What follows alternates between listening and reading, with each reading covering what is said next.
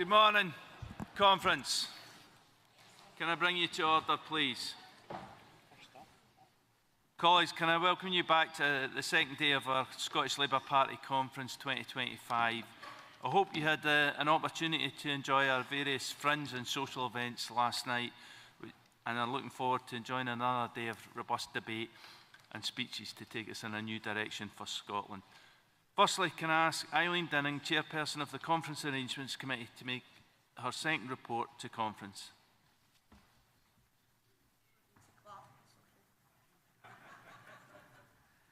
Okay, good morning, conference.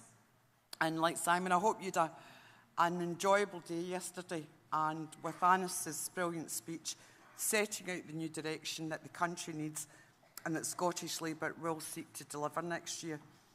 This morning we'll hear from the Scottish Co-operative Party and the STUC, so that's Ben Proctor and Ros Foyer, before our Deputy Leader and Shadow Cabinet Secretary for Health and Social Care, Jackie Bailey, will address conference and open the debate on the new direction for our NHS and social care. In the afternoon session, the Scottish Executive Committee will move the constitutional amendments, and these will go to a card vote, so it's important that you ensure that you've collected your ballot packs from the Labour Party stand and that you have them in the afternoon session at 2 p.m.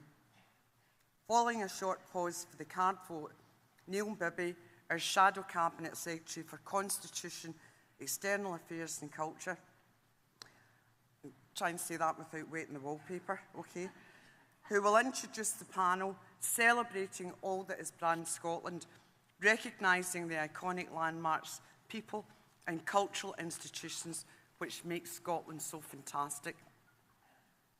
Following the panel, we will have a debate on the new direction for our economy, which will also include a composited emergency motion on Palestine and an emergency motion from Unite on fire and rehire. As Simon said, there's a wide range of fringes taking place within the Scottish Executive in the morning, or in the SEC afternoon and evenings, alongside our conference disco. And I would ask all members to ensure that they participate fully in the conference programme, supporting the fringes, which are an important part of the conference, as well as getting your dancing shoes out for the disco this evening. And you will also, if you go to the disco, you will get a free Constantini cocktail. Ooh. I don't know where that is. Just be careful, okay? Brand Scotland, okay? Delegates next officio, members who wish to speak in the debates, will have up to 3 minutes to speak. And can I please ask members again to ensure they stick to that time, and to ensure that as many delegates as possible can speak in the debates. On that particular issue, if we think that timing is going ahead in a way that it shouldn't be, then we will come back and maybe have to amend the timing in terms of debates. We hope that that doesn't happen, but just be aware that that potentially could happen. Tomorrow morning, for any members who have checked out of their hotels, please note you will not be able to bring luggage into the secure conference zone. You will have to ensure that you make alternative arrangements to store your luggage elsewhere. Thank you, conference, and I move Conference Arrangements Committee Report number 2.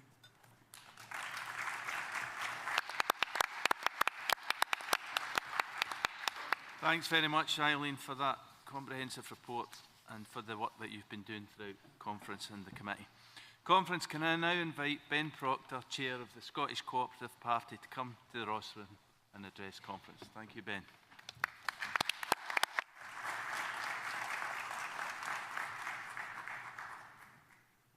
Morning, conference. Nice to see that we've all made it in after last night. I know that some of us were maybe having a little bit of a later one than we'd planned. It's an honour to bring greetings to you on behalf of the Co-operative Party, Scottish Labour's sister party, and the political voice of the cooperative movement. A movement built on a simple belief that power and wealth should belong to those who create it, work for it, and rely on it, not just a privileged few at the top. For too long, the people in Scotland were let down. by 14 years of Conservative government at Westminster that crashed the economy and made working people pay the price, and by an SNP government in Edinburgh that promised the world but delivered only decline. Public services cut to the bone, economic stagnation, and communities left behind. But conference, that time is over. The Conservatives have been kicked out of office, and it's about time too. And for the first time in 15 years, Scotland has Labour MPs at the heart of a UK Labour government. At long last, we have a government focused on rebuilding Britain, not running it into the ground. A government that is fixing the foundations to deliver change. A government that is ready to lead again. In conference, Scotland played its part in that victory, and we should celebrate that, because 12 months ago we stood in this room and we had fire in our bellies and determination in our hearts. We knew that the task ahead was not going to be easy. We knew that rebuilding our movement and our country, regaining trust, earning support, and delivering change would take everything that we have. In conference, you rose to that challenge. It was activists, trade unionists, co-operators. Conference, it was you who knocked on the doors in the rain, and believe me, there was a lot of rain in that campaign. We took on the messages to the streets. We rebuilt our presence in communities that we had written off and that people felt had been written off. And because of that effort, we are winning again. The people of Scotland made their voices heard. They agreed with Anas and with Keir that it was simply not enough to send a message to Westminster. That's why they chose to send a government. They sent 37 fantastic Scottish Labour MPs to Westminster, 3 of them strong, proud Labour and cooperative voices in Kirsty Sullivan, Douglas Alexander and Kirsty McNeill. They joined the largest ever cooperative parliamentary group in history, with over 40 MPs across the UK, standing up for economic democracy, social justice and community empowerment. And while the SNP fell backwards, Scottish Labour grew in strength across the country, because when we offer the country a real alternative, people back us. In conference, we have to be honest with ourselves. That victory was only the first step, because after more than a decade of mismanagement, it will take time to fix those foundations and deliver lasting change for our country. Because we're fixing those foundations of an economy starved of investment, of public services hollowed out by neglect, of a democracy where too many people felt powerless. In conference, we also have to fix the foundations of trust in politics itself. Because trust is not simply won with slogans, it's earned through action. And that's why the work of the Cooperative Party has never been more important. Because for years people were told that economic growth and fairness were opposites, that you could only have a strong economy if you let wages stagnate, if you hollowed out industry, and if you allow wealth to be concentrated into the hands of fewer and fewer people. Well, conference, that was always a lie, and that remains a lie now. Because the truth is this: an economy that is fairer is an economy that grows stronger. If workers are paid properly, they spend in their local businesses. If small businesses, cooperatives and mutuals thrive, they drive innovation and they drive competition. And if communities own and shape their own local economies, they invest for the long term. That is the difference a Labour and cooperative government is already making across the UK. Not just managing decline, but driving growth. In conference, nothing represents that better than GB Energy, a publicly owned clean energy company based right here in Scotland. A promise made and a promise kept. That is the power of a Labour and cooperative movement. GB Energy is rightly to be headquartered in Aberdeen because we know that the North Sea's second energy revolution must benefit Scottish workers, Scottish communities and Scottish industry. That means high-skill, high-wage jobs right here in Scotland. It means investment in renewables, in manufacturing and in our supply chains. It means ensuring that Scotland doesn't just produce energy, we profit and we prosper from it. That is what economic power looks like in a Scottish Labour and cooperative future. And we must go further. We must expand worker ownership so that people who make the wealth have a stake in it. We must grow cooperatives and mutuals so that businesses are run for the long term and not just the next dividend. We must embed community wealth building so that public money stays local to its economy and supports local jobs. Because economic strength does not come from a few people at the top getting richer. It comes from millions of people being paid fairly, investing in their communities, having real control, real agency over their own lives. That is the future we are fighting for. In conference, there is a simple reality with that. July was not the final victory. It was simply the beginning. And in 2026, we will turn the page and write the next chapter in Scotland's story. We will chart a new course and take Scotland in a new direction. We will deliver a Scottish Labour and cooperative government to Holyrood. A government that will end the managed decline of the SNP in our public services. A government that will rebuild our economy on the values of fairness, cooperation, prosperity for all. A government that will put power where it belongs, not simply into the hands of ministers in Edinburgh or executives in boardrooms, but into the hands of the communities that we call home. That is the prize before us, and I know, as we have been in the past, that this room and this conference is ready for that fight. So let me be clear, it will not come easily. We know that the SNP will not give up power without a fight. We know that the Tories and Reform will do what they have always done. They will divide and they will distract, and we cannot afford to be complacent. Every single vote will need to be earned, every community will need to be engaged, and every doorstep will need to be knocked. Because this isn't just a fight for the next election, it is about the next generation. So let us get to work, because this is our moment, this is the time to make change, so let's go out there and deliver it. Thank you, conference.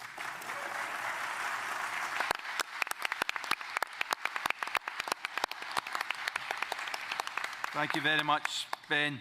Conference, can I now invite Ros Foyer, STUC General Secretary, to come to the rostrum and address conference. Thank you.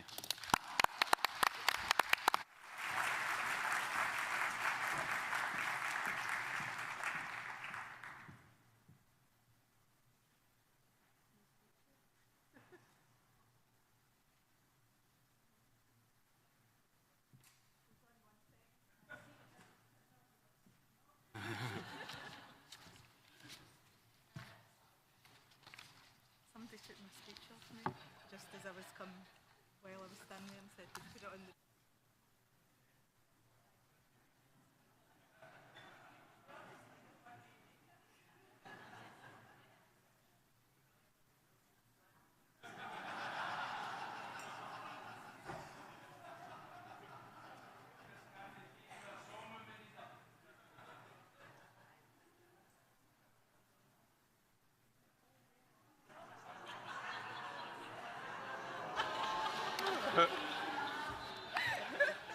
I'm just trying to keep conference on track, okay?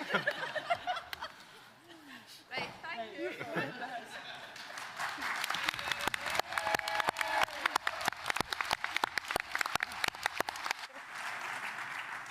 Thank you, Chair.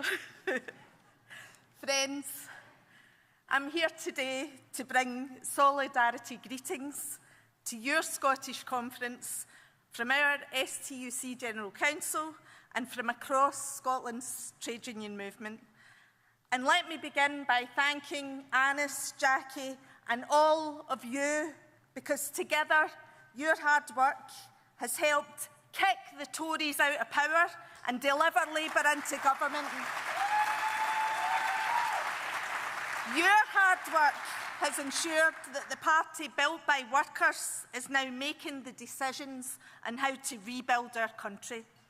And that's already delivering a more empowered Labour movement, one that gives workers a real voice and a seat at the tables of power. And that conference is something that we should all be proud of.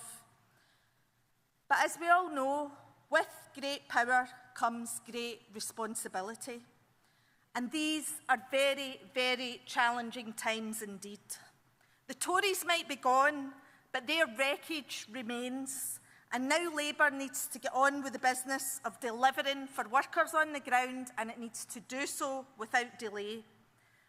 So in the spirit of solidarity, I hope you'll allow me to give some constructive and, yes, challenging feedback from your comrades in the trade union movement. The people of Scotland are watching us. They voted for change and now they expect action. Those promises of fairer pay, improved working rights and better public services need to become people's reality. Because make no mistake, our people can't afford more of the same. They've seen enough of tired and timid governing. They know it hasn't improved their lives. That's why we look forward to Labour delivering in full the transformative package of workers' rights promised in the New Deal. These are not mere policy pledges. They are the hard-fought, hard-won rights crucial to us building a strong trade union movement, and that really, really matters. So the new Employment Rights Bill needs to end exploitative contracts. It needs to strengthen collective bargaining, give greater access to unions in the workplace, and really put that power back where it belongs, in the hands of working people.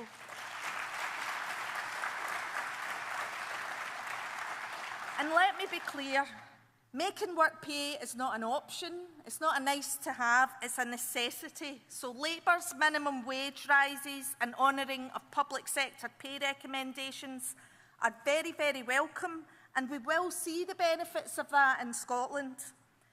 But that should just be the beginning, because our hard-working members are still playing catch-up following years of a cost of living crisis. And that support for public services is needed now more than ever, after decades of Tory austerity and years of underinvestment from the Scottish Government. We face waiting lists at record levels, A&E waiting times that are dangerously high, and NHS staff at breaking point. While across local government, we've seen asset stripping on a grand scale, cuts to teacher posts across Scotland, and record numbers of jobs and services for our most vulnerable disappear.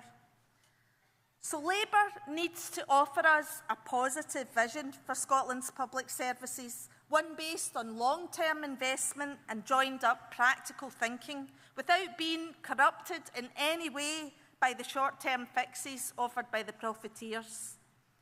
A prime example of that profiteering lives on in our Scottish care sector, where so many broken promises from the Scottish Government have damaged trust and hope for workers and service users alike. The now abandoned National Care Service was supposed to build a service fit for workers, fit for patients, and fit for families. But it turns out the only thing it was fit for was the scrap heap. The Scottish Government's plan was absolutely the wrong plan, but change in that sector is still urgently required, so we need to build the right plan. Workers need a system that values them, with decent wages and fair conditions. That's why unions welcome Scottish Labour's continued demands for £15 an hour for social care workers. But Labour needs to go further, because we also need a system that removes the profiteers from that care sector.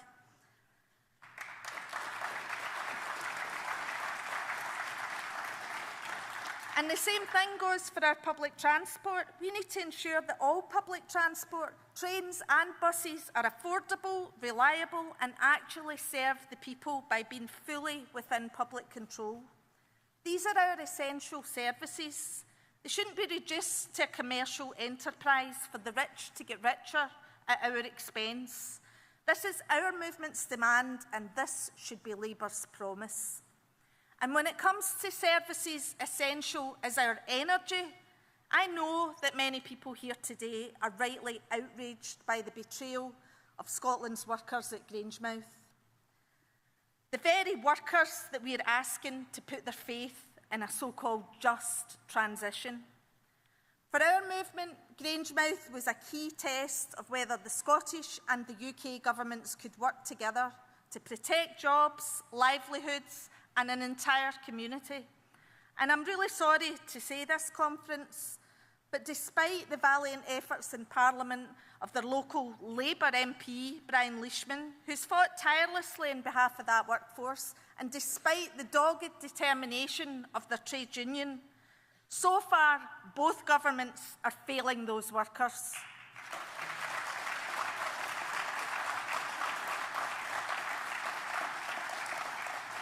Three weeks ago, hundreds of workers received their letters of redundancy, with the first group due to leave on the 30th of April. Out of 425 skilled workers, only 65 are required for Petroinnis's new import terminal. A further 2,800 jobs could be lost to the wider supply chain, and £403 million will be lost to that local economy. But even at this late stage, there is still a viable option on the table. Unite has proposed a plan to both governments to save that refinery and repurpose it for SAF fuels. It's a plan that presents a financially viable way of retaining those jobs and transitioning that refinery now to become a key driver of net zero. And that, if it starts now, would present numerous advantages for the wider UK and Scottish economy. Conference, this is an opportunity that must be grasped. It's one that will protect the security of our national energy infrastructure, and yet our governments hesitate to use their full powers to intervene. Instead, they wring their hands, they offer us their condolences, because the billionaire owners have decided it's not in their global interests to keep Scotland's only refinery open. So my key message today to both our governments is this: do your jobs. Stand by Scotland's energy workers. If you fail to save the jobs in Grangemouth, if you fail to halt this closure and invest in a real just transition, then you will be failing workers right across Scotland.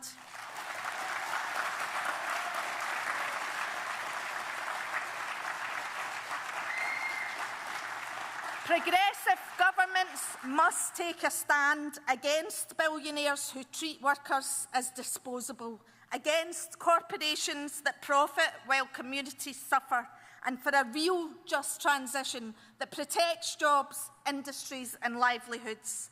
That means taking greater control over our energy industries.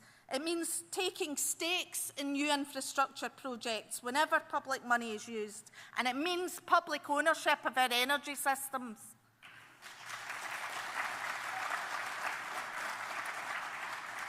There has never been a more important time for our governments to stand up without fear to those who retain power and wealth at the expense of the many. It's time for us to have a Labour government that will proudly introduce taxes on wealth and use the full powers of both the UK and the Scottish Parliament to ensure those who have billions accrued in land, property and assets start paying their fair share.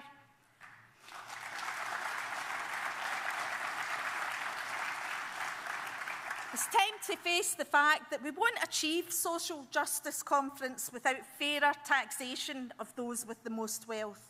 Because it's not the non-residents who arrive in small boats that we need to crack down on, it's the ones that arrive in private jets. And friends, we need to see justice delivered not only here but also abroad. Now more than ever, we need our government to stand strong with the people of Ukraine and resist any US-Russian carve-up of their nation.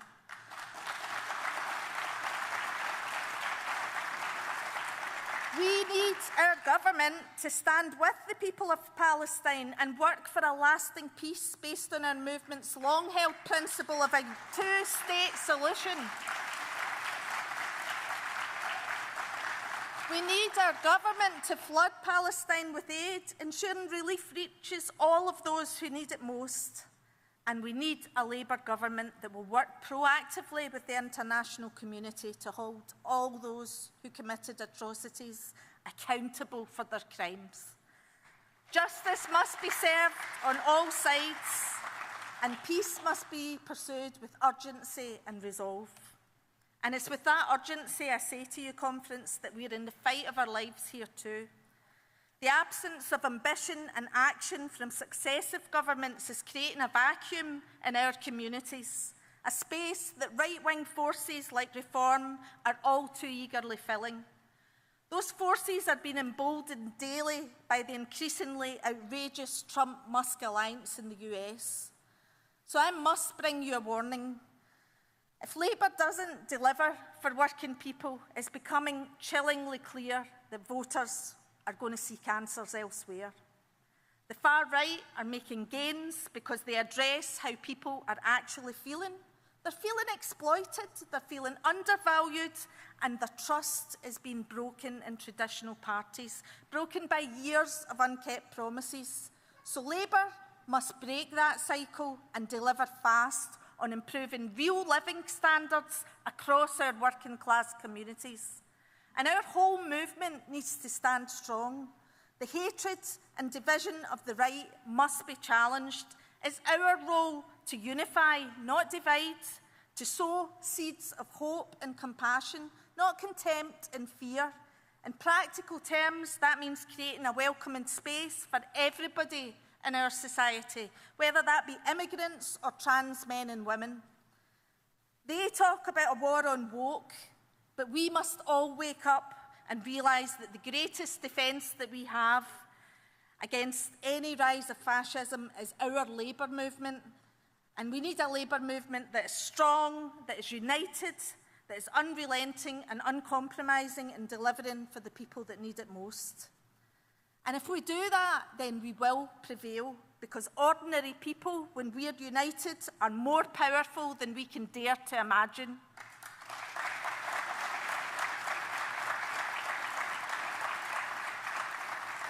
So in closing, conference, I'm setting this challenge to Labour. If you truly seek to govern, then govern with courage, govern with ambition, govern with the fire of a movement that's always been and must always be on the side of working people. Only then will you deliver the changes that we all so desperately need. Solidarity Conference.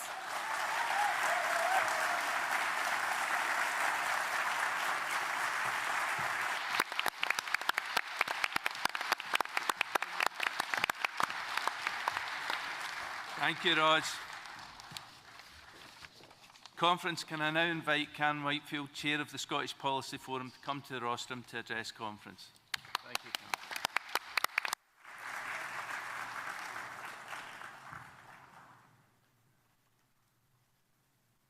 Thank you, Chair, and good morning at conference. I hope that you've all enjoyed conference so far, and I know there's much more to come over the next 2 days. Friends, we are all here this weekend because we believe that it's important for our party leadership to listen to its members, our trade unions and affiliates, to help them make decisions that are best for Scotland as we campaign together to ensure we have a Labour government at Holyrood next May. As a proud female trade unionist, I'm delighted to be the chair of the Scottish Policy Forum. I was clear when I was elected chair that the Scottish Policy Forum would be for the rank and file, for party members, trade unionists and affiliates to shape our policy platform, and not just for our politicians, much as I like many of them. This is why the party has the SPF, to make sure that the party and leadership are in step with each other. And we do this through a consensual policy-making process. Because we are the everyday women and men who know what it's like to wait for months and months for a knee replacement, who have to fight for our children with additional support needs to get them the extra help they so desperately need. To be that minimum wage employee, figuring out how they can afford the bus fare to get to work when a single 2-mile ticket has risen to £3.10.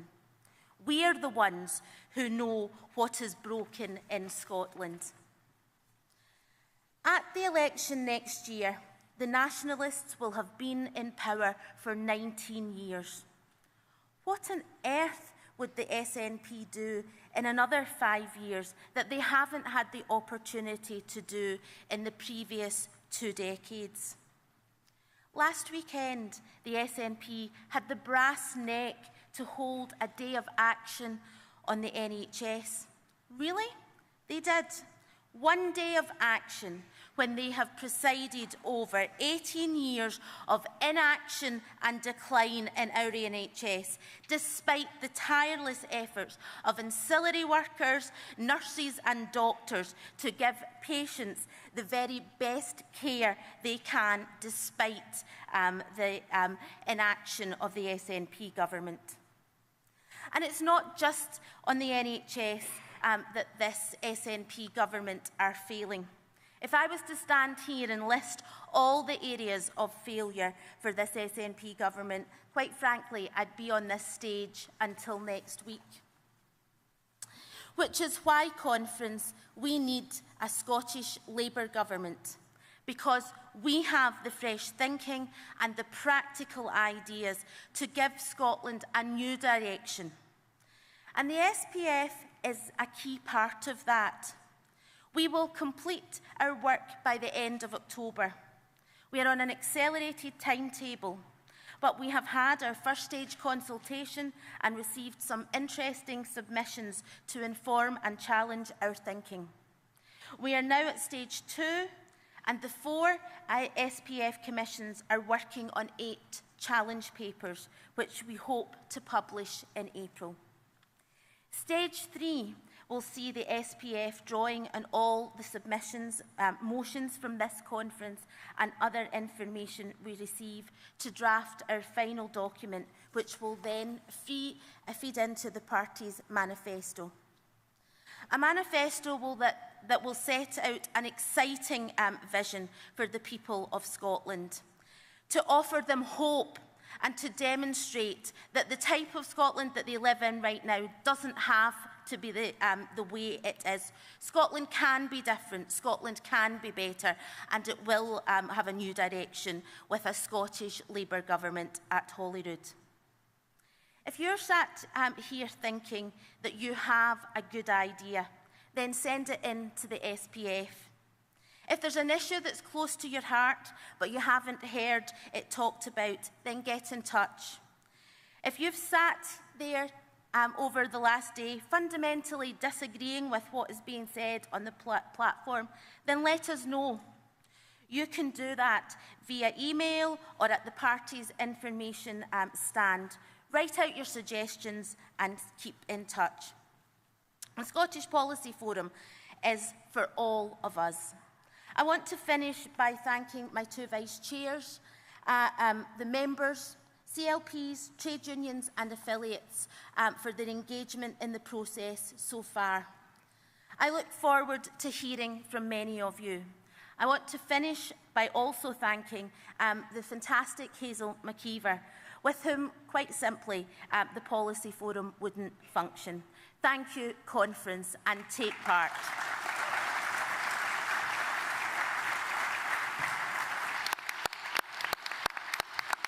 Thank you, Karen.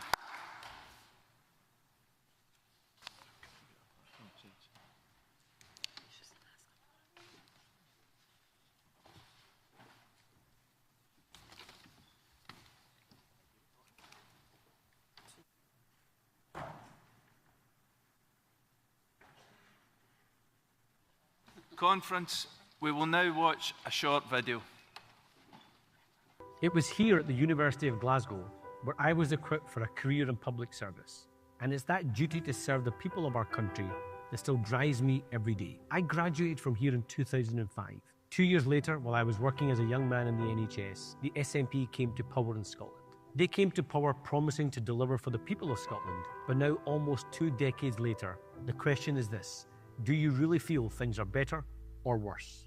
In 2022, I felt a bit unwell. Advised to go to A&E. I discovered that as well as chest pains, I had extremely high blood pressure. And we had quite a long journey then for a diagnosis. So things escalated. Started getting increasing chest pains. I go back in an ambulance, back to hospital, off work, back to work, more sort of like heart sort of problems, back to hospital. And the first thing I discovered is that I wasn't actually on the waiting list to see a consultant, even though I had been asked to put on the waiting list. Several months elapsed of this sort of like journey backwards and forwards to hospital, changing drugs, And eventually I saw a cardiologist, and we had some tests run, or we had some tests, we were going to run some tests, but again, the waiting list for that was extremely lengthy. I did consider going private, and unfortunately that was going to be around about £30,000 to get all of the tests done required to get a diagnosis. It got to one point that I was resuscitated. I hadn't gone fully under, but they caught me, and again, as A&E is brilliant, they got me back up on my feet. And then just showing how sort of dysfunctional and disorganised the whole system has become, the consultant rings me with my diagnosis. That's 9:30 on Thursday night, and you have to wonder about what sort of pressure is being put on the staff. I've worked in the NHS as a consultant for 20 years now, and things are not good. I think the problem in primary care is that GPs haven't been resourced adequately for the work that they do. Essentially they're running little mini health services looking after all sorts of different diseases, conditions, from hearts to heads to all over. And to do that properly and to be able to respond to patients' needs properly, they need to be better resourced. And when they're not, then that spills out into the hospital system, and people end up in emergency departments because their GPs can't do anything, and then the emergency departments get chock-a-block, and then it takes longer to evaluate people in emergency departments, and then people get admitted to hospital that might not need to be in hospital, and then we've got no hospital beds, and then because we've got the problem in the care sector, we can't discharge people from hospital when they're ready for home or for rehabilitation. And so the whole system just gets gummed up. And there's been a failure of management and decision-making at each of these levels over the last decade or so, which has led us to the place that we're in. When the SNP came to power in 2007, they inherited an NHS in robust health. But in the SNP's time in power, they have plunged our NHS into permanent crisis. In the past year, health professionals have been calling out this failure. In November, a damning report from the Independent Institute for Fiscal Studies told the Scottish Government Scottish hospitals are buckling under the strain of SNP incompetence. The report said that in Scotland, hospital activity remains below pre-pandemic levels, and waiting time performance has worsened over the last year. The same is not true in England. Scots cannot continue to pay the price of SNP incompetence. Over the past 4 years, since I became leader of the Scottish Labour Party, I've travelled the length and breadth of Scotland to listen, learn and understand your priorities. And the message has been overwhelming. People across our country feel things have got worse rather than better. After 18 years of the SNP, it doesn't have to be this way. The Scottish Labour Party will always defend the NHS. It's in our DNA. We created the NHS and we need to save it again. But to do that, we need to chart a new direction for our country. And that opportunity to deliver a new direction for Scotland will come in May 2026 at the Scottish Parliament election. A chance to chart a new direction and to deliver new hope, new thinking and new solutions. So let's work together to deliver that new direction for Scotland.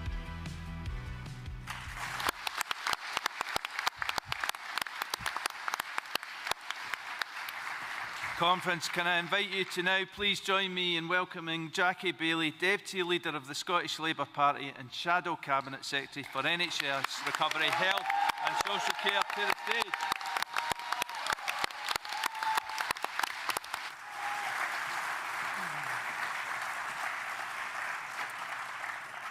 Conference, it's a pleasure to be back here on the banks of the Clyde in the heart of Glasgow, because that's the Glasgow whose people chose to sweep away the SNP at last year's general election. And I tell you, I never tire of talking about our wonderful 37 Scottish Labour MPs.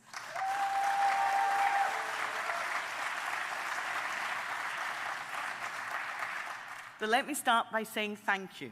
Thank you to the over 850,000 Scots who put their trust in Scottish Labour. From East Lothian to the great constituency of Western Bartonshire, the people of Scotland, thank you to the Western Bartonshire delegation, the people of Scotland now have Scottish Labour MPs representing them at Westminster, standing up for their local communities, standing up for working Scots, and standing up for Scotland. because we turn the page on the politics of decline, on the politics of sleaze, and on the politics of chaos under the Tories. You made that historic general election victory possible, so thank you to all of you.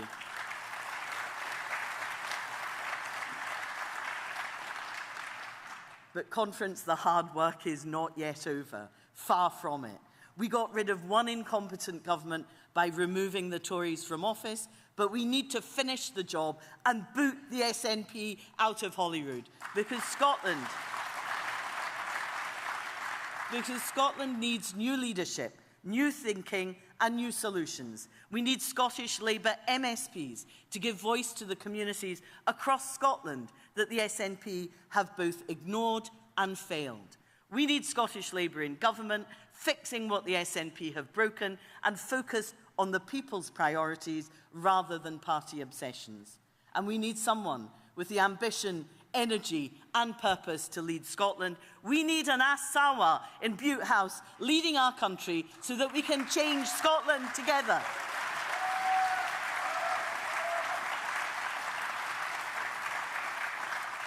But after 18 years of SNP government, our public services are in crisis, and nowhere is that failure clearer than in the state of our NHS.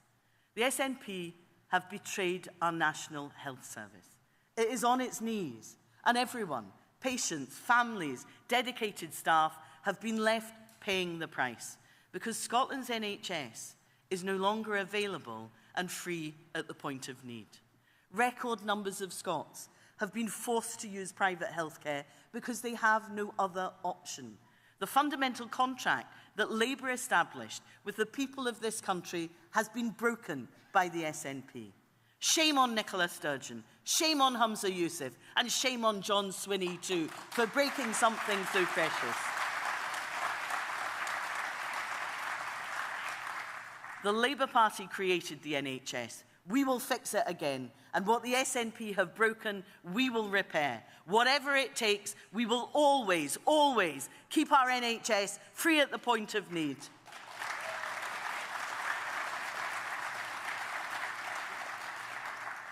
But right now, more than 863,000 Scots are stuck on an NHS waiting list. That is more than 16 Hampden Park stadiums full of people waiting for treatment. There are 7,000 Scots waiting over 2 years for surgery. In England, that figure is just 151. Cancer patients have worse outcomes because treatment targets are not met. Thousands of children are stuck on mental health waiting lists, and countless others are turned away. Health inequalities are getting worse, and we have the lowest life expectancy in Western Europe. And under the SNP, that life expectancy is getting shorter.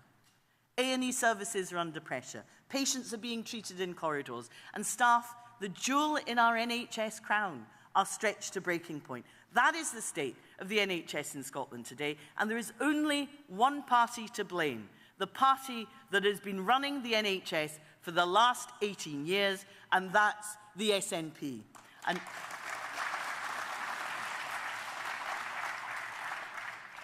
And there is only one party who will fix our NHS, and that is the Scottish Labour Party.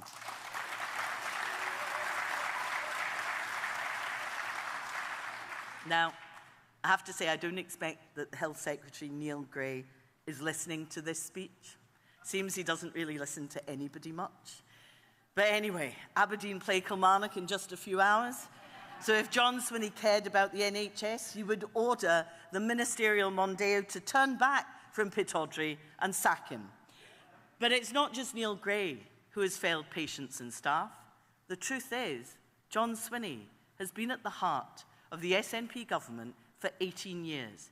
His fingerprints are all over their failure. Let me ask you, who was Finance Secretary when 70 million was cut from social care? John Swinney. Who cut 65 million from primary care services, making it more difficult for people to get a GP appointment? John Swinney. Who is in charge when delayed discharge soared, when A&E waits went up, and when the cancer target failed to be met every year since 2012? John Swinney. John Swinney not being fit to run our NHS isn't just an assertion, it's a demonstrable fact. We need someone leading our country who cares about our NHS, someone who has worked in our NHS, and that's why we need an Anas Sarwar as Scotland's next First Minister.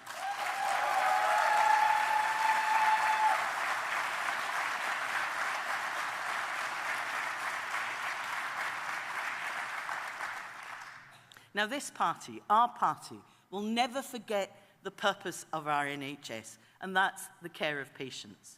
But right now, too many of them across Scotland have been let down, not by the incredible staff caring for them, but by the SNP. And Scotland's patients deserve better. An Ask yesterday described the case of Irene and Margaret, who've been diagnosed with ovarian cancer. And I'd like to read from a letter they wrote to John Swinney. Many of us had no choice but to self-fund and travel to England to receive the surgery we needed to survive. Where we live should not be a barrier to accessing life-saving surgery. Now just consider that for a moment. In Scotland, in 2024, they literally had no choice but to pay for their own cancer treatment because it was the only way to receive the surgery they needed to survive. That is the devastating reality of our National Health Service after 18 years of the SNP. And it is heartbreaking. And these courageous women are not alone, because the number of people paying for private hospital admission has risen by more than 80% in only 5 years. Now, everybody in Scotland knows someone who has had to turn to private healthcare. They've raided their savings. Families have stepped up to pay for their loved ones, all because they cannot get the treatment they need on the NHS. The reality is that Scotland's NHS is no longer free at the point of need. Now this has not been an accident, but it's certainly an emergency. And it is the result of political choice. Because the SNP chose to remove the fundamental right to free care at the point of need, just like the Tories did by running down the NHS, and just like Reform, who would flog it off to the highest bidder. And it's only the Labour Party, which created and nurtured our National Health Service, that can be trusted to save it today.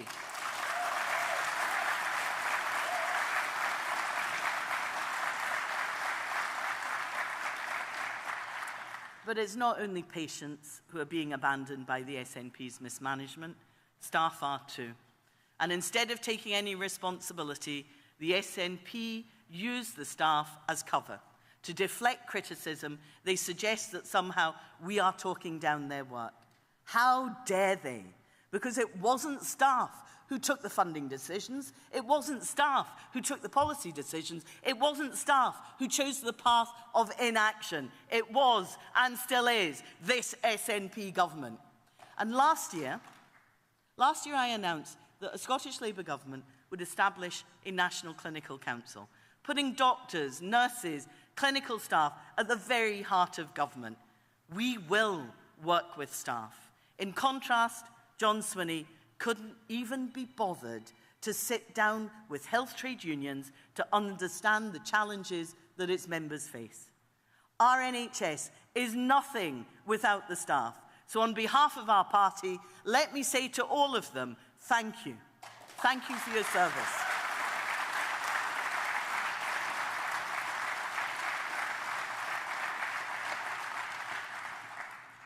But those medical and care professionals are firefighting in a broken system. Staff are leaving the NHS and social care in their droves. Very many are being signed off with exhaustion and with poor mental health. They are quite simply burnt out. Now, don't just take my word for it. They're telling us that things cannot go on like this. So let me read you some of the comments from the Royal College of Nursing's recent report. One nurse who worked in a ward with a capacity for 13 beds said, "We had 40 patients in, some sitting in the waiting room on cardiac monitors, others needing privacy screens to use the bedpan." Another nurse said, "This morning staff left in tears as we had a cardiac arrest in a corridor. We couldn't move the bed to the resus area. Sadly, this lady died. Harrowingly, one nurse recounts having to discuss a couple's miscarriage in the corridor. That is the gut-wrenching reality of life on the front line of Scotland's NHS today. Patients being treated in corridors, dedicated nurses at breaking point because they can't provide the care they so passionately want to deliver. The SNP may deny this reality, but the workforce knows better, and they deserve better. And Scottish Labour will never take our dedicated NHS workforce for granted. We will value you, we will give you the tools you need so that you can deliver the care that patients across Scotland deserve.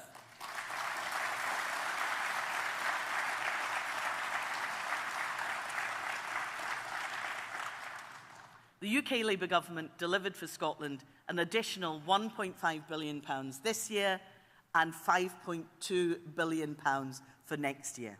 That's what happens when you have Scottish Labour MPs at the heart of government standing up for Scotland. And it's money that must reach frontline services if we're going to bring down NHS waiting lists. We've said already, we'll cut the red tape and bureaucracy, we're bringing services closer to communities and designing an NHS that is fit for the 21st century. That's why we'll reduce the number of health boards from 14 to 3 and consult on the number of special boards. That's why we will put in place a bold and ambitious plan to bring down waiting lists, treating the sickest patients first. And that's the kind of new direction our NHS needs.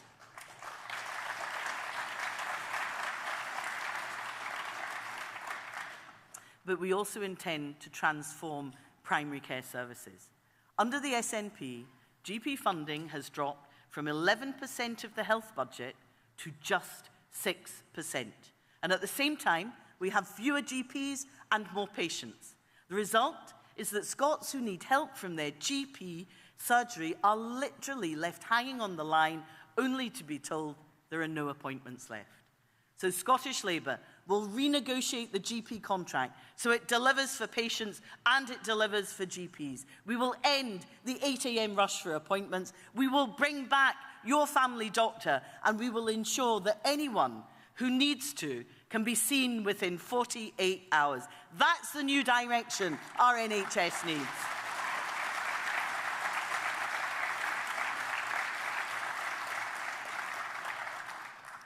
But we want to go further, and we will also start to address the crisis in social care. There are more than 2,000 people fit to be discharged from hospital who are stuck there, unable to leave, largely due to a lack of social care provision. And meanwhile, the SNP has wasted years and millions of pounds pursuing their discredited National Care Service bill. Well, let me tell you about the impact of this social care crisis on patients. Elizabeth was admitted to hospital after suffering 2 strokes. She was fit to be discharged 6 months later. But rather than return home, she was stranded in hospital for another 3 months because there was no care package available. That is the reality of our social care system under the SNP. So Scottish Labour will take a new direction. So I'm pleased to announce that we will secure 300 step-down beds in care homes where patients will be assessed and enabled to return home, but it doesn't stop there, because we also know that there is a lack of social care packages, which is why Scottish Labour will create an additional 1,000 non-residential care packages. This is just the start, but our measures will free up hospital beds, tackle undignified corridor care, bring down A&E waits, stop ambulances queuing at the front door, and it will give patients the social care support they deserve and they need. That's the kind of new direction and leadership our NHS needs.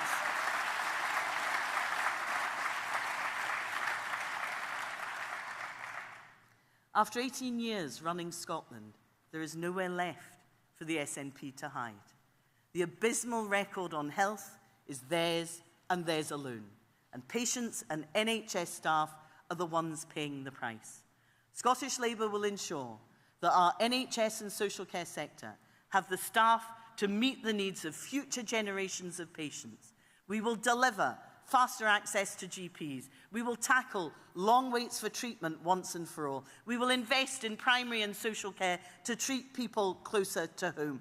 We will take on the top-heavy bureaucracy that is holding the NHS back and deliver the biggest and most meaningful NHS reform in decades. And we will end the SNP's two-tier health service and fix our NHS so that it is, once again, free at the point of need. We will get to work. We will do whatever it takes because Scotland's NHS needs a new direction and Scottish Labour is ready to deliver it.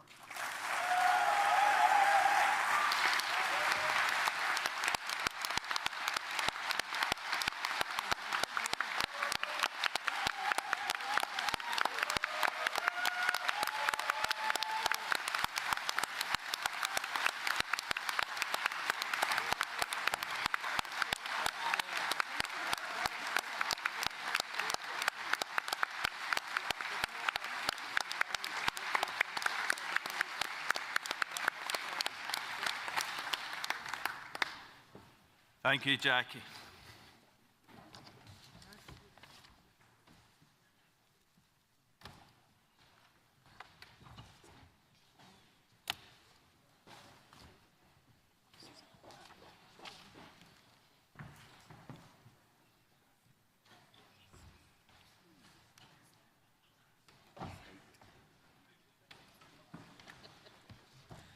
Conference. Just bear with us a minute.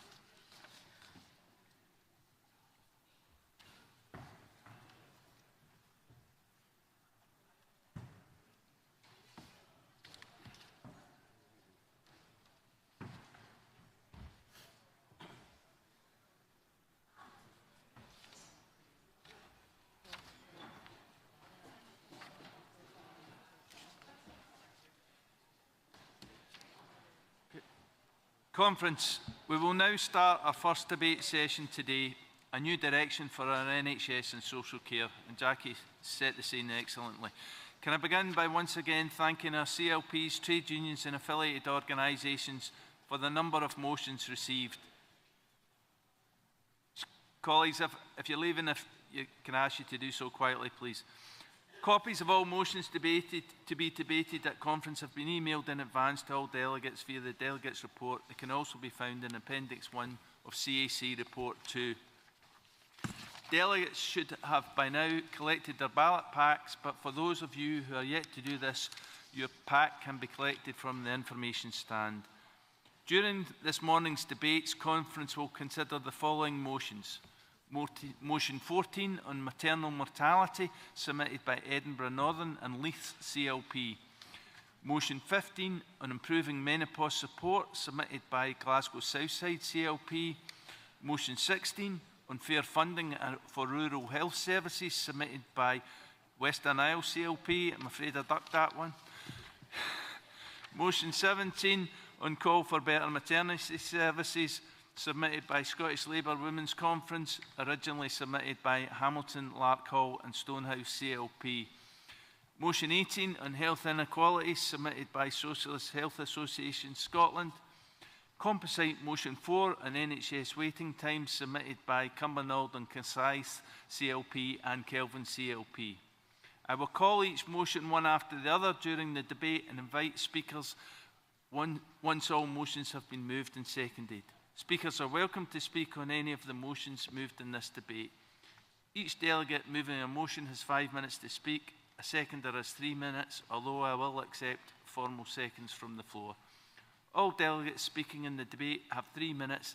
This will be timed, and as yesterday, I will be strict as to how many to allow as many delegates as possible to participate. So, can I ask delegates who are moving and seconding motions 14, 15 and motion 16 to be prepared to come forward? If the delegate moving motion 15 can come to the rostrum, please, and other delegates moving and seconding in this session can make themselves known to the stewards. This will maximise the time available for speakers to make contributions. Thank you, delegate. Good morning, Conference.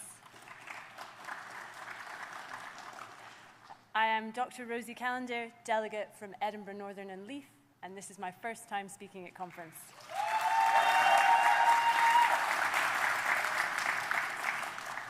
Conference, my baby is teething, so she and I have been awake since 3 a.m., so I'm going to try my hardest to be articulate. I'm here today to propose the motion from Edinburgh, Northern and Leith about maternal mortality. Maternal mortality is defined by the World Health Organization as the death of a woman whilst pregnant or in the early weeks following the end of her pregnancy. I'm going to say that again. The death of a pregnant woman or the death of a mother in the early weeks of her baby's life.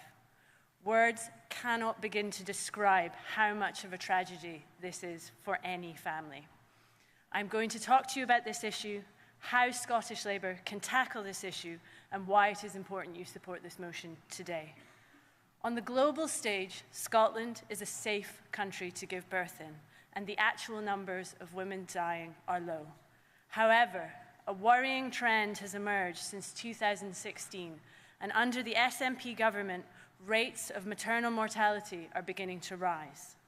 There are also marked inequalities in maternal mortality. The risk of death is 3 times higher for Black women when compared to white women. It is twice as high for Asian women. Poverty and deprivation also have a significant impact on maternal mortality. Women living in the most deprived areas have mortality rates twice those of women living in the least deprived areas. So how do we address this issue? We must ensure the processes exist for more regular and consistent oversight of maternity and neonatal services in Scotland.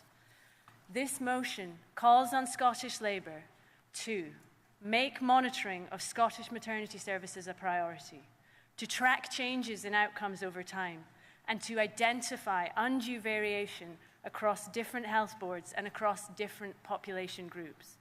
If we are going to tackle this issue, we need to understand it, and we do that by collecting data. Currently, there are worrying gaps in the data collected. Only when we fully understand the extent of the issue can we better identify the factors driving these inequalities and target our interventions effectively. This requires transparency if we want the process to be acceptable and trusted. This motion calls for openness to scrutiny in all our efforts. So why should you support this motion today, conference? The UK government had announced a focus to reduce maternal deaths by half. There has been no such political ambition in Scotland, and indeed the SNP government hasn't even deigned to mention it. Scottish Labour must lead the charge. We are the party that will not tolerate inequality in health. It is not okay that Black and Asian women are more likely to die than white women. One area of my constituency is the least deprived area in the whole of Scotland on the Scottish Index of Multiple Deprivation. A short bus ride away, about 10 minutes, you find yourself in one of the most deprived areas.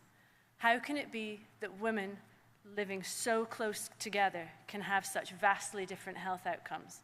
This is not okay. In my work as a hospital doctor, I have learned that patient stories are important. The following are all stories that have made the news from the hospital where women in my constituency give birth. Mothers come to harm at maternity unit. My baby had seizures after petrifying maternity experience. Lost new mother dies in Edinburgh Royal Infirmary. We cannot let these be the stories of the women in my constituency. We cannot let these be the stories of the women of Scotland. I urge you to support this motion. Thank you.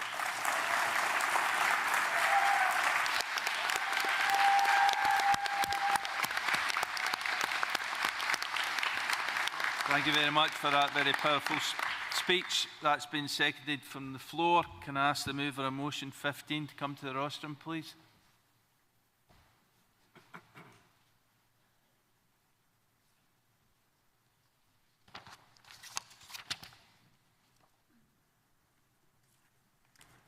Susan King, Glasgow Southside CLP, proposing the motion on menopause support. Conference. Menopause is a reality for half the population, half. Yet for too long it has been ignored, misunderstood, treated as an afterthought. Women have been left to struggle alone, told to just get on with it, made to feel that their symptoms are something to endure rather than something that deserve proper support and care. Enough is enough. Every woman's menopause is different. Some go through it with few symptoms, but for many it is life-changing. Crippling fatigue, anxiety, brain fog, joint pain, sleepless nights. Some experience it gradually, others like me face it overnight. I know because I lived it. After a total hysterectomy, menopause hit me all at once. No transition, no adjustment, just an immediate and overwhelming change. And despite how tough it was, the support simply wasn't there. The advice was patchy, the treatment options unclear, and I had to fight to be taken seriously. And I'm not alone. Thousands of women across Scotland are suffering in silence. Some are forced out of jobs they love because their symptoms are dismissed. Some are misdiagnosed because too many GPs lack proper training. Some can't get the right treatment because of waiting lists and HRT shortages. This is not good enough. This isn't just about healthcare, it's about fairness, dignity, respect. It's about making sure that women are heard, that they are believed, that they are supported at every stage of their lives. Conference, it's time to act. This motion sets out the change we need. Specialist menopause clinics in every health board, because postcode lotteries shouldn't decide who gets care. Mandatory GP training, because no woman should be dismissed or misdiagnosed. Stronger workplace protection, because no woman should be forced to lose their job because of the menopause. Ending the stigma and silence, because menopause should be talked about openly, not in embarrassment or with shame. Scottish Labour has always been the party that stands for fairness. We fought for equal pay, for maternity rights, for workers' protection. Now we must lead the fight for menopause rights. Because no woman should feel invisible, no woman should have to fight for basic support, no woman should suffer in silence. So let's send a clear message today. Scottish Labour will fight for women's health, we will demand better, and we will not stop until menopause support is a right, not a privilege. Thank you. Please support this motion.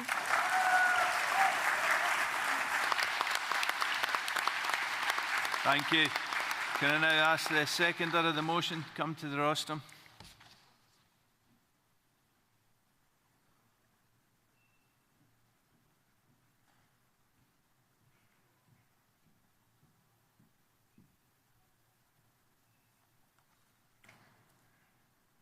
Good morning, Conference.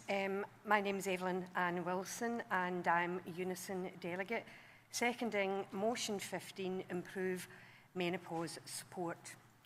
Unison is seconding this motion to drive improvement in the care of women during a very difficult stage in our lives. Unison is aware that many women are trying to cope with the impact of the menopause is having on their bodies while they're at work. Women make up 70% of Unison's 1.3 million members. Unison has played a key role in the development of a new British standard on menstruation and the menopause in the workplace. This 40-page document details how the menopause is dealt with in the workplace. It looks at the issues in developing policies. It looks at the experience of women, the role of trade unions in this matter, the law and the menopause, and additional guidance. Unison relaunched this gold standard in October 2024, reflecting the union's commitment that the menopause is treated as a key health and safety issue in the workplace, and that providing guidance that all public sector employers should follow. Supporting menopausal women in the workplace is crucial. However, it's also essential that women have access to specialised menopause support and the care in the healthcare system. There is a chronic lack of specialised professionals in this field in Scotland, and there is a lack of consistency in care nationally. Every woman's menopausal experience is different, and services should be designed to recognise this. My friend's 40-year-old daughter was devastated last year to be diagnosed with breast cancer. She went through the surgery and the radiotherapy, and it was really difficult. But she then had a cliff edge menopause, and that was actually the worst part of the whole experience for her, was actually dealing with the menopause. And then she had to, go back to work as a teacher, suffering from brain fog, lack of sleep, and she had no support. So, as I say, it was really debilitating for her, and she struggled, with anxiety, lack of concentration, etc. So it's right that we have a motion about the menopause on our agenda. We should support it, and then we should go forward and make sure that the menopause is on everyone's agenda. Unison has been at the forefront in recognising the importance. It's essential that members and 51% of the Scottish population have access to the professionals, and we urge conference to support. Thank you.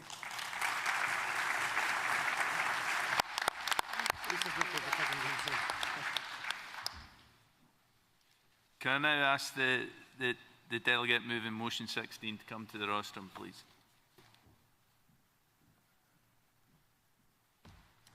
Thank you, Chair. Conference. Donald McKinnon, delegate and candidate for Nahelin and Year at the next Scottish Parliament election.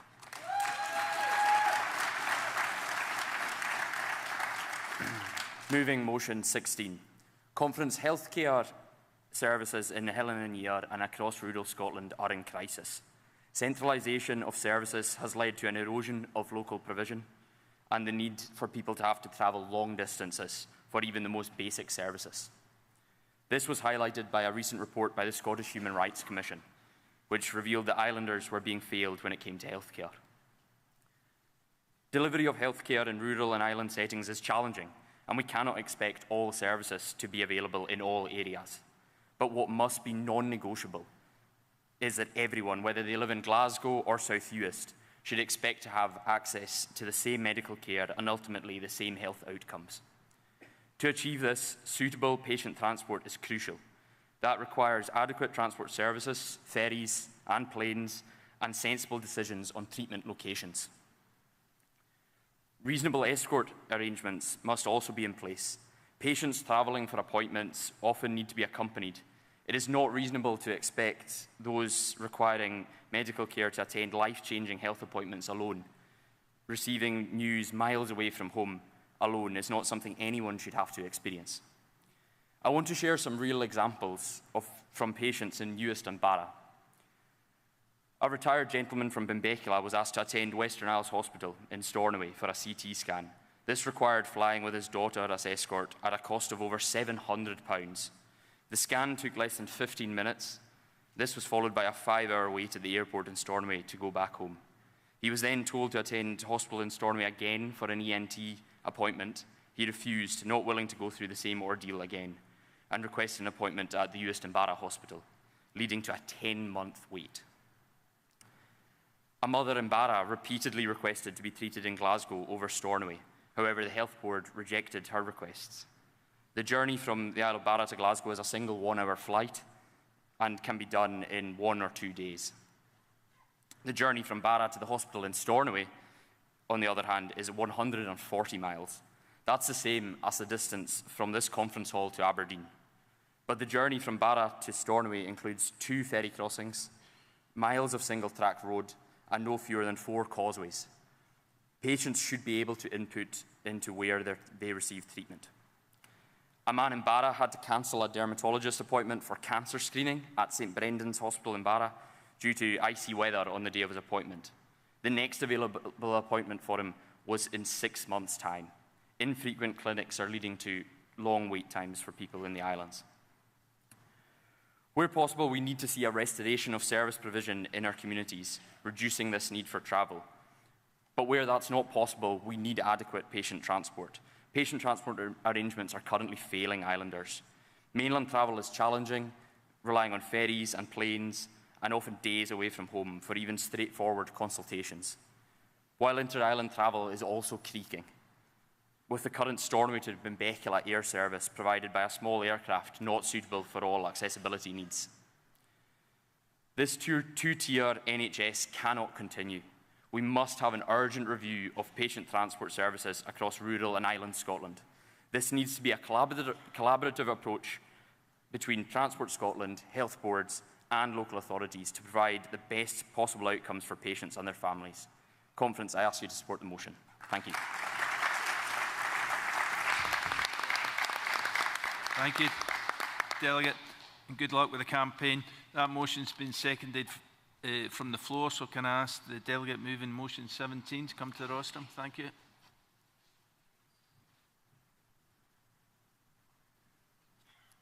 Thank you. Lindsay Hamilton, Hamilton, Lark, Stonehouse CLP, and the newly selected candidate for Clydesdale in the Scottish Parliament election. I'm moving the motion today calling on better maternity services in Scotland. Conference, I hope you can indulge me for a minute. As someone who's been pregnant 3 times in the past 5 years, I became familiar of the state of the maternity services in Scotland, and especially in Lanarkshire. During COVID, I had my first little girl, Erin. Erin came into this world at 34 weeks. After being seen once in 4 hours of maternity triage, it was discovered that I was actually in labour and it wasn't just a urine infection, despite what the doctor who examined me told me. Half an hour later, Erin was here, and as you can imagine, I was traumatised by the whole experience, and it was clear I wasn't believed, and that due to being overworked and understaffed department, I wasn't a priority. Fast forward 2 years, and I was very anxious about my next pregnancy with my little girl, Caris. After the trauma of my first birth, I was concerned she would come early. Caris didn't come early. She was born at 38 weeks, but sadly, she was born asleep. Due to various staff failures to recognise my worsening symptoms of preeclampsia over the period of a week and a half, it was Christmas and the hospital and staff were very busy and overworked. It led to a fatal mistake being made. Conference, this mistake changed mine and my family's life forever. Now I stand before you, 27 weeks pregnant with my 3rd baby, concerned about what lies ahead because unfortunately, in the nearly 2 years it's been since we've lost Caris, nothing has changed about the 17 years of neglect that the SNP government have shown our NHS. If anything, it's gotten worse. I tell you the story of my children, not looking for sympathy or shock to shock you, but to show you the reality of the neglect that has been shown to these services. You will all see the headlines and hear the statistics. Behind them are families, mothers and babies who are being let down throughout Scotland due to the lack of funding and investment shown in maternity services in Scotland. My story may be an extreme one, but it's not uncommon to hear stories which could have turned out the same as mine if something was different. It feels like every second story you hear about birth these days has a traumatic edge to it. There's a recruitment and retention crisis in midwifery in Scotland. Morale is at an all-time low, and due to this, women and babies are being neglected. Women, especially first-time mums, are not being believed, which has led to an increase in birth trauma, which leads to a whole host of other complications. Myself and other women in this room had had to fight hard to improve maternity services in Lanarkshire and wider Scotland. Conference, it's really, really tiring having to do this all the time for women to get the most simple care that they deserve. If it's not fighting to keep the Scottish Government from downgrading the neonatal services in University Hospital Wishaw, it's been having to meet with the First Minister to make him realise how women in Scotland are missing out on vital tests which detect early preeclampsia in women, which were widely available in England, and now, due to the fight being taken to Bute House by myself, Monica Lennon, the Sunday Post, and the wonderful family behind the Clark's campaign, it will save babies' lives here in Scotland by detecting when treatment is needed at an early stage. On top of that, manifesto commitments are being neglected by the SNP, who have promised dedicated facilities for women who have experienced pregnancy loss and stillbirth. Lou Caldwell from East Kilbride has fought hard for one to be open in Lanarkshire. However, very little progress has been made throughout Scotland. With an increase in neonatal deaths and stillbirths in Scotland in the last 4 years, it's clear action needs to be taken. I welcome the announcement of spot check inspections in maternity services in Scotland. However, Findings need to be taken seriously, and there needs to be an introduction of targets against those deaths so government can be serious about the mitigations they should be introduced. We still live with an NHS in Scotland where consultant care is not available in hospitals at weekends or bank holidays, where there's a postcode lottery, where the best equipment is available. It truly feels like potluck whether you receive the best care in maternity or not. Conference, today I ask the Scottish Labour Party to join me and the other women in the room to fight for a better future for women and babies in Scotland. So pregnant women like me don't need to be terrified about what's going to happen when they give birth. So we don't need to worry that there's not going to be enough staff on shift that day, and so we again trust the advice that we are given is the best that we can get. I asked Neil Gray to sit up and listen and look what's happening in his own backyard. It's no secret that investment is needed throughout the NHS, however maternity services need to be a priority. The lives of women and children have been put at risk unnecessarily. In conference, in 2025, it's an absolute disgrace that that is still the case. Thank you.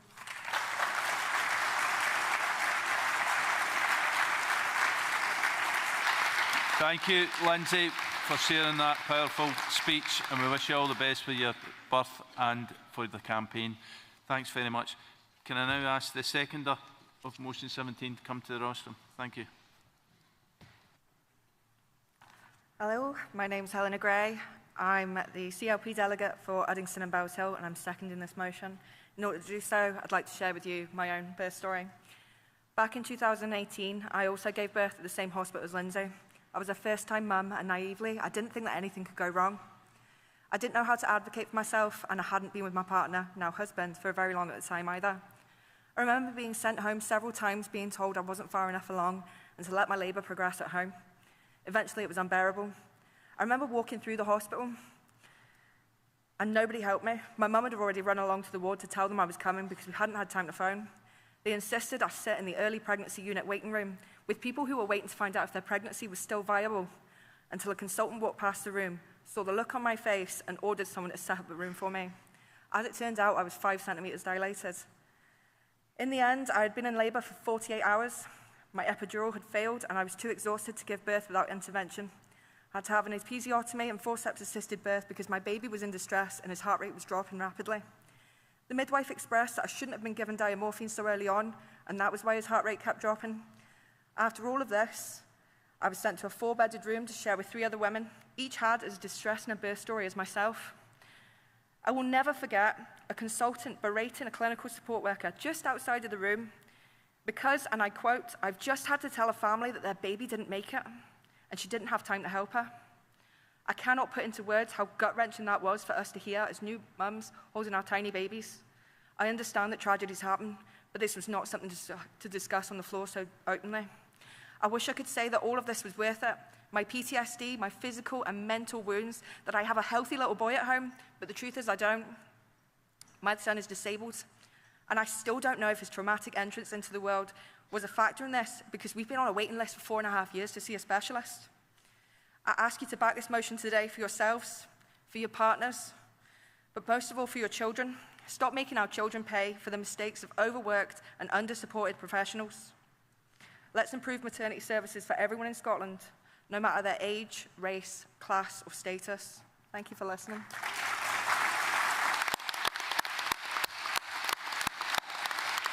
Thank you again very much. Can I now invite the delegate moving motion 18 to the rostrum? Thank you. Thank you, Chair. Dave Watson, Socialist Health Association, moving motion 18 on health inequalities. Conference, Benjamin Franklin famously said that nothing is certain except for death and taxes. Well, it used to be pretty certain that this generation would live longer than the last, but no more. Life expectancy was improving until 2011, when it started to decline in Scotland. It is not an accident that this coincides with austerity economics long before the pandemic. And the poorest parts of Scotland are hit hardest. The biggest gap in female life expectancy is between the Orkney Isles and North Ayrshire, a 23-year difference, a gap that applies to almost all the main causes of death. Now, Conference, the health debate in Scotland focuses almost entirely on the NHS. And it is, of course, vital that we continue to make the case for the NHS when you have Farage and his Reform private company arguing for privatisation. The US health corporations, who have created the most expensive and inefficient healthcare system in the world, are rubbing their hands with glee, and they have Trump to press their case through trade deals. However, Conference, the real pressure on our health and social care system comes from poor health outcomes caused by inequalities. When household income is too low to afford basic goods and services like food and warm homes, and to participate in everyday social activities that lead to social isolation. This is not about eating more lentils or behavioural factors. It's about the big issues like income support, like wages, employment rights, housing, air pollution, crime and fuel poverty. I remember running a fuel poverty course for health visitors who vented their frustration at returning time and time again to the same families with the same health problems caused by cold, damp housing. So, Conference, we have lots of strategies in Scotland. They are beautifully laid out in glossy documents. What we rarely have is measurable action and outcomes. We have some isolated initiatives, like the excellent Scottish Child Payment, but no comprehensive plan to fully meet the statutory targets of 10% of children in relative poverty by 2030-31. Now, all of this was spelt out by the Christie Commission over 13 years ago. I was an expert advisor to that commission, and we calculated that 40% of all public spending in Scotland was related to failure demand. In other words, putting right the impact of inequality. So when ministers talk about public service reform, the solution isn't going to be found in efficiency targets and the like. It requires preventative spending that tackles inequality before it creates the failure demand, which costs so much more. I remember talking to a lecturer when I was doing the Christie Commission, running a pilot course for single mothers, helping them to keep their children out of care. The course was successful, it achieved its objectives, but nobody could find the £450 per head to continue it. It can cost over £5,000 per week to place a child in a private residential care home. How bonkers is that? So, Conference, Scotland and the UK is, despite our economic challenges, a rich country. If you want some ideas on how we can raise the cash to pay for preventative spending, go and chat to our friends at the Tax Justice campaign stall in the exhibition area. This is an investment in our country's future. The UK and with the UK and the EU is currently looking at bonds to pay for increased defence spending. Now, I'm all for financing the defence of Ukraine and the rest of Europe against Putin and his useful idiot Trump. But if we can spend to save for that eventuality, we should be able to do the same for health inequalities. Please support the motion and put health equality at the heart of our manifesto. Thank you, Dave. Can I invite Kathleen to move, second the motion?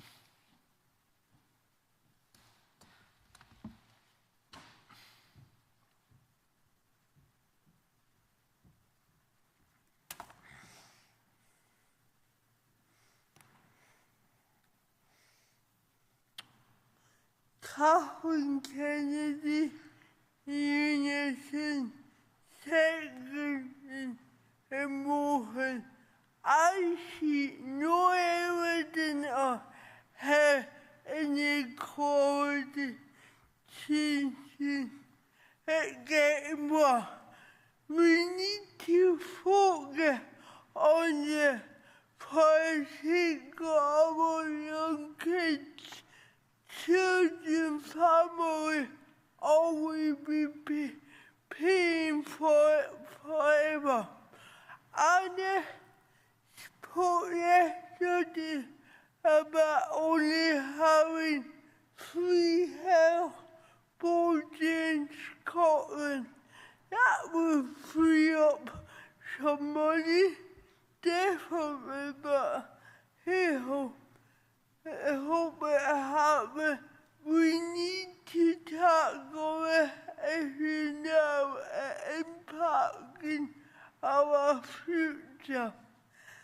Now please be careful. I'm going to say that in the northeast this week I will have a meeting for our annual meeting of our union. But usually have under 50 people. This week, over 3 meetings, we had around 300 social care workers. Why? This council had an cutting 70 to 80% of social care. Now I can't tell you what kind of, but this is brutal. This will affect housing, this will affect health. Our future kids, we need to be at the hand supporting this movement. Please support.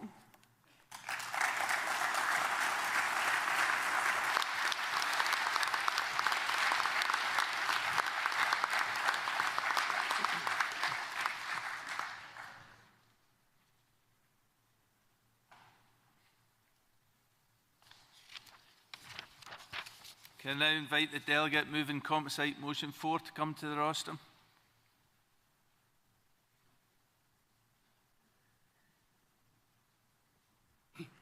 Thank you, Chair. Conference, Peter Duffy, Glasgow Kelvin at CLP, and a proud member of Unite the Union. Conference, our NHS is in crisis. As it says at the start of our motion, 1 in 6 people in Scotland is on an NHS waiting list. You look around this hall, that's maybe 3 or 4 people in every row in this hall. It's a phenomenal problem, and we have to solve it. And it's in crisis, let's be clear, because of decades of underfunding by the Tory government in Westminster and the SNP government in Holyrood. And so it will be the job of any incoming Scottish Labour government to fix that problem, in the same way it's the job of the UK Labour government to fix the problem in the UK. In Conference, I want to argue strongly that we must not make the same mistakes as Wes Streeting and Keir Starmer are making in the UK. And I was disappointed actually to hear Anas say in his keynote yesterday that we'll fix the problem by making more use of the private sector. So, Conference, let me be clear. The private sector will not fix our NHS. The private sector does not train doctors. The private sector does not train nurses. It doesn't train radiographers. It doesn't train physiotherapists. Every procedure that's carried out in the private sector takes resources away from our NHS. And comrades, it's actually worse than that. It's worse than that because this may be a surprise to you, but the private health sector doesn't exist to improve your health. The private health sector exists to make a profit from your illness. That's why it's there. But Conference, how can it be here, you say, how can some companies make tens, hundreds of millions of pounds out of healthcare when we're constantly told that the country can't afford a health system because of our ageing population and our more ill population? And the answer, Conference, is twofold.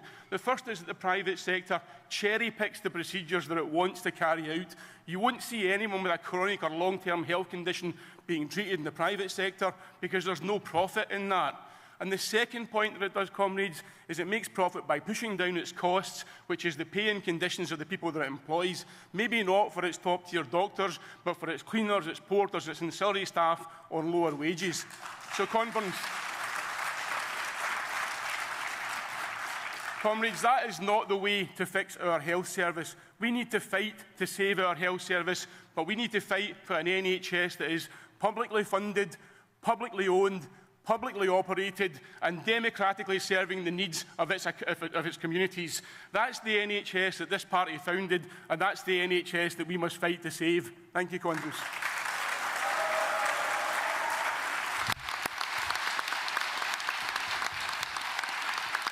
Can I invite the delegate seconding the composite to come up?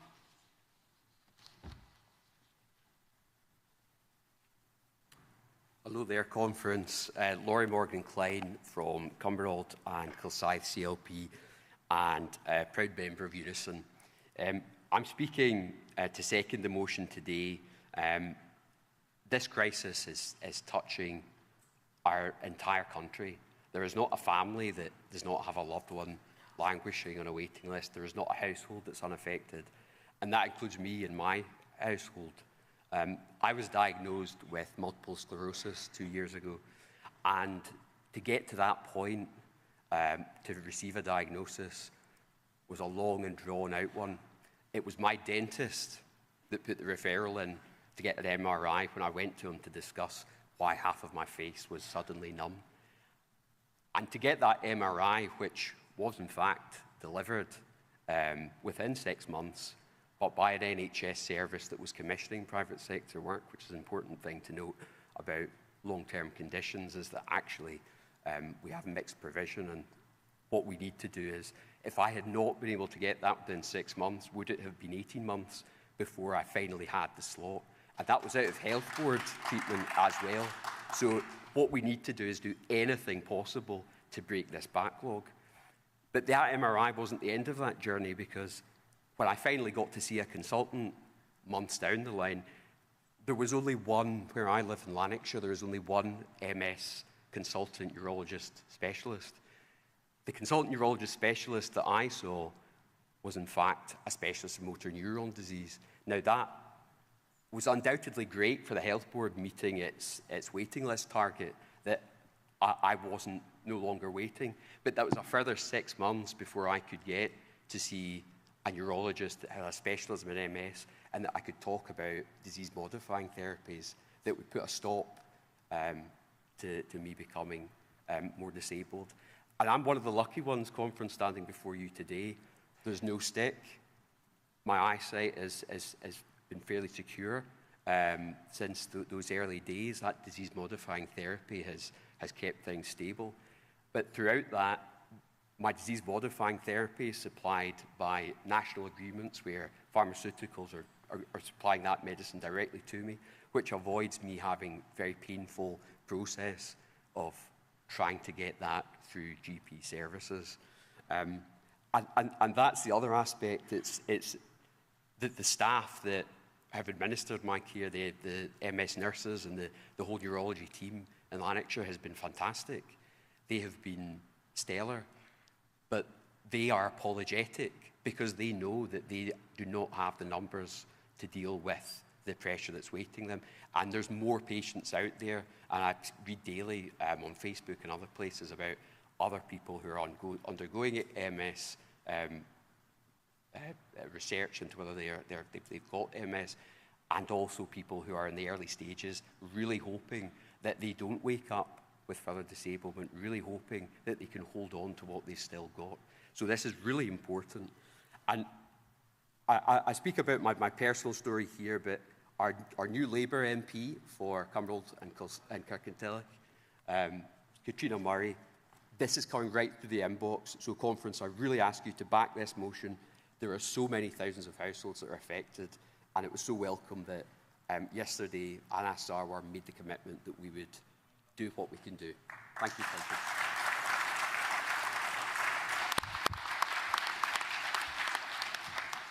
Thanks very much for that powerful contribution.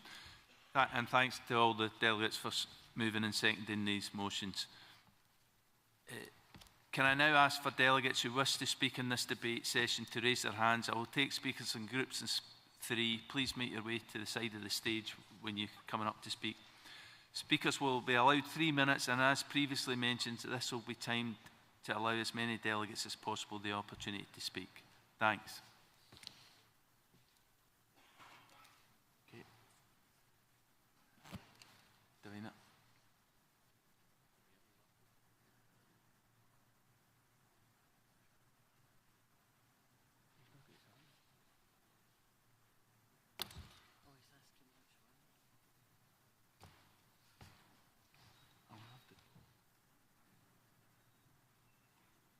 just come up.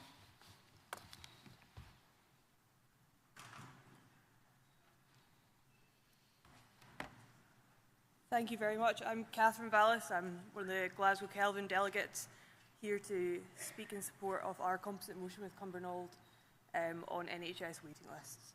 And I just want to, first of all, pay tribute to Laurie, who just gave that speech there. I think it was incredibly effective and really crystallised exactly why this motion is so important. So thank you for sharing your personal experience, Laurie. It was really, really helpful. I suppose I want to focus on one line in particular in this motion, which is take every measure required to eradicate the waiting list backlog, because that means not just throwing money at the problem and pretending that that's enough. It's about being innovative with how we tackle waiting list backlog. And I think part of that is bringing care sort of to the communities, delivering more services at sort of GP level, health centre level, both in terms of screening and testing, so sort of in terms of prevention, but also in terms of treatment. And I think there's sort of lots of advantages to that, but both in terms of the availability of the service, so that people can access it sort of quickly and conveniently around their busy lives, and to sort of make the NHS fit around them rather than making everyone fit around the NHS. But also in terms of support, because I think a lot of people have stories about how isolating it is and how difficult it is sometimes to receive diagnoses in hospital settings, and then having to make the usually pretty long journey back to your home or back to your loved ones to get that support. And I think the sort of impact of care in a community setting really can't be overstated, and it is incredibly important both for waiting times but also for the quality of care. So yeah, I just wanted to stand up and talk about why this motion is important, and really, really urge you all to back it, because I think it's something that's really going to be a priority of ours, or should be a priority of ours if we get in government in 2026. And I'm sure there's no one more formidable than Jackie to take on this cause, and I think we're really lucky to have her, because this isn't going to be an easy fight, right? It's going to be really, really difficult. So thank you very much, everyone, and please support the motion.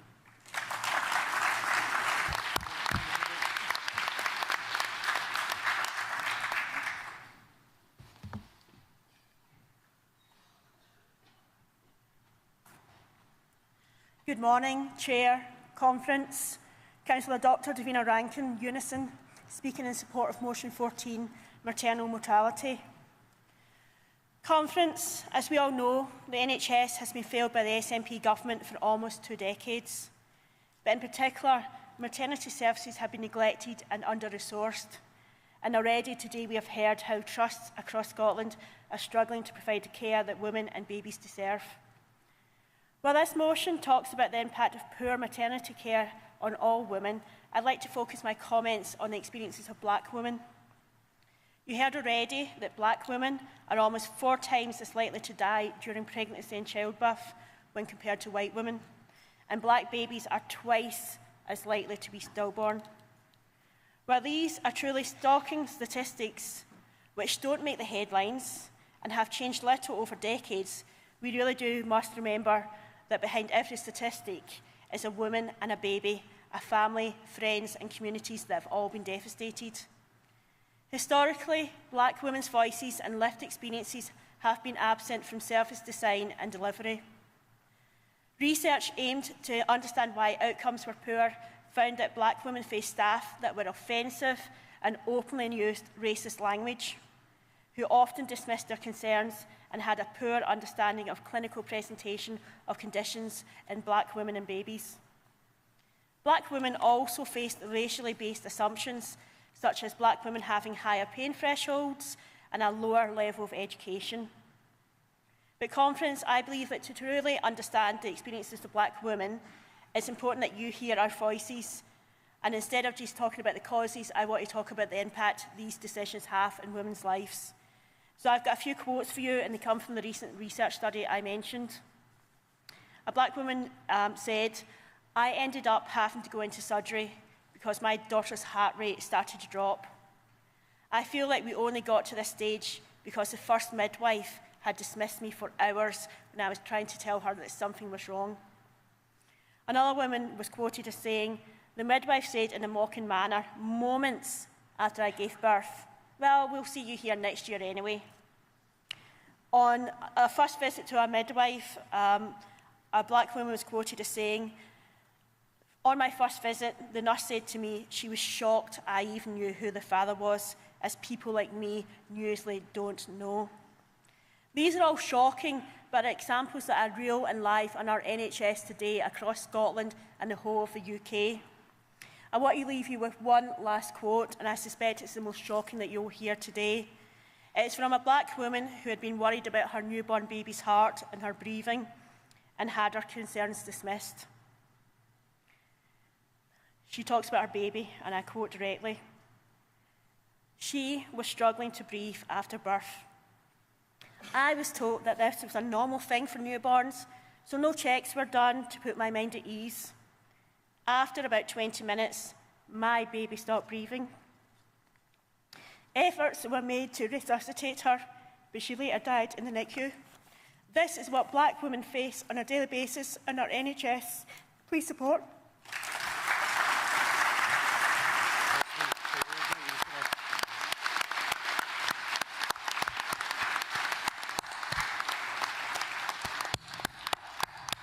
Thank you, Davina, for that very powerful speech.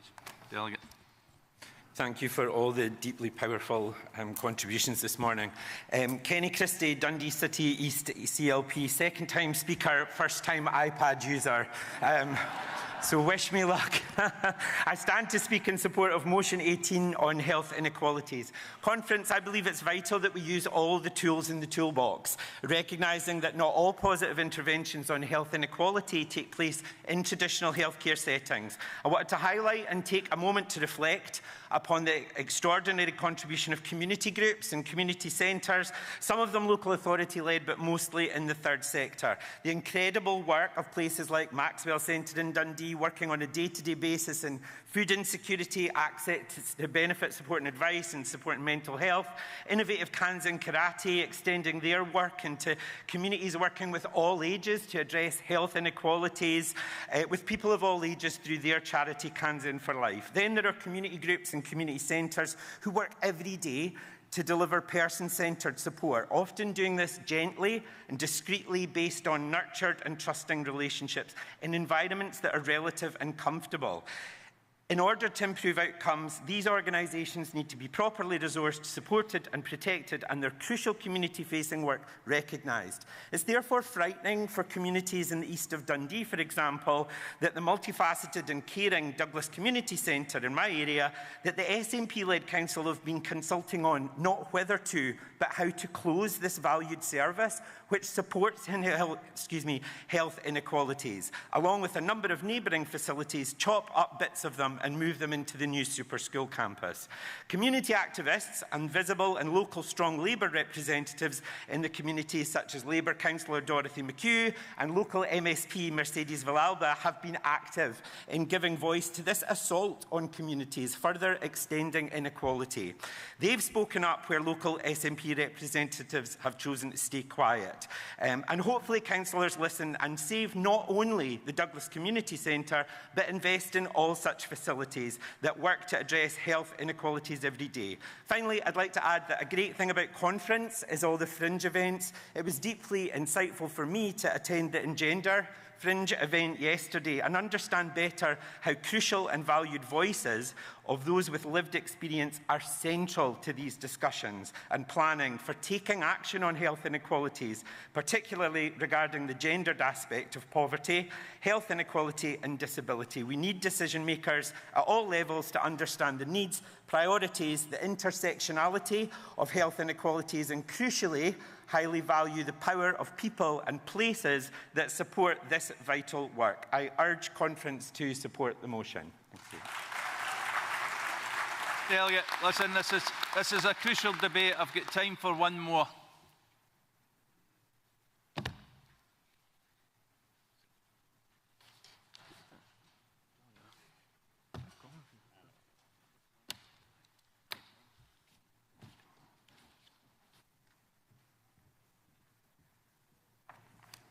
Thank you, Conference, Ryan Thomas Quinn, Dunfermline and West 5 CLP, first-time delegate and first-time speaker.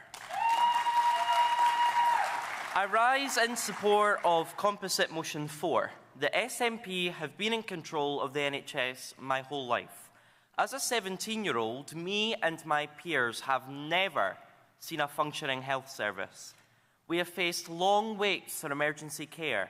We have faced GPs unable to give out appointments, and we have faced a global pandemic which has only put extra strain onto our hard-working NHS staff.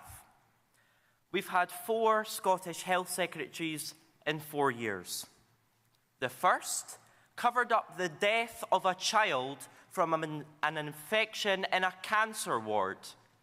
The second was caught driving without insurance while Transport Minister. The third was forced to resign after lying to our Parliament, and our current is embroiled in scandal. Incredibly, one of them went on to become our First Minister. Conference, it appears that when you fail in your job in an SNP government, you are promoted, not sacked. Let's take that message to the electorate, and in 2026, let's sack the SNP. Conference, in 2011, I met my best friend, Aaron. It was not long after this that he was diagnosed with cancer. He was 3 years old. Thanks to our NHS, his life was saved. However, in 2017, his cancer returned. Once again, our NHS tried all they could to save his life, but their attempts failed. After undergoing a 1.5 years of grueling treatment, his condition became terminal.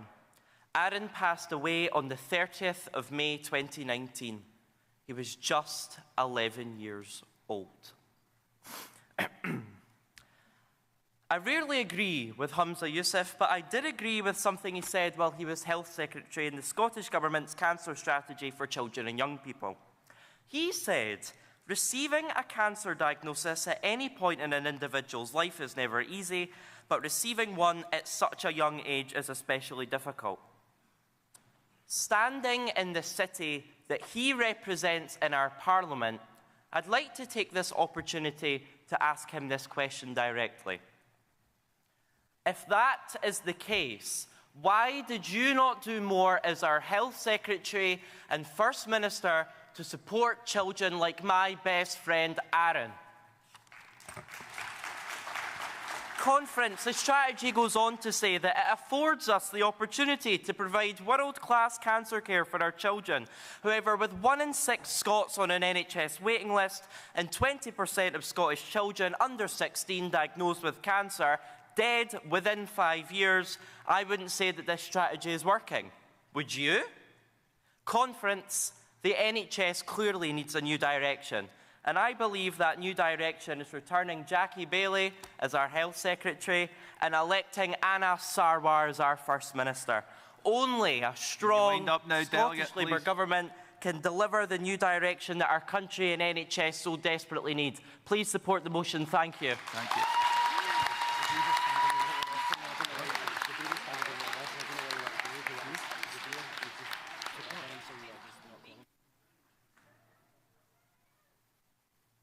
Right, I'm going to call Zabir as the final speaker in this debate. Thank you.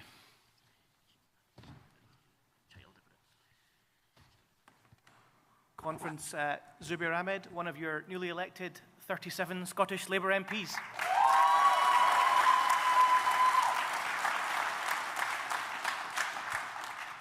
Conference, because of your efforts, there are now Labour MPs, Scottish Labour MPs, sitting in almost every government department in a UK Labour government, including the Department of Health and Social Care, where I work. And we've already put our shoulders to the wheel to try and pivot the NHS back into the service of patients and to rediscover the primary intent of the National Health Service, to be free at the point of care and there when you need it. And Conference, we've done it by listening to clinicians, by listening to patients, and by understanding that business as usual simply won't cut it. We're reforming our NHS. We're moving it from analogue to digital, from sickness to prevention, and from hospital to community. And already, 7 months in, we're making a difference. 2 million new outpatient appointments. NHS waiting lists coming down. Promises made, promises delivered. That's what a Labour government gets you.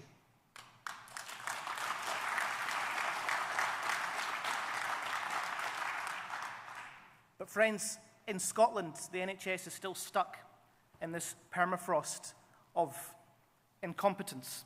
Incompetence led by an SNP government. And I felt that palpably because I've worked in our NHS almost all of my adult life and 20 years as a surgeon. I remember it when it was at its best, when honestly it was a joy to go to work every single day. But I've also experienced it at its worst. The frustration, the feeling that you're moving faster every single day simply to stand still. The sense of sadness and hopelessness that you're not providing your patients with the care you know they deserve because you don't have the tools to do so. But conference, none of this is inevitable. This is the managed decline of the SNP simply because they do not have their eye on the ball. Conference, we know it's going to take a Scottish Labour government to change all of that. And friends, the most damning indictment of this SNP government is what clinicians tell me every single day on the ground, that now hope is fading, that NHS recovery is time critical after 18 years of failed promises of this SNP government. And so conference, July 2024 was only job half done. We have to get ourselves back on the streets, reinvigorate ourselves, because clinicians, patients, our fellow citizens are counting on us to renew our NHS and get it back on the road, fit for the future. Thank you very much.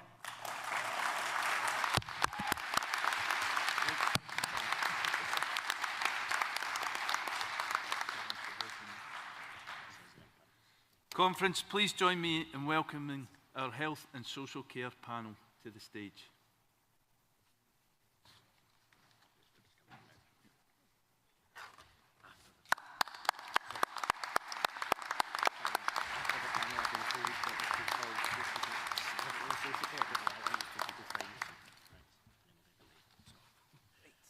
Hello Conference, it's great to be here with you today, and just want to kick things off with our panel. I'm obviously Paul Sweeney, Shadow Health Minister, and the team with Jackie and Carol. So just want to introduce our esteemed panel. If we can just start with yourself, Andrew. Thanks. Thanks, Paul. My name's Andrew Varecchia. I'm Operating Department Practitioner for NHS 5 and a part of the Unison delegation. Hi, Janine Legg. I'm a Service Manager in Grampian and I'm part of the Unison delegation.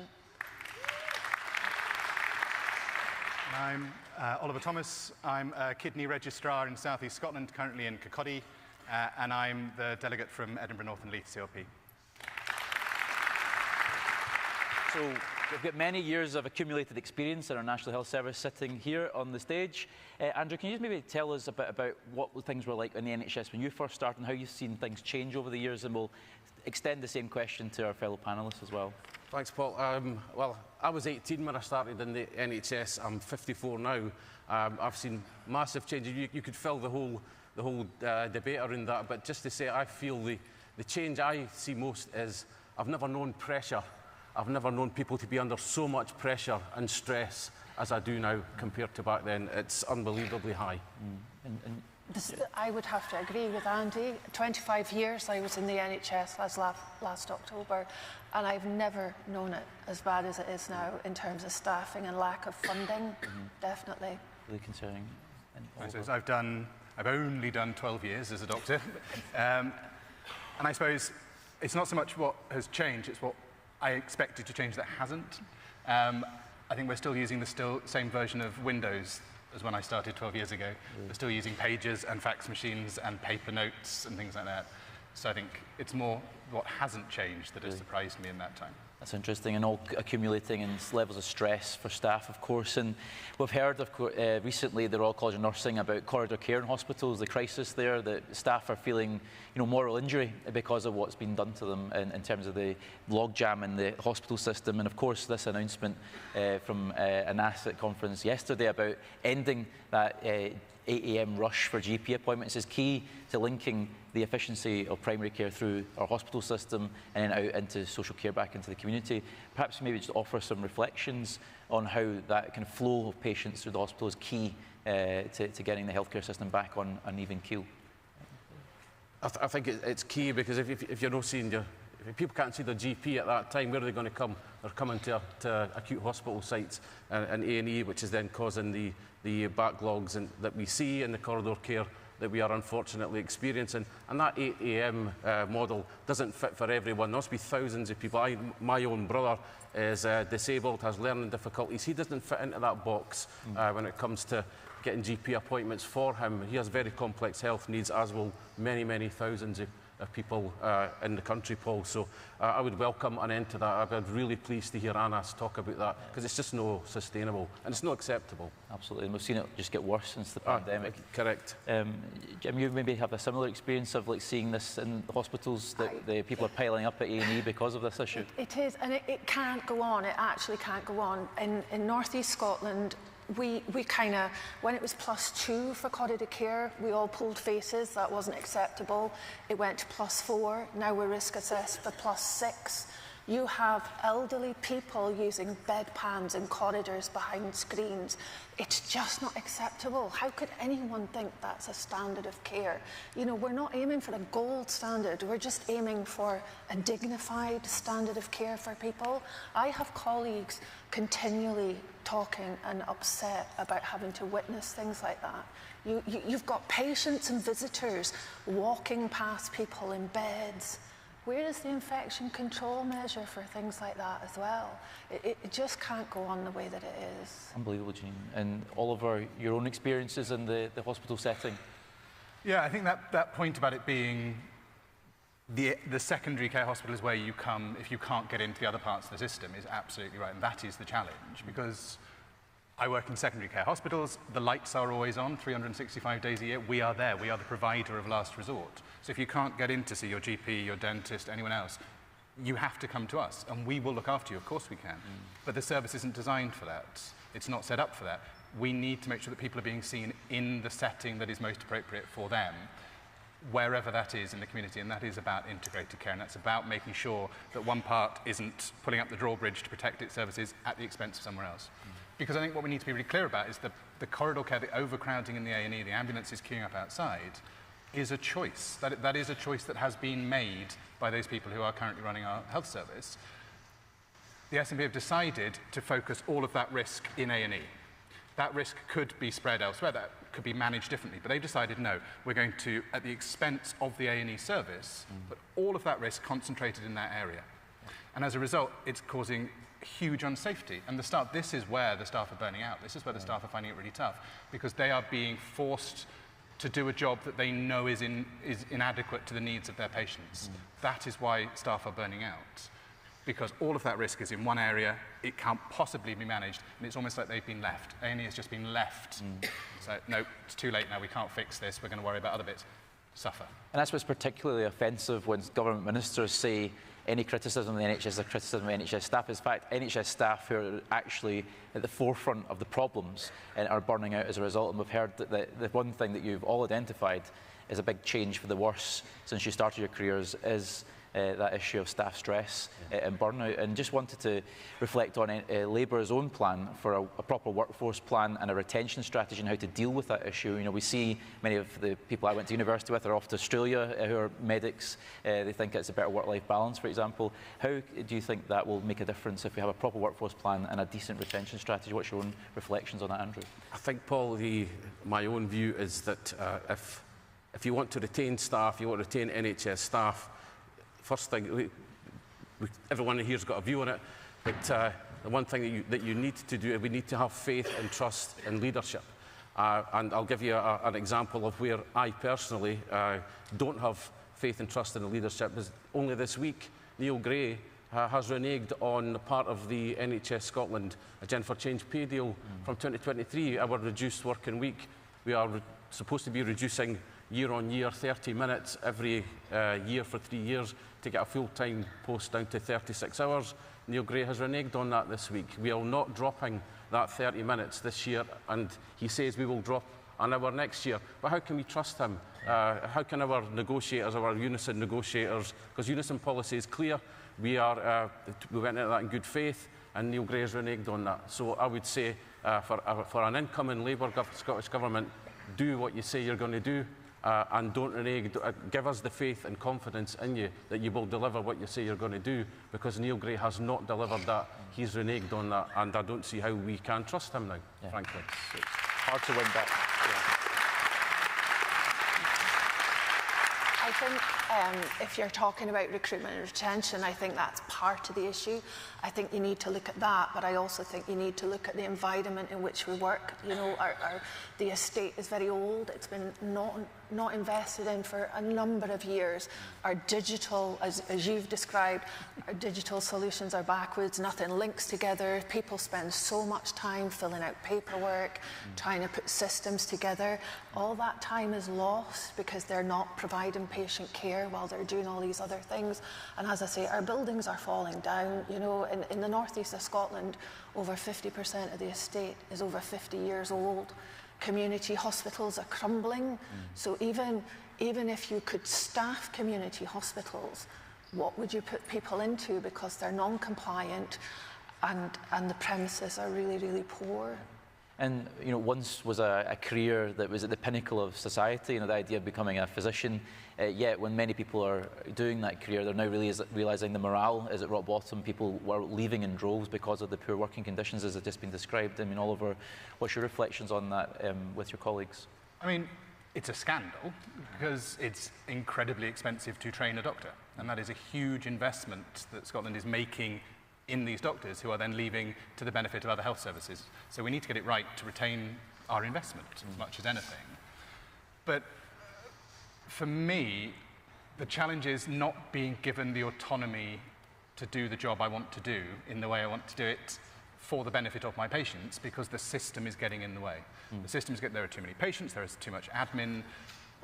The comments yesterday around reducing the number of health boards, reducing some of that bureaucracy, placing more of a leadership role on clinicians, I think sounds very positive in that respect, because the big difficulty when you're in a situation like the crisis that we are in is that there isn't that attitude or appetite for risk. People don't want to try new things, people don't want to be innovative. The pandemic showed us how powerful clinicians and frontline staff can be at redesigning services reflexively, actively, you know, really quickly. But we just don't, it's more of a bunker mentality now. It's just, let's just fight the fire, let's get through today, and tomorrow will deal with itself tomorrow. Because, you know, who knew winter was going to come around yet again this year, and it's taken us by surprise. We just can't do anything new.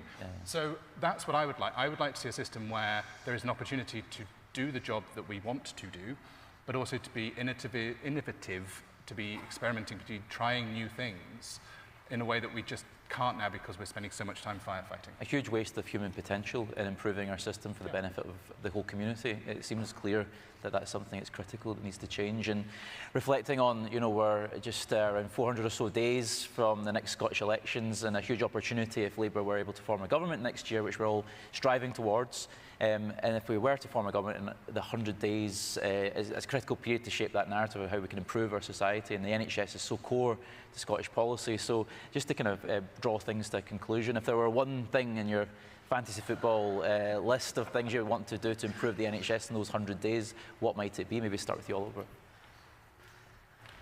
There are a lot. There are a lot of things. 100 days is not a long time, so I'm going to pick something really realistic that could be done in 100 days. I think we could commit to having good quality phone signal and Wi-Fi in every single health facility in the country. We use bleeps because phones don't work and you can't get in touch with me in certain parts of the hospital on my mobile, so I have to have a bleep. We can't get rid of bleeps and fax machines and all this until we get the infrastructure right. So in 100 days, we could have Wi-Fi that works, then we can do remote consultations, which will save people traveling, reduce the carbon footprint. We can better link resources across the country, fix the Wi-Fi and the phone signal. Sounds good. We'll get that on the list. You've got any ideas? Mine would be perhaps slightly controversial, and it is my own opinion. I don't understand why, when we talk about waiting lists, and we know waiting lists are what they are, why we still have people that work 5 days, and you know, medical people, consultants and such like, that work 5 days, but 2 days will be NHS, 3 days will be private practice. Why do we... Education is free. Higher education is free. We put people through higher education, we support them through university, they cut their teeth in the NHS. The salaries for consultants are decent in the NHS, and then they're off to private practice. And meanwhile, we talk about wait lists. That is so wrong. That's my bugbear. So I would like to see a review of private practice in the 100 days and looking at, if you are a consultant, you need to work in the NHS or you need to go and work in private practice, but you can't do both. So, sorry. I think we've all heard of the stories of the post-it note with the extra patient being slotted in who's skipping the queue. Well, that's the thing, and it's so wrong, because Nye Bevan's vision was about an NHS that was free for all. It wasn't. You can get it if you can pay for it because you've got lots of money. It's free for all and those who need it. So I'm sorry, I get quite annoyed about that, as you can tell. When we talk about privatisation by the back door, that's exactly what it looks like, isn't it? Yeah. So Andrew, your number one thing you would like to see change in the first 100 days? Certainly a move that you're not going to solve this in 100 days, but a move in the right direction from an acute hospital perspective, to have a vision to get people out of acute hospitals who don't need to be there. Because when you solve that, or start to solve that, you will relieve the enormous burden on the staff and our members who work in these services.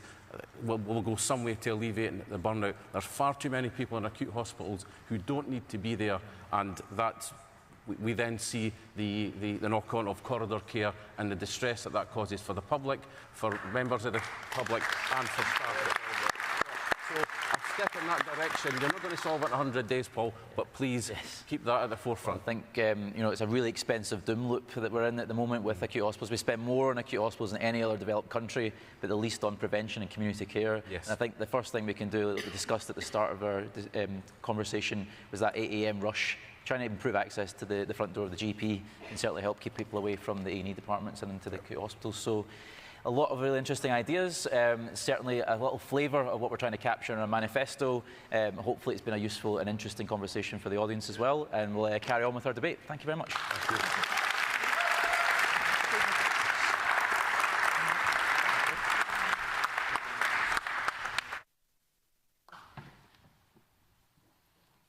Thank you to our excellent panel.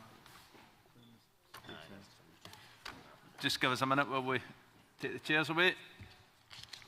But it's been a really important debate. There's been a lot of focus on health, but it's important that we also address social care. So we're going to have a couple of... We're going to have a couple of social care speakers. We're going to have Robbie Burgess and Shirley Fury, so if you can make your way to the rostrum, or we'll get you up in a minute. Okay.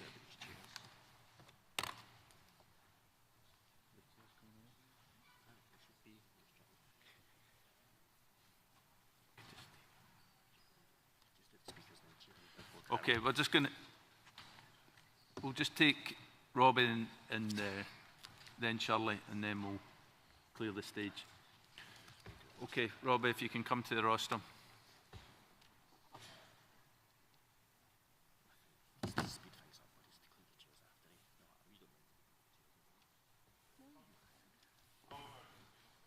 I'm a social care worker for a charity. There's two things I want to mention today.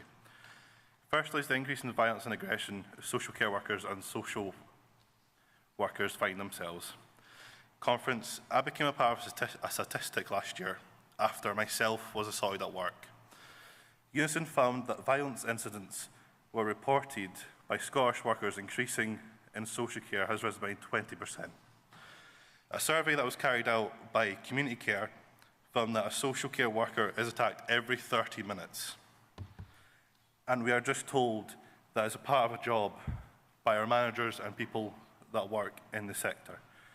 Conference, it should never be okay or normal to go to work and be assaulted, regardless of where you work. It's never okay nor normal.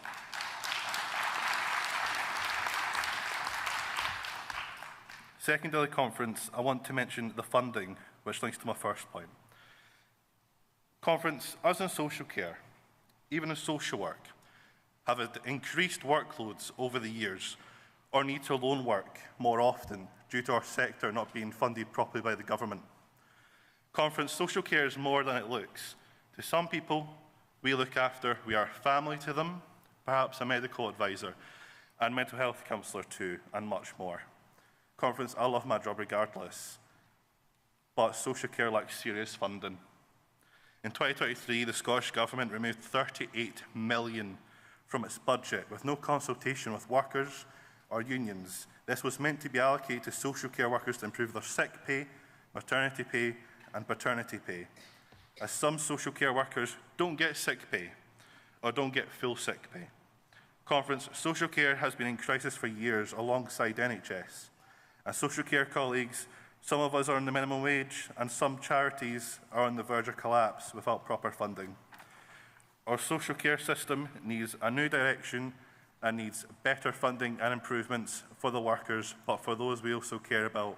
That's why we do the work we do, because we care for those we look after, but things need to change for them and for us. Thank you, Conference.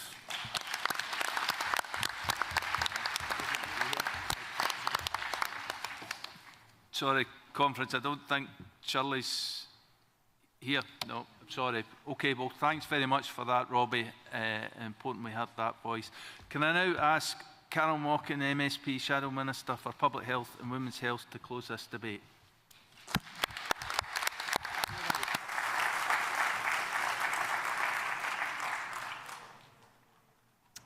Thank you, Conference. It is a pleasure to close such a vibrant health debate today at Scottish Labour Conference. I think it confirms it is our party, our members, who have the ideas that will take us into government. Can I thank all members who have come here to Glasgow today and over the weekend. It's truly a pleasure to see you here. New members, we had many at the rostrum in this debate, and so many familiar faces. Thank you for all that you do. It's the efforts of our members, our hard-working party staff, that have ensured once again we are able to get that Labour message out to the country and democratically decide the future of our party.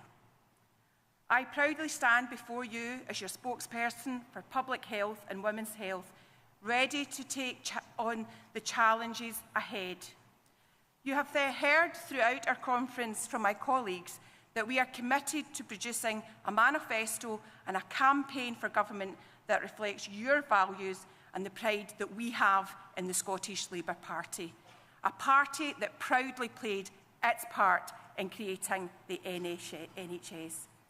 And let me say this, let me give you this commitment. We are not about to stand aside and watch it squandered by a tired, out-of-touch government. Conference, we know this SNP government has let the roof fall in and the very foundations of our care system decay. Our once globally admired NHS is being held together by the hard work and determination of staff who have been left with pay that cannot keep up with the rate of inflation, whilst being asked to work longer hours with greater responsibilities. Many members and our trade unions will know a great deal more about this due to their first-hand experience. I assure you, we hear what you are saying to us. Conference, the debate today reinforces what we already know. Patients are being treated in corridors. If they are able to get onto a ward, they face endless waits for tests and diagnosis, and ordinary working families are unable to even get an appointment.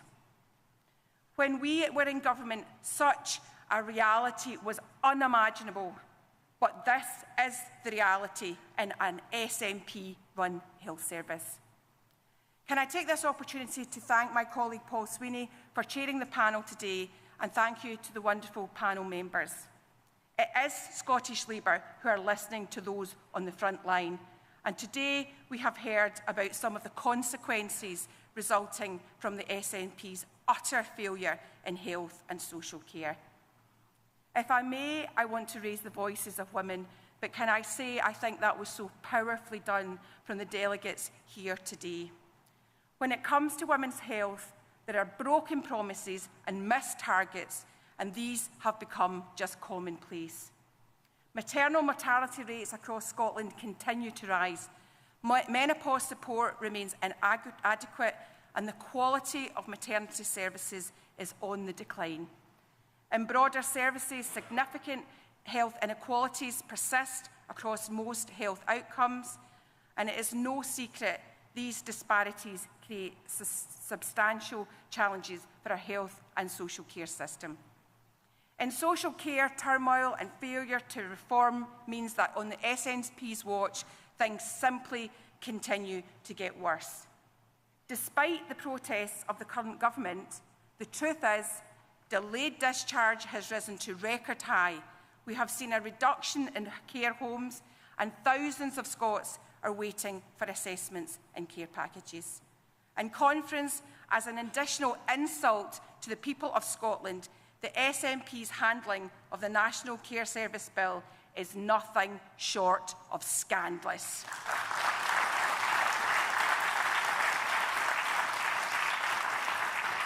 Over 30 million wasted and nothing to show for it. The bill is unrecognisable to what was once imagined, to what we Labour members would imagine. It tells us that under the SNP there is no vision, no direction and no sustainable plan to fix our health and social care system. Now, conference, are we going to let the SNP away with this? Are we going to let them away with this? No, we are not. We are not going to let them away with this. There has to be a new direction, and Scottish Labour are ready to deliver it. We have heard from our leader, Anna Sarwar, and from the formidable Jackie Baillie. Scottish Labour will deliver a whole package of reform to primary care, ending the 8 AM rush for the on-the-day GP appointments, and will bring back the family doctor by renegotiating the GP contract. Our care services workforce is made up of dedicated, hard-working staff. They are being let down by poor decision-making and ineffective governance. It is shameful, shameful. Now, in 15 months' time, Scotland will face choice.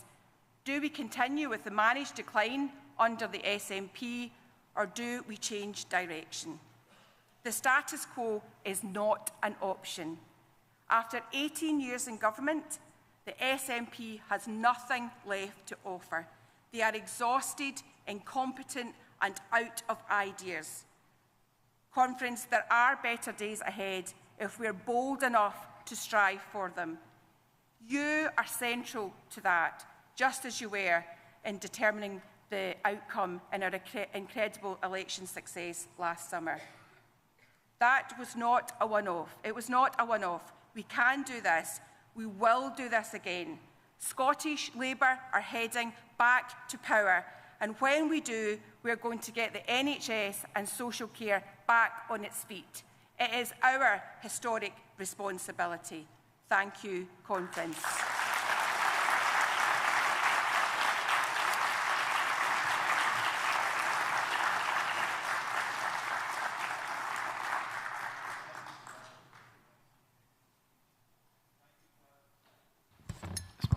Thank you. Conference, before we conclude this morning's session, delegates will be invited to vote on the motions debated in this debate. Votes will be taken by a show of hands, and if I cannot determine clearly the outcome of the vote, we'll move to a card vote. As a reminder, the motions from this morning's session are in Appendix 1 of CAC Report 2. So I'm just going to move straight to the series of votes, and on motion 14 on maternal mortality, the SEC position is to support. Can I see all those in favour, please? Thank you. Can I see any against? That motion is carried. Thank you. On motion 15 on improving menopause support, the SEC position is to support. Can I see all those in favour, please? Thank you. Can I see any against? Thank you. That motion is carried. On motion 16 on rural health services, the SEC position is to support. Can I see all those in favour? Thank you. Can I see any against? That motion is carried. Thank you. On motion 17 on calls for better maternity services, the SEC position is to support. Can I see all those in favour, please? Thank you. Can I see any against? That motion is carried. Motion 18 on health inequalities. Can I see all those in favour? Oh, sorry, great. And any against? And then I'll tell you what the SEC wanted you to do. Any against? You went with the SEC there, so thank you for digging me out. Composite motion 4 on NHS waiting times. The SEC position is to support. All those in favour? Thanks. And any against? No, that motion is carried. So, conference, thanks very much for getting through that business. We've passed some really important motions here and heard some really powerful, important contributions. Before we adjourn, I would like to remind you that there are a number of fringe events taking place within the venue. Please see your conference guide for full details. I hope all members will support these fringes, which help to make conference possible.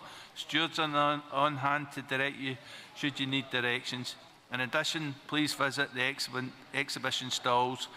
Can I ask you to take your belongings with you and return to your seats shortly after lunch? Conference will resume promptly at 2 p.m. Thanks very much. Cheers.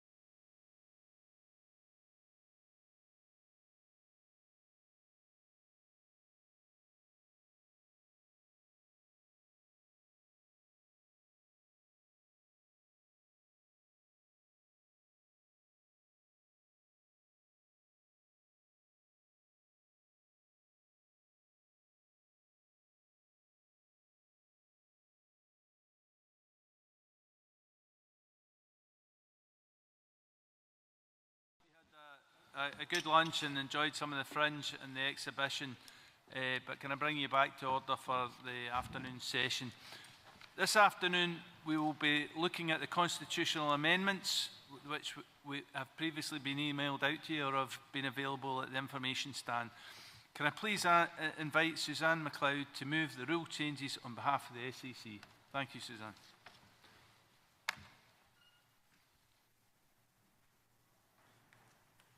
Good afternoon, Conference. Suzanne MacLeod, Chair of the SEC Organisation Subcommittee.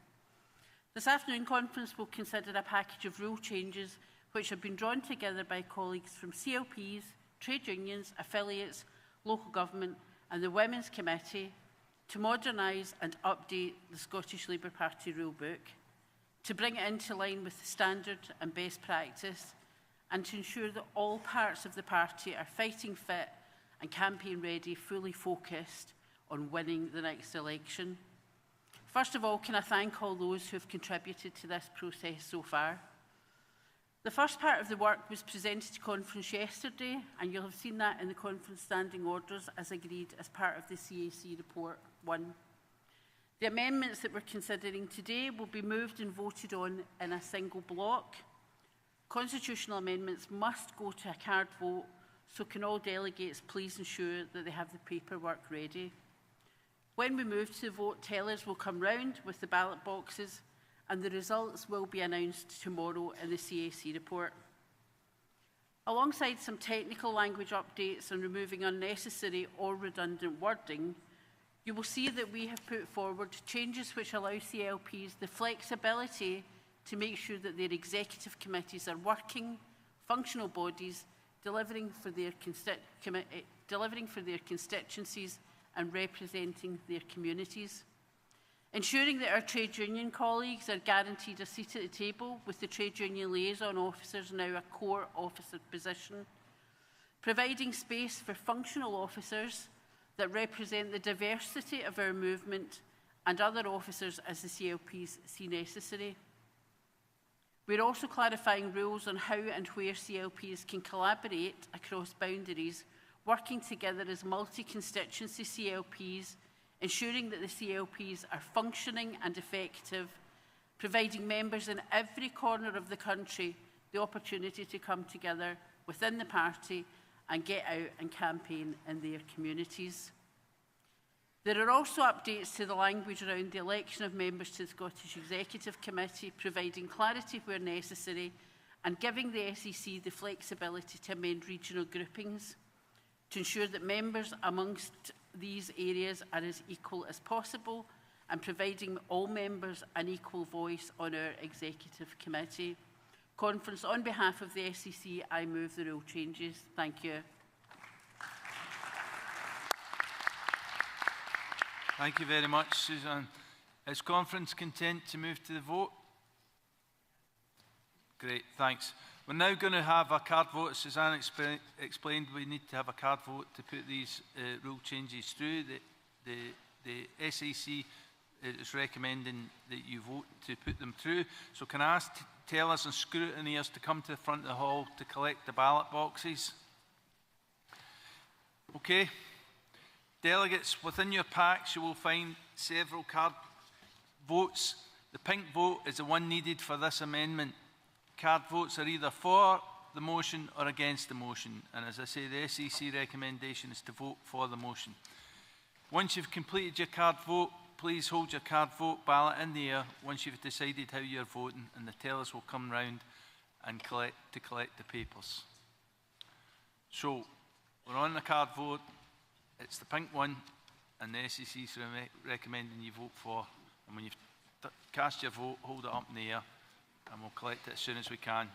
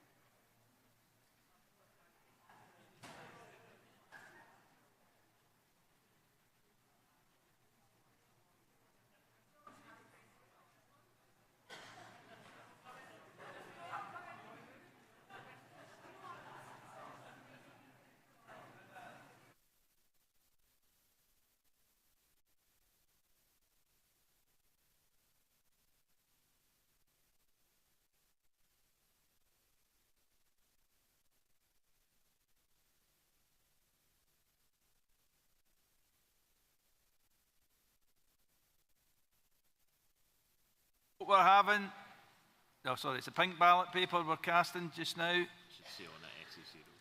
says on it SEC rule change. The SEC recommends you vote for. It's up to you, but hold it up. Can't move on until we get the ballots in.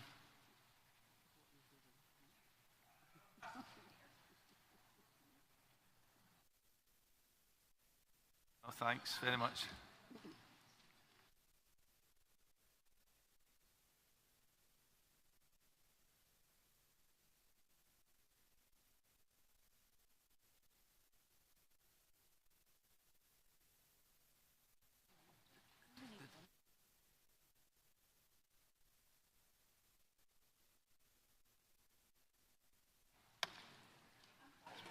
Right. I think we've got quite along the front here when we've got a teller available, and we've got some on the tiered seating. Thanks, Catherine.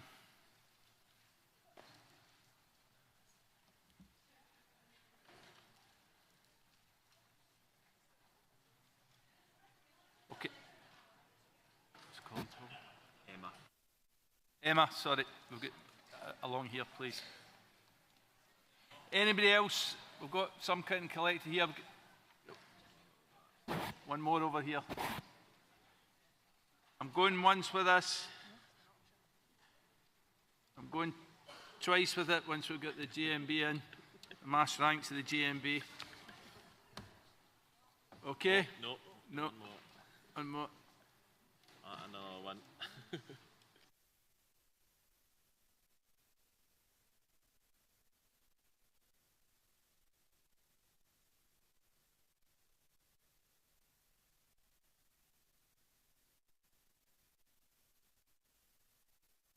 Democracy in the GMB. What's that?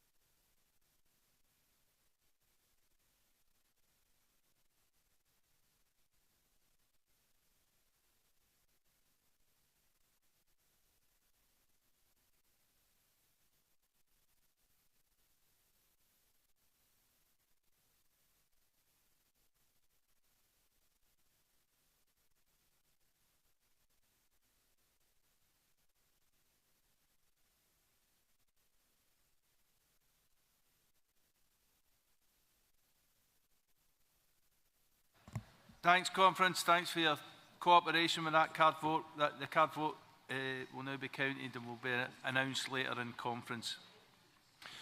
Now we're going to move on to our afternoon business. Please join me in welcoming Neil Bibby, MSP, Shadow Cabinet Secretary for Constitution, External Affairs and Culture, to open our panel discussion on Brand Scotland. Thanks, Neil. Thank you, Chair, and thank you, Conference. What a pleasure it is to open this session about Brand Scotland and celebrating all that this Labour Government is doing to promote the best our country has to offer. When the people of Scotland voted for Labour last summer, it was to put Scottish voices at the heart of the UK Government. And Scotland has no greater champions than our top team, Ian Murray and Kirsty McNeill, who have put Brand Scotland at the forefront of all that they do. And they're not alone. We have Douglas Alexander making the case for Scottish businesses all over the world as our Trade Minister. We have Michael Shanks leading the charge for Scottish energy to be central to the transition we need to see all over the world. How refreshing to see a government proud of our Scottish identity, using the United Kingdom as a platform for Scotland, selling the real Scotland to the world, not an imaginary Scotland to their fellow Scots. These are optimistic, ambitious days for Scottish food and drink, music and culture, manufacturing and industry. And next year, this city will host again the Commonwealth Games. What a contrast to the last Tory government, whose actions actively harm Scottish exports, and what a contrast to this SNP government in Holyrood, who have limited Scotland's potential through their own narrow nationalism. Of course, promoting Brand Scotland should be the job of Angus Robertson. Conference, it's not just that Angus Robertson isn't very good at his job. I fear he has questionable taste. After all, on his watch, £85,000 of taxpayers' money was funding essentially a hardcore pornography show. There's been a lot of talk about Blue Labour lately. The less said about Blue SNP, the better. Of course, Scottish ministers are not only ambassadors for our country, our sportspeople continue to do us proud.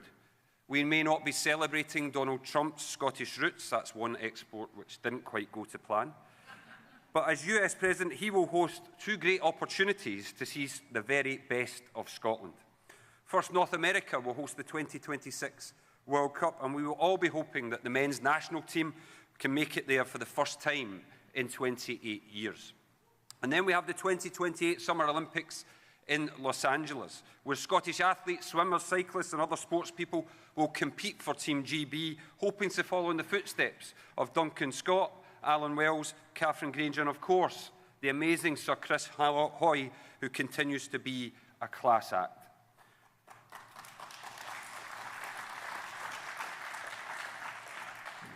I want to say a special word about our swimmers.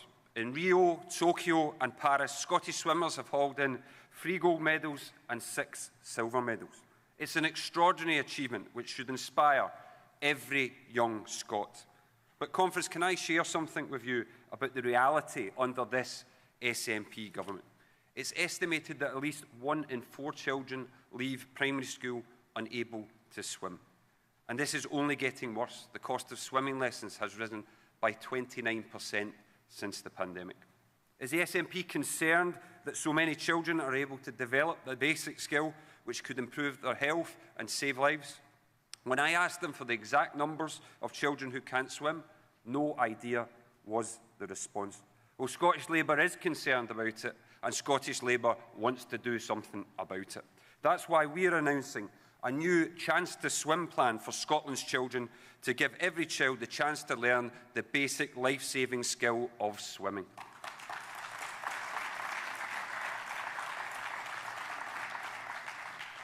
We will fund a scheme that would ensure all primary 5 pupils get the chance to learn the basics of swimming and water safety, so no child is left behind. Breaking down the barriers to opportunity is one of the founding missions of the Labour government, and it is in our DNA as a party, and it will guide us if we are given the opportunity to serve in Holyrood as the next Scottish Government with Anas Sarwar as our First Minister. And our guiding star will be giving our young people the opportunity to realise their potential. By starving our local authorities of funding, we know previously that 27 out of 32 local authorities are currently operating waiting lists for music tuition. That's simply not good enough. Scottish Labour will implement an ambitious new music tuition programme utilising the latest technology to ensure that every child gets the chance to enjoy and learn music. Scotland has given the world many things: food and drink, ships and locomotives, music and literature. But our biggest asset is our people. This is what's given our small country such a big impact on the world.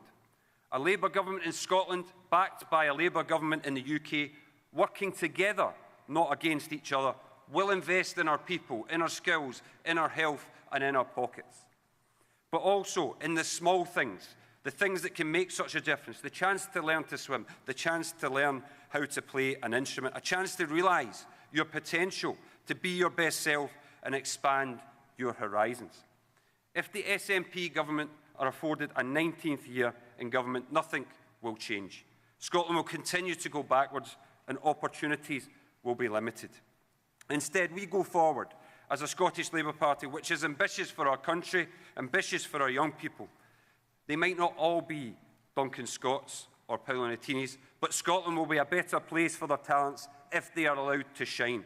It is for them we must win in 2026. Let's go out and do it. Thank you.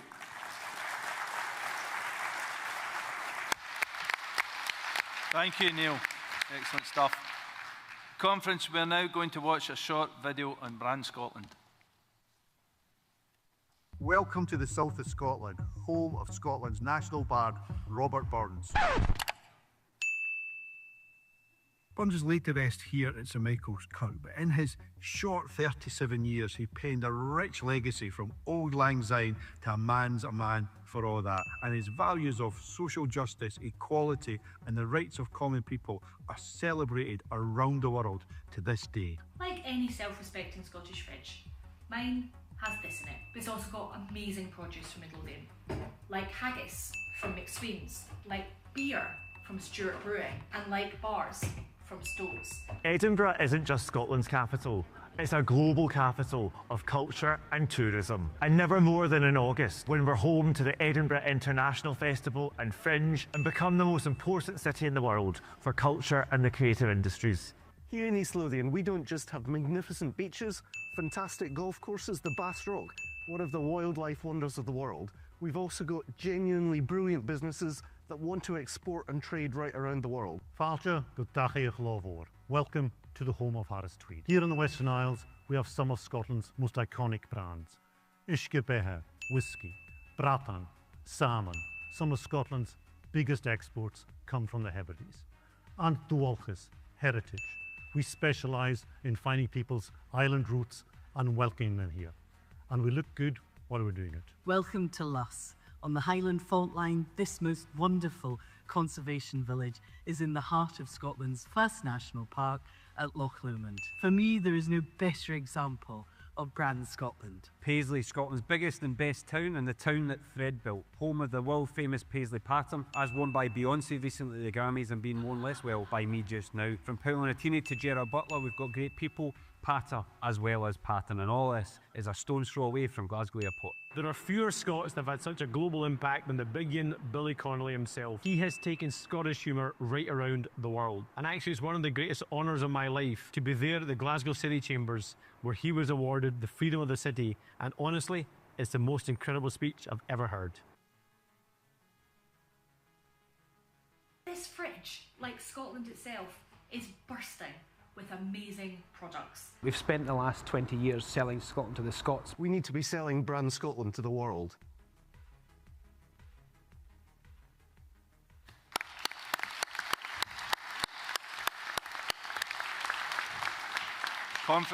Conference, please join me in welcoming our Brand Scotland panel, Anna Sarwar, Kirsty McNeill, Minister for Scotland, Neil Bibby, MSP, and Paralympic gold medal winner Lewis Stewart.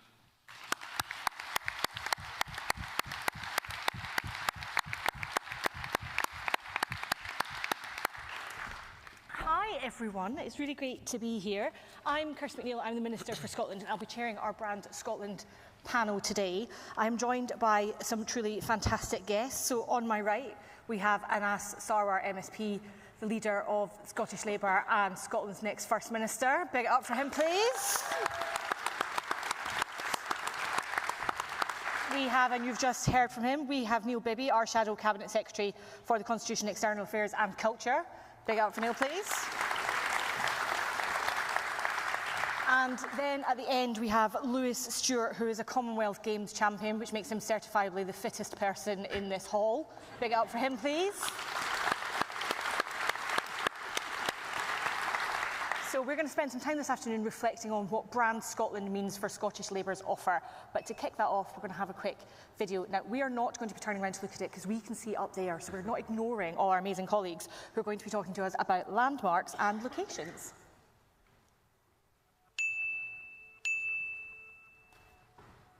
Here I am at Loch Ness. It's a beautiful day for Nessie hunting. No sign of her yet, but hopefully she'll put in an appearance. If not, we'll just enjoy the scenery. Brand Scotland, we have got world-class heritage all across the country. We've got over 4 million stays a year, bringing £3.5 billion into the economy, and we'll always welcome more people. If you like castles, we have got loads of them all over the country, and they're all fantastic.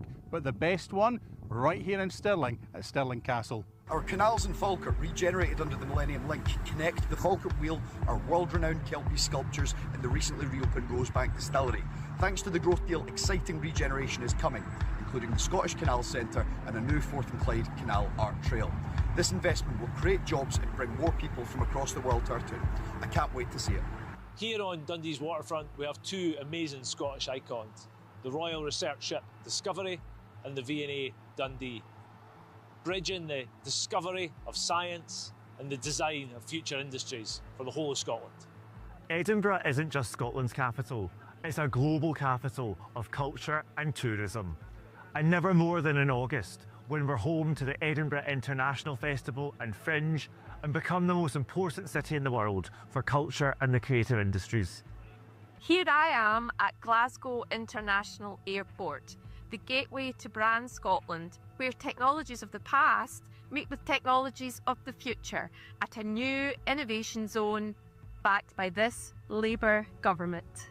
Scotland has fantastic scenery and beautiful landscapes, including here in Fife, where we have the Fife Coastal Path. 116 miles of path that goes all around the Fife coastline, where you will walk through beautiful beaches, picturesque villages and some famous film locations, such as here in Dysart Harbour, which Outlander fans will recognise. Visitors come from across the world to see Dunfermline Abbey and Dunfermline Palace, the resting place of Robert the Bruce and Scotland's kings and queens.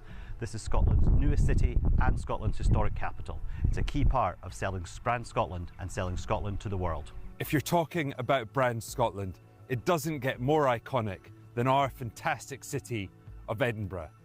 A city with amazing geography, situated between 7 hills. And how many cities do you know with a castle right in the middle of them, sitting on top of a volcanic plug? Edinburgh is a city of culture, of literature, of learning. And what's more, I get to see all of it from Blackford Hill in the middle of my constituency of Edinburgh Southern. Just look at it, an amazing city, and that's why the world loves it.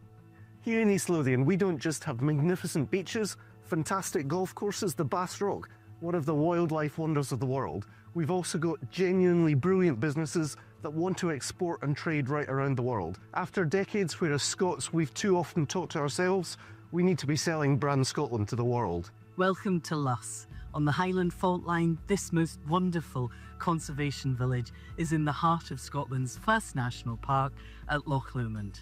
For me, there is no better example of Brand Scotland, whether it is the magnificent scenery, cruising on the loch, taking a trip on the seaplane, or stopping for some welcome hospitality and home baking. Come to Loch Lomond. Come walk in the steps of Robert the Bruce, Rob Roy McGregor and St Kessock. Come to Luss and enjoy Scotland, because this is Brand Scotland. We're here at the Sir Chris Hoy Velodrome in my seat, Glasgow East, a brilliant example of Brand Scotland. We can't wait to welcome the athletes and all the visitors to the Commonwealth Games here in 2026. Glasgow 2026, Scotland in the world. When I think about Brand Scotland, I think about the world-leading, award-winning neonatal intensive care unit here at University Hospital Wishaw.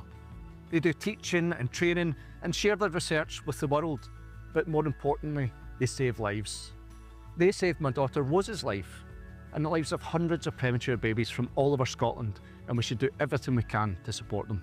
Scotland is our history, and the stories in which we tell it, cloaked in legend and folklore, from Burns and Scott to Mary Queen of Scots and Robert the Bruce, and of course, William Wallace, born here in Ildesley. So Brand Scotland is about iconic venues like the Barrowlands. It's of huge cultural significance to Scotland and certainly Glasgow. We've got to be promoting places like the Barrowlands, not that it needs a lot of promotion because it's so well known internationally.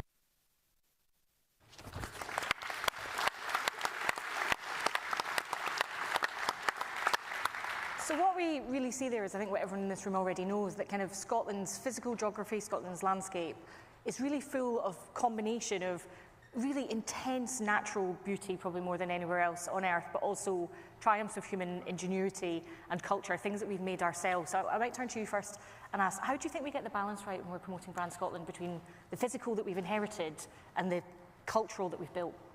Can I just say, first of all, right at the start, Kirsty, I know what all of you were thinking. You were thinking we're all blown away by Scottish landmarks, and Claire Baker was literally blown away in that video there. So a big cheer for Claire Baker for braving the elements.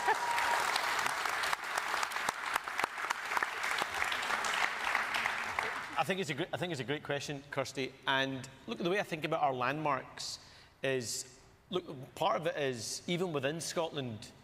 I think there's lots of different parts of the geography where we actually don't go out and explore other parts of Scotland ourselves. Almost it feels like actually people that visit Scotland quite often have more of an understanding of some of the great landmarks across the country than even we Scots do. So actually getting out there and exploring those landmarks in itself is hugely important. It helps to support local economies, helps to grow local businesses, but also attracting international visitors is going to be really, really important. And that's why I was really pleased that one of our airports was in there too, because the figures show that an international visitor to Scotland will spend 6 to 8 times as much on tourism than a domestic visitor will. So the more we can get international visitors here going to see those incredible landmarks, the more support we get for local businesses, the more jobs it creates, and the stronger Scotland's economy through it as well. What about you, Neil? What do you reckon? What's the right balance between shouting about the stuff that we've inherited that we couldn't be more proud of and the stuff that we built ourselves? Well, I think as we've seen from the videos, and as we know, Scotland's a fantastic country. We're all proud to live here and we want the best for our country. And you know, that video is a reminder of the many assets that are right across the country, not just in our cities, but in our towns and all regions, north, south and east and west of Scotland. I think we've got great assets. We need to protect what we've got. We can't take for granted the many of the historical assets that we've got, and I know there's a number of sites, unfortunately, that are closed at the moment because there hasn't been the investment that's been needed to protect those heritage sites, so we can't take for granted that heritage. But we also need to make sure that we are bringing in that income, not just about government income, but also about that visitor income. And Anas is absolutely right that it's not just about volume, it's about value in that regard. And I would absolutely agree that connectivity and getting more people to here and around Scotland is going to be crucial. And I commend the work Alison Taylor MP has been doing to talk about connectivity with Glasgow Airport and the need to, in particular, to get more people coming here and getting around the country and seeing the great stuff Scotland has to offer. What do you reckon, Lewis? Yeah, I mean, when we talk about, obviously, stuff that we built, we saw the Sir Chris Hoy Velodrome in that video there, and then John talked about it so eloquently. I mean, I pretty much grew up there, and I hate to think how many laps I've gone round and round on that velodrome, but I think in some ways I'm like almost a product of Brand Scotland. You know, I got a career and got to compete for my country because we hosted the Commonwealth Games, we were in the spotlight, and we ended up having amazing facilities like that. And it just shows what's possible, you know, and it's for lots of kids as well. Not everyone obviously makes it to the top level, but you still get all these amazing experiences that you wouldn't have otherwise if we didn't invest, you know, in the infrastructure, in the buildings, in the sports facilities, to sort of let everyone flourish. And can you tell us a wee bit about your story, Lewis? Like, what was it that made you think, actually, I've got that in me? Who first encouraged you, and how did you go on to become a champion? I think Lewis, you tell everybody as the two athletes on the stage together. Yeah, no, exactly. Well, you can take the question if you want to ask. You please tell everybody about that athleticism, please. I think like a lot of people, my parents my dad was a cyclist, so he kind of dragged me along to it and kind of wanted someone to look after me so he could go out a road ride in the weekend, you know, so take me along to a local club, and we had an amazing club called Glasgow Riders. And that's kind of where I was introduced to track cycling, but at that point we didn't have a velodrome. We obviously had the one in Meadowbank, which was an amazing facility, but obviously an outdoor wood track in Scotland with the rain, maybe not the best idea, so we're lucky to have the Sir Chris Hoy Velodrome now, but you know, it kind of snowballs. You know, you do another race and then kind of get picked up by a Great Britain cycling team, and it's the under-18 team, under-23, and then all of a sudden, you know, you find yourself competing at World Champs and Commonwealth Games, and I was very lucky to get to compete at Birmingham, which was, you know, obviously we got it in 2026, which is great, but it was kind of a home games. It felt like one in Birmingham, and the interesting thing about cycling is you don't actually get to compete for Scotland a lot. The Commonwealth Games of 2022 was the first time I actually got the chance, and I remember distinctly kind of 2 weeks before we were racing, we're at we call it a holding camp, kind of where you prepare for the games, kind of get in the mindset you're together as the team. And I was kind of looking down at my shorts as I was pedalling, and I had the kind of saltire across my legs, and it really hit me in that moment that I felt so proud to be, you know, represent my country for the first time, and then you know, to win in Birmingham was amazing. I mean, that's another bit of Brand Scotland. Obviously, I've raced across the world, but for some reason, and I think it's because we're great, the Scots are so well received. You know, no matter where you're racing, you feel like you're a home crowd, and all the English fans got behind us, absolutely no problem. And it was an amazing day to stand at that podium and have Flower of Scotland play out for the first time for me. Amazing medal winning for Scotland.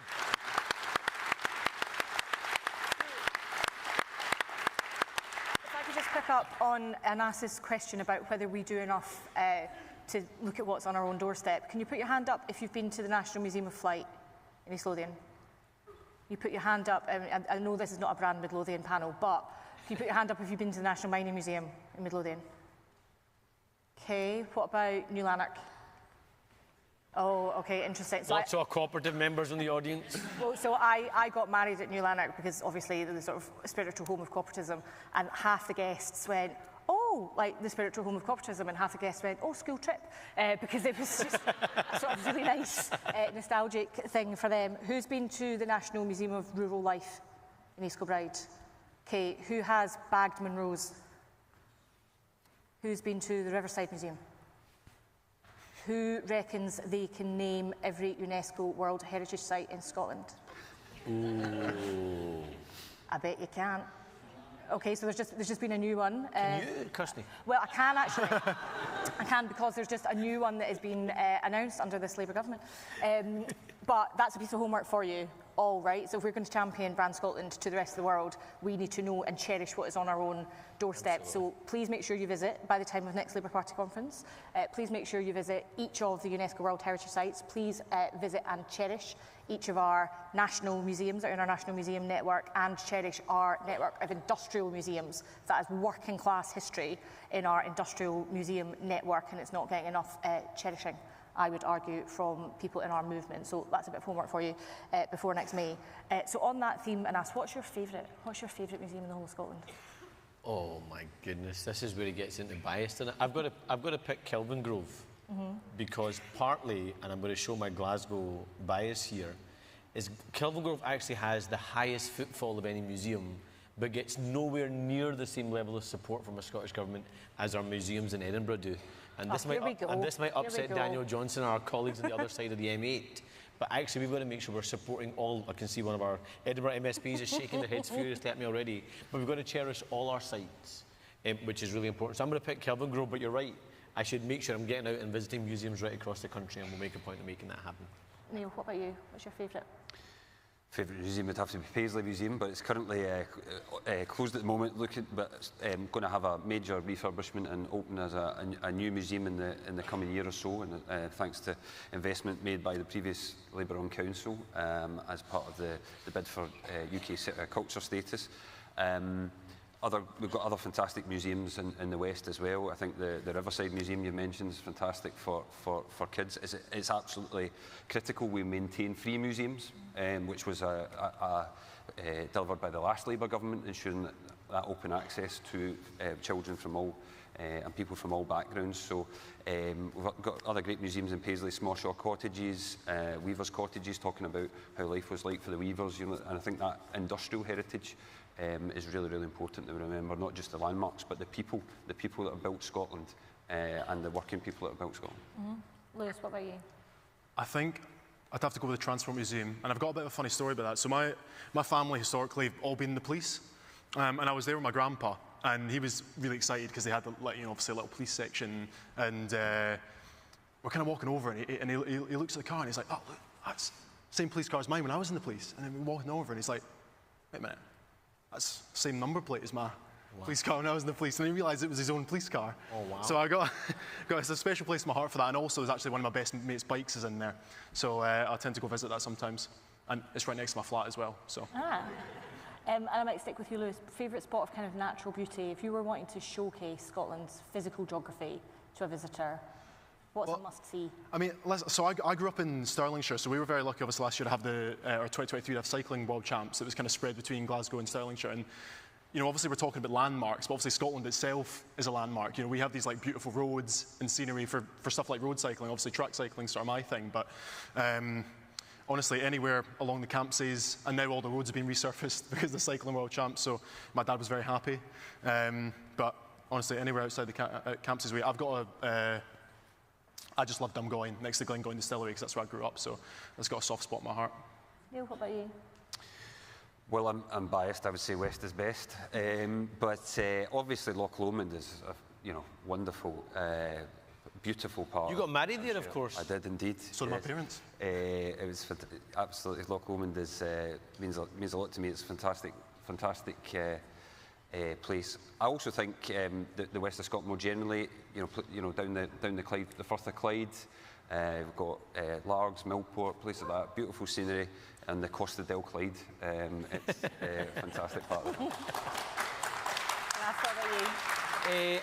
So, to be honest, if someone was coming to visit from abroad and it was going to go on that day and come back, then actually I would take them to Loch Lomond, not just because Neil Bibby got married there, but also because Jackie Wee will kill me if I said anywhere else. But actually Lossiemouth, because I don't know if people have been to Lossiemouth, and honestly, please go and visit Lossiemouth. It's got an incredible beach. It's got a fantastic new bridge that takes you over to the beach as well. And I spent every single one of my Easter, Christmas and summer holidays till I was about 15, 16 years old in Lossiemouth, because my gran used to live up there half the year. I've still got family up there, and of course that's where my mum was brought up, so definitely Lossiemouth. Okay, interesting. And in terms of anything that we can be doing on the policy side, do you have any reflections on, for our, whether it's our heritage sites, our cultural sites, things that you have in mind if you were to be coming into government that we could do to support? So I think partly what Neil said there about free access is really, really important. How we actually integrate our heritage sites and our museums as part of our economic growth plan, I think, is also really important. Because I think one of the big challenges we've got is when we think about culture policy. I think quite often we think about culture policy as if it's quite a nice add-on to have that's a cost to the public purse, rather than actually an asset in which we can leverage in investment and opportunity and tourism into Scotland. So I think integrating our culture policy within our economics policy, I think is going to be really important. And actually just one thing that Lewis said when he was touching on infrastructure. If you actually think about it, people will know this, again, living in the west of Scotland, if you actually think about what the last major infrastructure project was in Glasgow, it was the extension of the M74, 1.5 miles of road, which was done well over a decade ago. Whereas, it goes to your original question, Kirsty, is yes, we've got to celebrate the heritage. Yes, we've got to celebrate things that have been built, of course, in the last 10, 20 years. But actually, where's the next generation of things that we're going to develop and build that become beacons for the next generation to demonstrate, yes, Scotland's celebrating its heritage and its history, but actually showcasing the best of modern Scotland too? That's where I think we've got to think big in terms of that next phase of infrastructure projects. And Neil, you're presumably doing a lot of thinking about this at the moment. Yep. Yeah, absolutely, and we do need to integrate cultural and economic policy, economic and sport policy. It's a great opportunity, the Commonwealth Games coming in next year to Glasgow. It's going to bring a lot of inward investment, £150 million to the economy in Glasgow. That will be a huge benefit to the city, but also wider Scotland as well. So a chance to showcase what Scotland has got to offer. Also a chance to inspire children and young people. 2014 was great, we all remember that, but I've got 2 young children that weren't even born in 2014. There's a whole generation of children and young people that haven't had the chance to see elite sports people like Lewis on their doorstep. So this is a real opportunity to inspire them, inspire the next generation, inspire that investment, so we can take our sport and culture into the future and have a brighter future for Scotland. And Lewis, have you got thoughts about how we integrate sport into our thinking about the wider economy? Yeah, I think a lot of the time you can maybe get caught up in the sort of big landmarks that we saw there, but I think what's important for me is the grassroots facilities, because I do a lot of coaching with kind of grassroots clubs, and at the end of the day, the people that use these big grand facilities have all sort of began, like I did at Bellhouston Park, on what was essentially the worst velodrome ever. It's this flat tarmac thing, and you're fighting with like rollerbladers and dog walkers to try and get your efforts done. But that's kind of where it begins, and those are the people that actually eventually step into these amazing facilities we have. So I guess it would just be making sure that we have support for the grassroots, because again, that's the foundation that a lot of this is built on, the people that use the facilities. And Lewis, do you have any advice for those of us who are not blessed with a natural sporting aptitude about how should we, do you have anything you'd like to say to encourage us to keep going, give things a go? It doesn't matter if you're never going to end up a champion. Well, I guess the thing is, I just started by doing everything. It's just finding your niche and what you enjoy. I did rugby, football, athletics, and I was terrible at all of them. And I eventually sort of found my thing. But that was only through and obviously it's a bit easy when you're a kid to just run about and try everything at school and all that. But I guess just saying yes to opportunities. That's your polite way of saying you did do everything, and to Scottish Labour Conference you're doing do something, isn't it? As is your polite way of saying that. And then as you're doing a lot more international travel, and when you're I think you've recently been in Germany, and when you are speaking to people overseas, what is the picture in their mind when you say you're from Scotland? Go back to what Lewis said. Look, there is such a massive love for Scotland in terms of culture, in terms of people. But actually what we've got to flip the switch in terms of people's head is, don't just think of Scotland as a good people, of course we are. Don't just think of it as a heritage and a culture, of course important. Also think of it as an investment opportunity. Think of it as somewhere that you'd want to go on holiday, somewhere you'd want to spend your money, somewhere you'd want to export things out of, somewhere you'd want to invest and build a business yourself, and somewhere that you want to recruit and get the best of the talents and best of ideas from. And I think if we can flip that switch, it could be incredible in terms of the opportunity. And I made reference to this to my speech yesterday, is actually Ireland does it really, really well. They tap into the soft power of Ireland, their identity, their culture, for maximum economic effect, not just for the nice to have bits, but actually for the hard numbers too. And that has yielded inward investment, headquartering, tourism, exports, and thousands of jobs for the local communities, and also significant economic growth. Scotland can tap into the exact same, partly through the networks that exist in terms of UK infrastructure, but actually tapping into both UK infrastructure and the unique Scottish soft power as well, I think would be immense. And I've got a bit of a plea for colleagues. I was in the Western Isles in the first 3 months that I was in office, and it was really important to me to be out of the Central Belt in that first 3 months. And the thing that colleagues in the Western Isles were saying to me is there's a lot of sort of lineage tourism, of people wanting to come and trace their genealogy, but the genealogy tourists all come to Edinburgh and see the castle and say, I've kind of visited my roots. But actually a lot of the roots of people in North America are actually in the Western Isles. So it's a plea to all of you. We will desperately want to showcase things that are happening right across Scotland, kind of top to bottom. You have to tell us what they are and what you want a spotlight shone on, and you've got more international travel planned that you referenced yesterday. Do you want to tell folks more about that? That's why we'll be in the EU, looking at how we strengthen Scottish produce and Scottish markets to the European Union. We're going to be going and learning lessons from the Republic of Ireland. We're going to be in Washington and New York, where we are going to do the business-to-business relationships, as well as the culture-to-culture relationships, as well as, of course, trying to strengthen political relationships, because that's all really important in terms of our economic security as well as our national security. But again, thinking about how we travel and how we do connectivity within Scotland is going to be really, really important. So one of the things that I'm really keen to encourage, I know we're working with Torquil Crichton, our fantastic MP in the Western Isles, to make this a reality, is how do we get more, for example, cruise ships to stop in the Western Isles. So that's not going to put pressure on, for example, the local hotels or the B&Bs, because people actually stay on those individual ships, but actually coming off the ships, looking at the historic sites, spending money in the local shops and restaurants in itself is a massive economic benefit for them in terms of the businesses, but also in terms of the hospitality sector too. How do we get connectivity out of the airports? So Edinburgh's doing really well the other side of COVID. I think it's recovered very well. How do we get people out with just going to visit Edinburgh, looking up and down the East Coast in terms of that further tourism? How do we strengthen Glasgow Airport to make it more of a direct flight attraction for people? We don't have a direct flight planned from Glasgow Airport to North America for the next 18 months, which is not good for Glasgow's economy, it's not good for the West of Scotland's economy.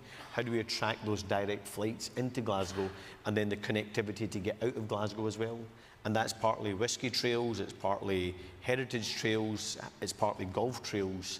How do we do that as a way that we can say to people, your family history is from Scotland. Come to Scotland, enjoy our cities, enjoy our hospitality, enjoy our sites, but actually go out and travel and go and track your family's heritage. And through that, I honestly think we can make people fall in love with different parts of Scotland and attract the investment into those parts of Scotland as well. And do you want to reiterate any of the things you said yesterday about our airport connectivity, which is wild? Well, you're going to think I'm obsessed with all things with Glasgow, but like, one of the things I would stress is, of course we want to strive for net zero. Of course we want to make sure we're meeting our climate change ambitions.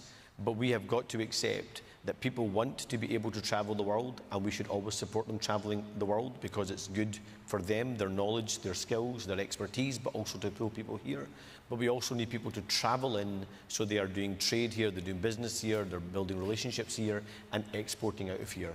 And that means investing in our airports. It means having proper route development funds. It means proper direct flights, and then all the business relationships that come from that. And our airports have got to be a key part of that growth plan for Scotland. So before we leave landmarks and locations, any final thoughts from you that you'd like to share? Any hidden gems or anything that you'd kick yourself if you didn't get a chance to showcase to everyone? Well, it's just, I think you know, we've got fantastic assets right across the country. I think, I mean, there's hidden gems all across Scotland, and Anas mentioned the importance of the cruise industry and people coming here not just by planes but also by cruise ships. Colleague Martin McCluskey MP for Inverclyde actually hosted a round table recently in Inverclyde because Greenock's getting a lot of cruise ships visiting Greenock, and there's an opportunity for us to build wealth not just across Scotland but in local communities. So convening that meeting Martin did, he was really keen to try and make the most for the local economy from these opportunities. So there's hidden gems right across Scotland from Greenock right to the Western Isles and everywhere in between, and further south of course in the north than that. Right across the whole of Scotland there's huge opportunities for people to see, and we'll hopefully see more of that in the next video and more. Super. Lewis, any final thoughts from you on landmarks and locations? Well, I reckon the best way to explore all those landmarks is on bicycle. I guess I should start cycling, but that's one of those, the best way, you know, you can go on the fire trails, you can go on the roads, and you can see everything Scotland has to offer. So you mentioned kind of going to the Transport Museum as a child. I was just with my kids at the Riverside Museum, and I said, on the way, let's play a game. How many different kinds of transport can you name? And in the top 5 was police car, which Kids love police car. I was quite alarmed by that. Shall we move on then to food and drink? And we've got a little video for you about that.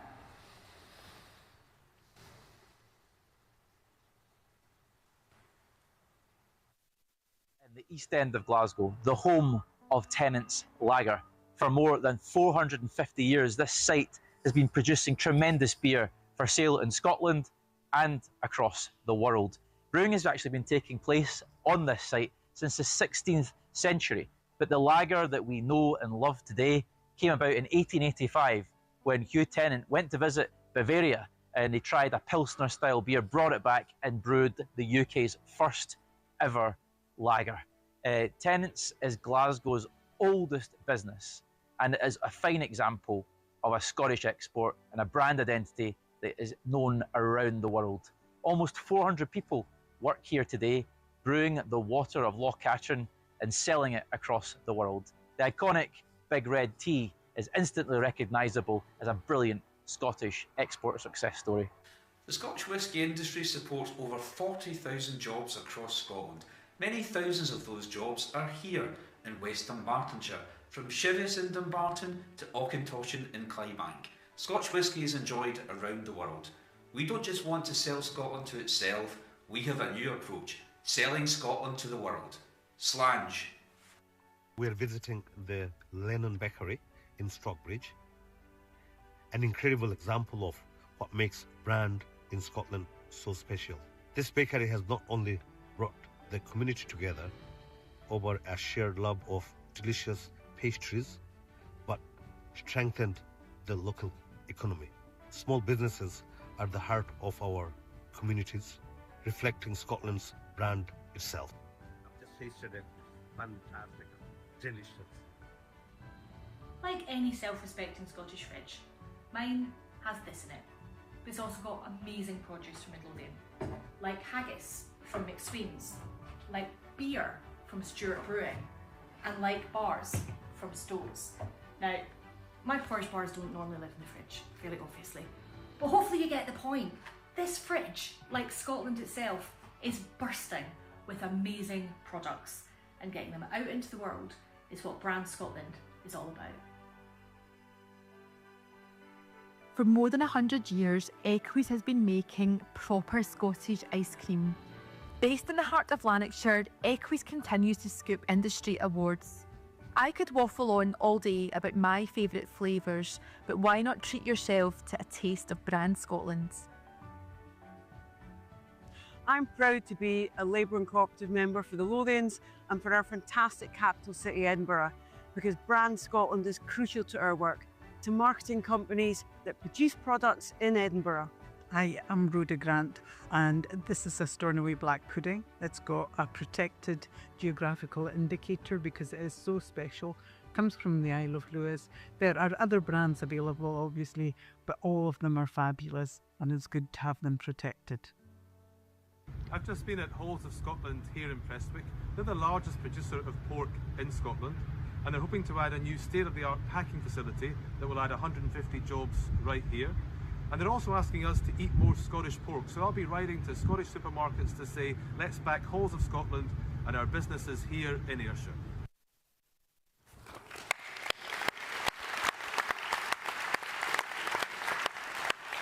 So, Anas, I'll start with you again. Very, very favourite bit of Brand Scotland food and drink produce? So I'm actually going to surprise everybody here. So I don't actually like the dish myself, but people often think about culinary beauties of Scotland. Do you know the chicken tikka masala was created in Glasgow? Do people know that?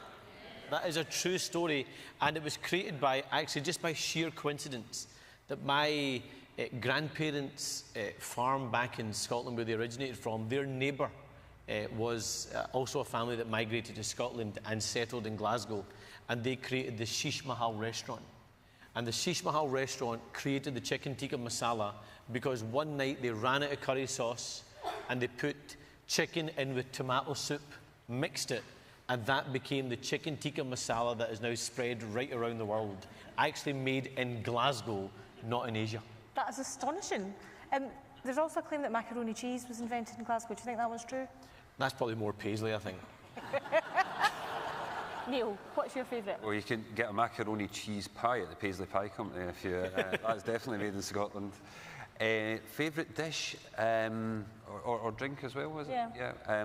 Well, I've got to say I don't mind a Tennent's Lager like Paul, and I think it's we've got so much to offer. I do like a Tunnock's Turner caramel wafer. I like one of those on occasion as well. So, but so much to offer in different parts of the country. And Lewis, what about you? Yeah, unfortunately, I'm not a Tennent's man, but interesting story. So when I used to go to races, right, because obviously I was very lucky to race across the whole world, and you'd be packing your bag, and what I always tried to do was bring a 24-can pack of Iron Brew, just to give out to all the other racers. Just to sort of, because the thing is, you never know when you need help from someone else when you're away abroad. So it's like over the years, I must have handed out, I mean, she'd have me on commission, but I must have handed out, you know, hundreds of these cans of Iron Brew, mainly because I love it and I want everyone else to as well. And it's came in handy a few times when I needed a little help from a mechanic from a different nation or something like that. So it'd have to be Iron Brew. Okay, and Anas, where do you think our biggest untapped potential is for this sector? Oh wow, huge. I mean, actually, if you think about the network, people often talk about the salmon industry and it being the largest exporter out of the country. And the networks that the salmon industry has developed and the networks that the whisky industry has developed. And I often think is if we can open up those networks to other produce that comes from Scotland, the economic potential for Scotland is absolutely huge for bars, for Tunnocks, for lots of great products right around the world. And I think if we can get that relationship, it would make a massive difference. But when Neil mentioned Tunnocks, it reminded me that one of my patients when I was a dentist was the manager in the Tunnocks factory. So it was my favourite 6-month checkup appointment because people often think that dentists don't eat lots of chocolate, but actually in the back of any dental practice, there is more sweets than you get in a sweetie shop. And every 6 months, they would bring a hamper of Tunnocks products that would last us for the 6 months that followed. So definitely a fan of the Tunnocks, particularly the caramel log. It's definitely the favourite. Controversial choice, but I'm going caramel log. And do you have thoughts? So in terms of untapped potential, let's take drink as an example. Mentioned Tennent's Lager, great Scottish produce, produces a lot of lager across the country. I think the untapped potential in drink is actually small producers.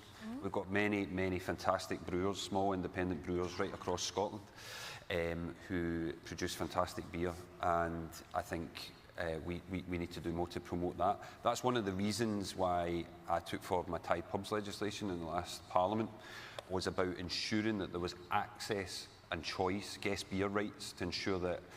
Unpack it for us a bit. Tell us more about the legislation. So a number of pubs in Scotland are Thai pubs. They're owned by large pub owning companies who, and there's often a lot of international beers that are predominant in those pubs. So it's to give publicans the right to have a guest beer right, so the consumers can demand a local beer, a beer that they want, with a view to getting more Scottish produce into Scottish pubs. So that hopefully that legislation was passed a couple of years ago. It's been held up, but hopefully it's going to go online soon, so we can see more Scottish. Because I absolutely agree, we need to be selling more Scottish products across the world, but we also need to be selling more Scottish produce in Scotland as well, and hopefully if we can support small independent brewers to sell more in Scottish pubs, then that would be beneficial to the Scottish economy as well. Lewis, where do you think the biggest untapped potential is? Yeah, I mean, I'm more of a sort of consumption expert rather than the policy expert. But so I might mention, I grew up in a wee village called Killearn, which is lucky enough to have Glengoyne Distillery placed right next to it. And it's a bit anecdotal, but I imagine it's sort of mirrored in other rural places. But I'm incredibly used to trying to drive by it, and there's about 42 million cars spread all over the road, and no one can walk on the pavements, and it's not accessible, and it's just an absolute nightmare. But we're obviously very lucky to have lots of people visiting, and I see it in Clare in the village as well, how fortunate it is for the pubs and stuff, and how well they do, and the opportunities it has for locals and also kids growing up in high school.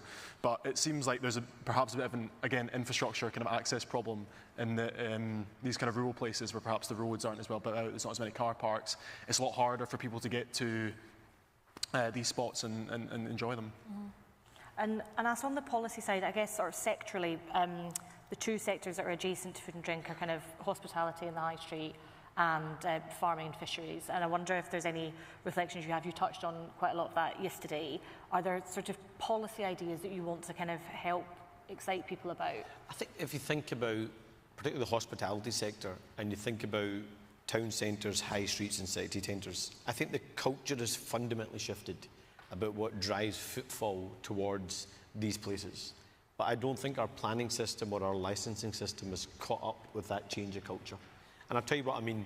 So now with the shift to online retail, particularly accelerated by what happened during the pandemic, what used to happen was people would go to their town centre, the high street or the city centre for a retail venue, and they might go into a hospitality venue. I think that's now flipped completely on its head. People are more likely to go now to a town centre, a city centre or a high street for a hospitality venue, and they may then go into a retail setting. So I don't think, we've got to make sure our planning reads that new style, our licensing laws around that, but also our rate system. Our rate system is fundamentally broken. And right now, the online giants are paying a tiny slither of their turnover and profits in business rates, as opposed to a hospitality or retail business on a high street or a town centre or city centre, which is paying an exponentially high amount of its turnover and profit in business rates. And that is a rigged system that is eating up those businesses, is undermining footfall on our high streets, is undermining local employability and small brands like Neil mentioned. And so we've got to fundamentally reform our rate system. That means an immediate rates relief, but it also means a fundamental redesign where we shift the balance more onto those online giants with the distribution sites and much more rates relief for those that are on those town centres and high streets, so we can reinvigorate our town centres and high streets and actually get investment and opportunities for local communities. And anything about farming and fishery you want to reflect on? And again, for farming and fishery, is how do we maximise the support we give to them as a key part of our economic drive and the produce? Because again, I think there's a risk that when we think about our fisheries industry, we only think about salmon, or when we think about our farming industry, we only think about the costs of it rather than the benefits of it. And I don't think we tap enough into the benefits of it in terms of maximising the produce spread in country, but also the produce spread across the whole of the UK. So for example, people often talk about trade missions, rightly, and about selling produce, but when they talk about trade missions, they'll think about trade missions to Europe, they'll think about trade missions like we're going to do to Ireland or to the US. Actually, where's the trade missions to Greater Manchester? Where's the building of business-to-business relationships between parts of Scotland and the regions of England, or with Northern Ireland, or with Wales? That relationship doesn't happen, that investment doesn't happen, and I think that undermines opportunities for us here in Scotland. So how we get those stronger trade ties is going to be a key part of what we do. And have you thoughts about when we've got a Scottish Labour government working in partnership with a UK Labour government, what's the gap really of kind of untapped potential that if we were working in partnership we'd be able to unlock? So take the example of the Global Investment Summit that happened before the budget last year, where rightly we had an announcement of £60 billion of inward investment coming into the UK. It was the largest investment for well over a decade coming into the country. But if you actually look at the specifics of the projects that were announced, very few of those individual projects were in Scotland. And that was not because there was no effort from a UK government. The reason why we didn't maximise the opportunities of that investment is because in the run-up to the investment summit, in the investment summit itself, and the follow-up from the investment summit, the opportunities were afforded to all nations and to the regions within England in terms of their regional mayors. But actually Scotland just thought its job was, the Scottish Government thought its job was to turn up but not do the work. And I think that fundamentally undermined our opportunity. Who's the person that's going to make the deals for Scotland? Where are the identified infrastructure projects for every region in Scotland that we're actually going to go and sell to investors in other parts of the UK or other parts of the world to attract the investment to come here? The reality is we don't do it. We haven't got it. So I want us to identify, and this is partly the task we've set our 37 Scottish Labour MPs as well as our MSPs and indeed our future candidates, is in your own local community, identify what are the areas where if we could direct investment, whether it be through the National Wealth Fund, whether it be through GB Energy or indeed through some of the finance companies or indeed international investment, what are the investment opportunities in your community that we then as a government can go out, argue for, make the case for and fight for and break down the barriers for to get the investment to come in. And that's a completely different way of thinking in our governments. And right now we don't do it in Scotland. Where's the deal makers? And so you've obviously got an open door, everyone in the hall and in the wider party, to the Scotland office to be your kind of window onto Whitehall at a UK level. Who do you want people to be harassing when they've got an amazing investable proposition in their neighbourhood? I want you to harass your local MP. I want you to, I should probably be the words of this right in case it gets quoted. Don't harass any politicians of any political party. We want a softer, gentler side of that. But if you've got an investment opportunity, investment idea, or you think there is somewhere in your local community that is ripe for a certain kind of investment, we talked about the opportunities of nuclear, for example, yesterday. There's lots of other projects that are huge investment opportunities. Is make sure you're making the case to your local Labour politician, be that your councillor, be that your MSP, be that your MP, be that your candidate, but also those individuals will then be helping us draw the economic map we want to build here in Scotland around building those investment cases. And then of course we'll be feeding them into the Scotland office feeding them into departments across the UK. And I hope post May 2026 we'll be driving that here from Scotland too, rather than as Scotland trying to get somewhere else to do its work because the government here can't be bothered to do it. We're going to get things done, get deals made, get investments in Scotland, create thousands of jobs, bring in billions of pounds and transform our country, and we're going to do it by electing a Scottish Labour government next year. Hear, hear.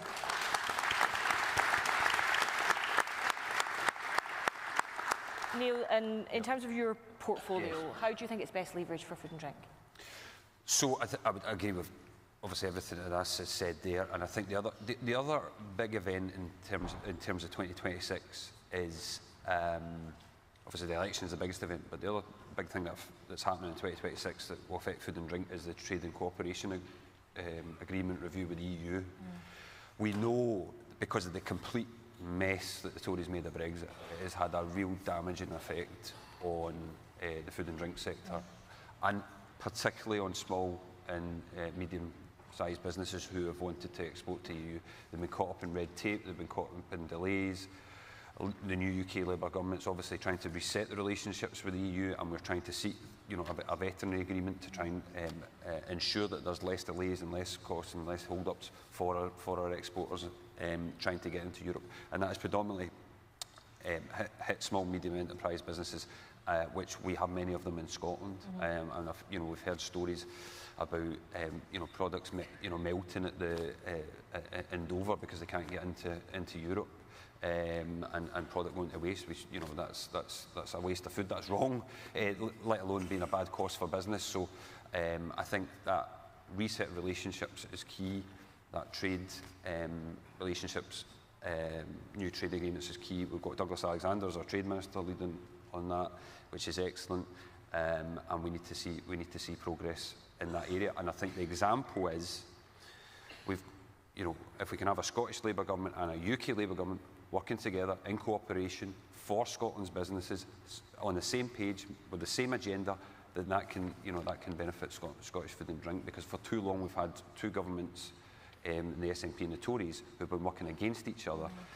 But this trade and cooperation agreement review is really, really important for Scottish food and drink, and Labour at a UK level and Labour Scotland will be doing everything we can to get the best deal for Scottish businesses and Scottish workers. Fantastic. Lewis, any final thoughts from you? I just found what Anas was saying, obviously, about the kind of high street in the community really interesting. I think one thing that maybe we're all guilty of, especially me, is not shopping local, like always kind of going to that convenient, jumping on Amazon to get something that I live in Glasgow, so I feel like most things I could probably get if I just walked out into the street and went and bought it. So I think there's obviously maybe an opportunity there for a sort of psychological shift in getting people more integrated in their communities, thinking about shopping local and kind of making that effort again to get back out in the high street and sort of get it flourishing again. And I will get thrown out the Co-operative Party if I don't say at this point, make sure you're shopping local in your local Co-op store or local Scotmed. Okay.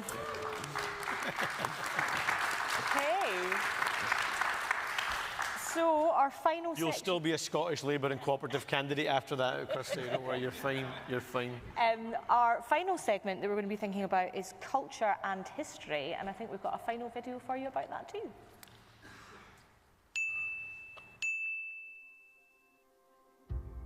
Welcome to the south of Scotland, home of Scotland's national bard, Robert Burns.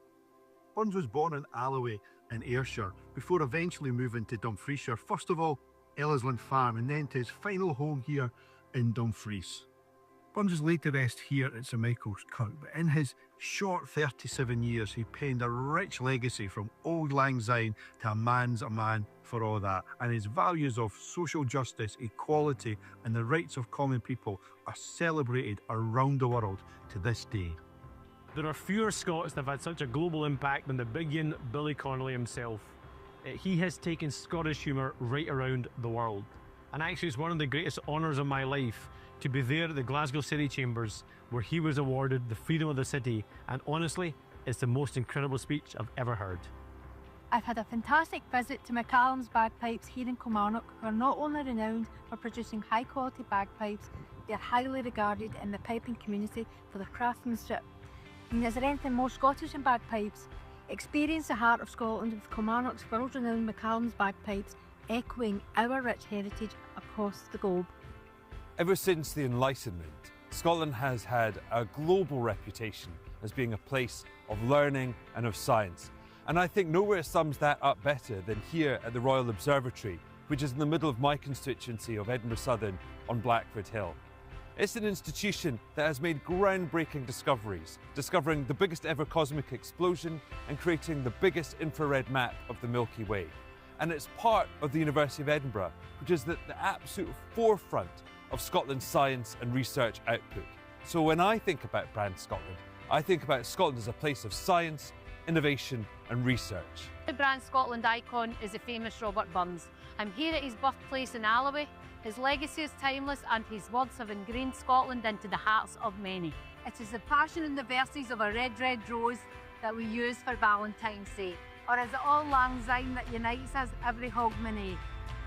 Whatever the poem, Burns is clearly our national bard, global and cultural icon.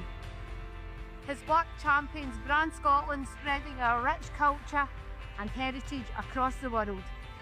Here's to Rabbie, the enduring spirit of Scotland. Hello, I'm Keith Robson. I'm the Senior Public Affairs Manager at the Open University in Scotland. I'm standing before a picture of Jenny Lee, renowned as the founder of the Open University. Jenny was born in 1904 in Lochgelly in Fife was a passionate believer in the power of the arts and in education. She was actually elected to Westminster before she was old enough to vote.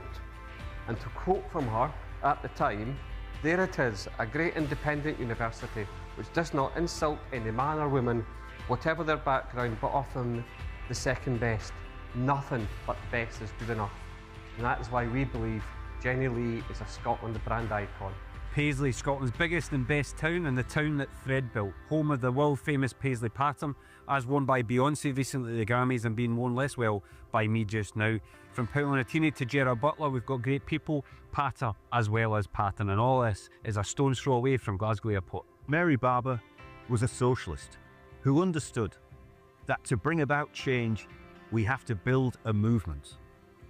In the case of that Glasgow rent strike of 1915, it even had a name: Mary Barber's Army.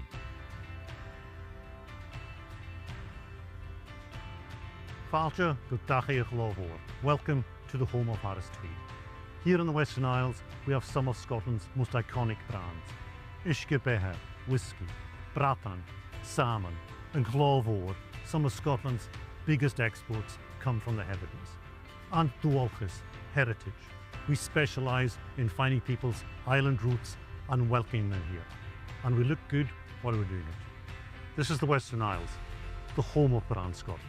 Well, Brand Scotland is one of our key priorities, not just of the Scotland office, but of the whole of the UK government. We've spent the last 20 years selling Scotland to the Scots, but we've got so much to offer the rest of the world, so it's about time we started selling Scotland to the rest of the world. That will create jobs, inward investment here in Scotland, and create better communities. We're here at the V&A here in Dundee because one of the key things of Brand Scotland is our soft power, it's our culture, it's our heritage, it's our tartan, it's our whisky, it's our salmon, it's our goods, it's our services. Wherever you go in the world and you mention you're from Scotland, it invokes memories and it invokes thirst for much more of Scottish produce and Scottish history. So we should be exploiting that around the world to create jobs here in Scotland. Scotland has amazing views, no less so than here in Inverclyde and Renfrewshire West, where the Clyde runs right through our area, the source of so much of our economic prosperity in the past, from shipbuilding and other industries, and the source of our economic prosperity in future, whether that's through the exports that come through Greenock Port, the tens of thousands of cruise ship passengers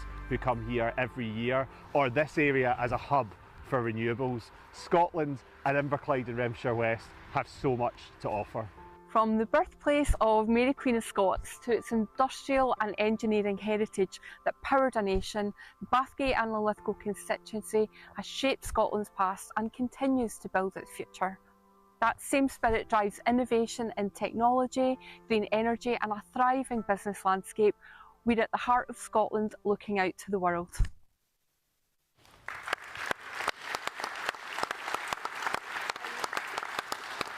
So just before I come to you and ask, I'm going to steal Chair's prerogative to tell a wee story. The mention of Jenny Lee there reminded me, last year I did a women's event, invited women members all over Scotland, some of you might have been there, and Labour Women's Network did an amazing exercise where they asked everyone to go into groups and name a kind of amazing woman in politics and then describe her without mentioning her name to the plenary.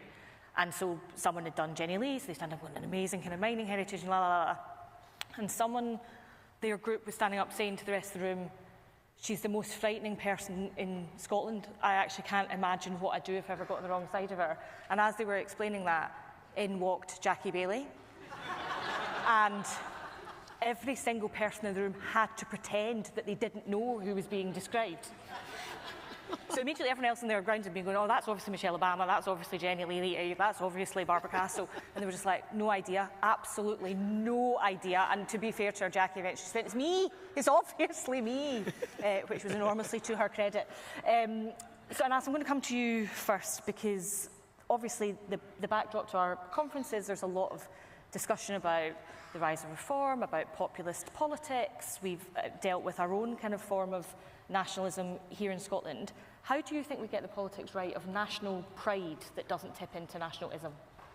I think our challenges, and again our references yesterday in the speech yesterday, is I think if we're honest with ourselves, particularly in the run-up to the independence referendum and actually coming out of it, there's been a bit of a discomfort, I think, from parts of the Scottish Labour family to really embrace Scotland's culture, Scotland's history, Scotland's heritage, as if it's equally our own. And this is the point that I think is really important for us to get across. Scotland's history doesn't belong to one political party. Scotland's culture doesn't belong to one political party. Scotland's story doesn't belong to one political party. Scotland's flag does not belong to one political party. Love for Scotland doesn't belong to one political party. We all love Scotland. We all want the best for Scotland. Our flag belongs to all of us. Our history belongs to all of us. Our heritage belongs to all of us. And it's because we love Scotland, it's because we want the best for Scotland, is why we want to be in government and change people's lives. And we should not be shy or ashamed of talking about it. Amen.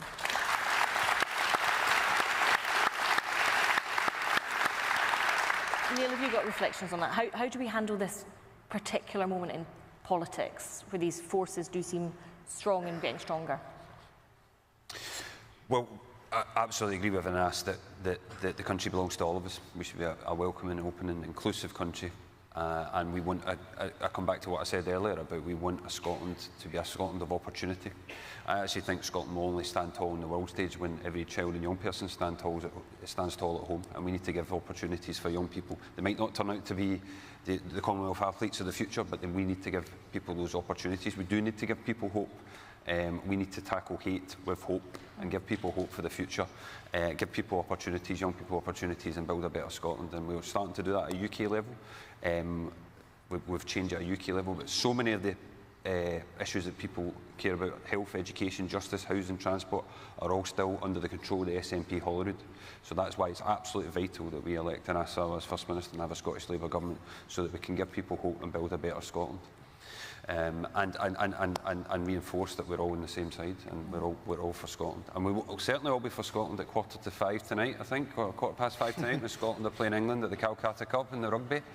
I don't know if it's too late to move a Conference Arrangements Committee report to get it on the big screen afterwards, but maybe that could be done later. But yeah, we want what's best for Scotland, and we're going to demonstrate that, not just with our words, but our actions at a UK level and a Scottish level, to give people that hope for a better Scotland. Mm-hmm. And Lewis, you have kind of represented our country, so you've been an embodiment of Scotland and Scottishness. How do you reflect on the fact that you're Scottish, you're British, you've got lots of layered identities? Yeah, it's interesting. I mean, I guess I've always been proud to be able to compete for both, and it was a great honour to compete for Great Britain Cycling Team, obviously again because it's such a sort of infamous organisation with being so successful and having, we talk about culture and heritage, like having people like Chris Hoy, who are amazing role models for people in sport and even now. And yeah, I don't know, because I got, as I say, so rarely got to represent Scotland, getting that opportunity was such a big moment for me. But the interesting thing is, being someone who grew up, I'm in my sort of young 20s, so I've kind of only grown up knowing the SNP in government. So kind of to go back to what Anas said, like, I've sort of grown up being told if I'm not a nationalist, then I can't be Scottish. And that's why I'm so excited to potentially have Anas as First Minister, someone who can produce a positive message for everyone, in Scotland, that everyone can identify with. And you can be proud to be Scottish, you can be proud to be British, and you can have a hopeful message to sort of take the country forward. So I 100%. I reflected on this at a fringe that some of you might have been at yesterday, that really the activism that we had in that general election campaign, we couldn't be more grateful for it, and it was an activism built on the work of co-operators, of trade unionists, of our activists, our old-timers that stayed through all the long dark nights. But crucially, it was also built on the activism of young people, and what a leap of faith that entails, that young people who've never, as you say, known anything but an SNP government. It's different for me, because I remember what it was like when there was a UK Labour government and a Scottish Labour government working together. I remember the possibilities that entails. You don't remember that. Very and jealous. All the young people here don't know that. So it was a real leap of faith for young people to come out and hammer doors on the promise of something that they themselves had never experienced. So can we just have a massive round of applause for all our young activists for what they did?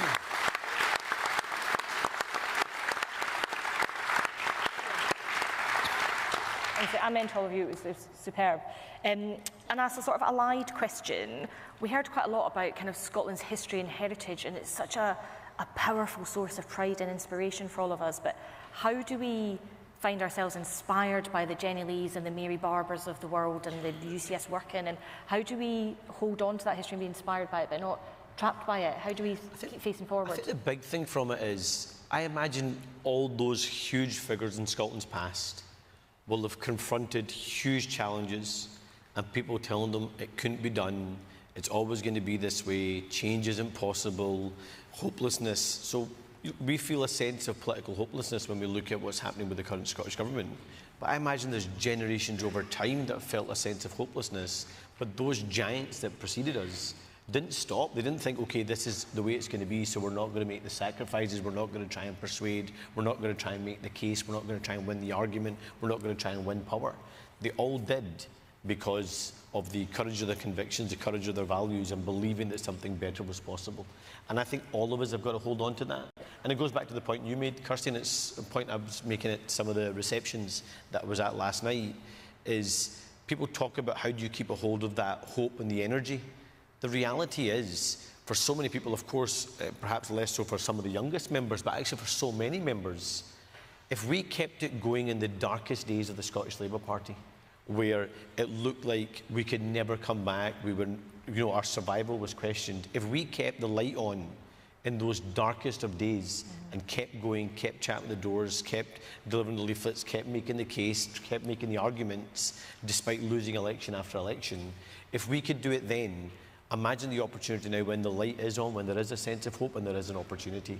And that's the big lesson, I think, to learn from the giants of the past, is they had to break down barriers, they had to take on fights, they had to take on the naysayers, but they smashed through it because they truly believed.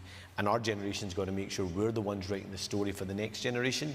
So, because I don't want my children's generation or one day my grandchildren's generation to still only be talking about that generation's achievements. I want them to be talking about this generation's achievements because we made a meaningful difference. And that's on all of us as a collective. Sure.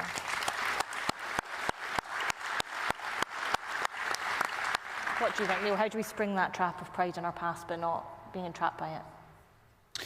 Well, we need to learn from history. If we don't learn from history, we repeat the same mistakes as in history. We can be inspired by history. We can stand on the shoulders of giants. But we're here to make history as well. We're here to make a change and make history. I think it's really important that we celebrate our past, learn from our past. Robert Burns was mentioned a couple of times there. Some great visitor attractions in Scotland for people to visit from abroad, but also our own country. It's important, as I say, children and young people are learning about their history and their past as well, to be inspired by that past generation.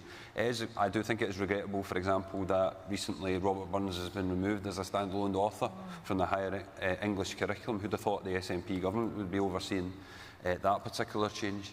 But we do need to celebrate people in the past. Absolutely, our greatest national bard in Robert Burns, but also we don't celebrate, as you said, enough women and the women of Scotland and the contribution they've made to Scotland over many years.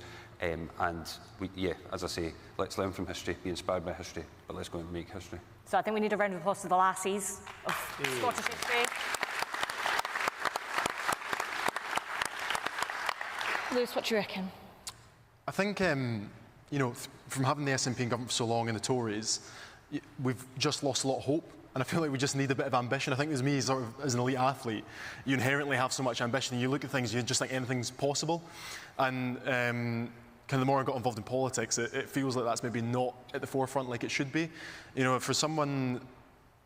What I find interesting is, so I'm at university, I'm at the University of Strathclyde just now, but also obviously I did sport.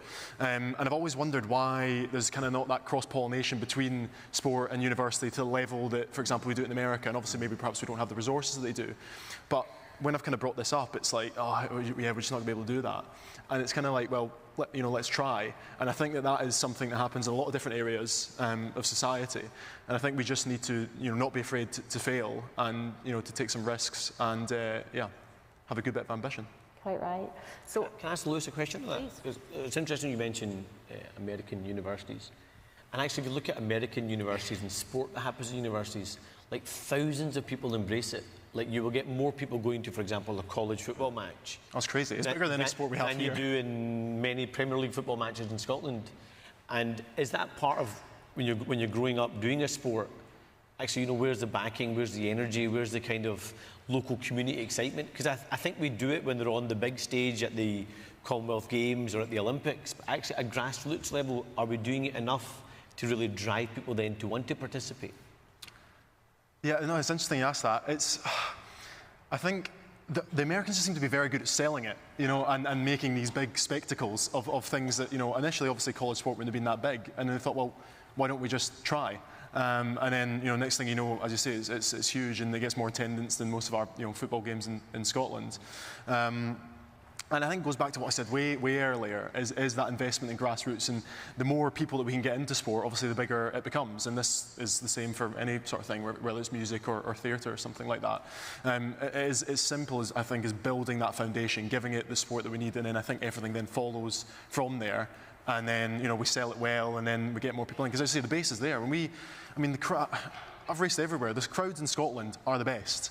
You know, full stop. They are unbelievable, especially if you're racing in front of them with Saltire on. So we've got the people there that are interested. I think we just need to provide the opportunities for them to come along and enjoy.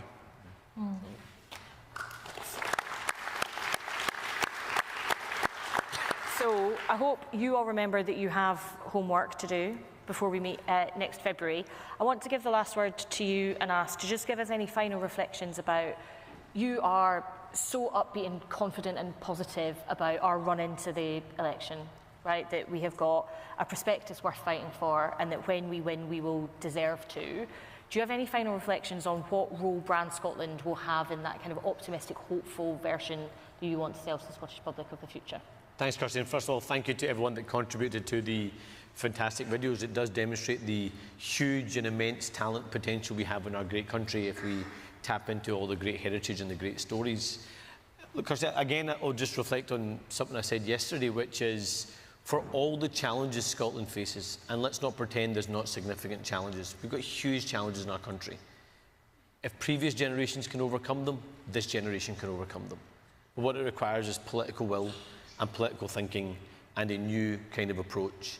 And that's the big challenge for all of us. Because no matter what the challenges might seem in the here and now, I honestly believe, and I said this yesterday, and I'll say it again today, and I'll say it every day between now and May 2026, is people thought when I said that we would win the general election last year, people thought I was deluded to say we'd win the election last year.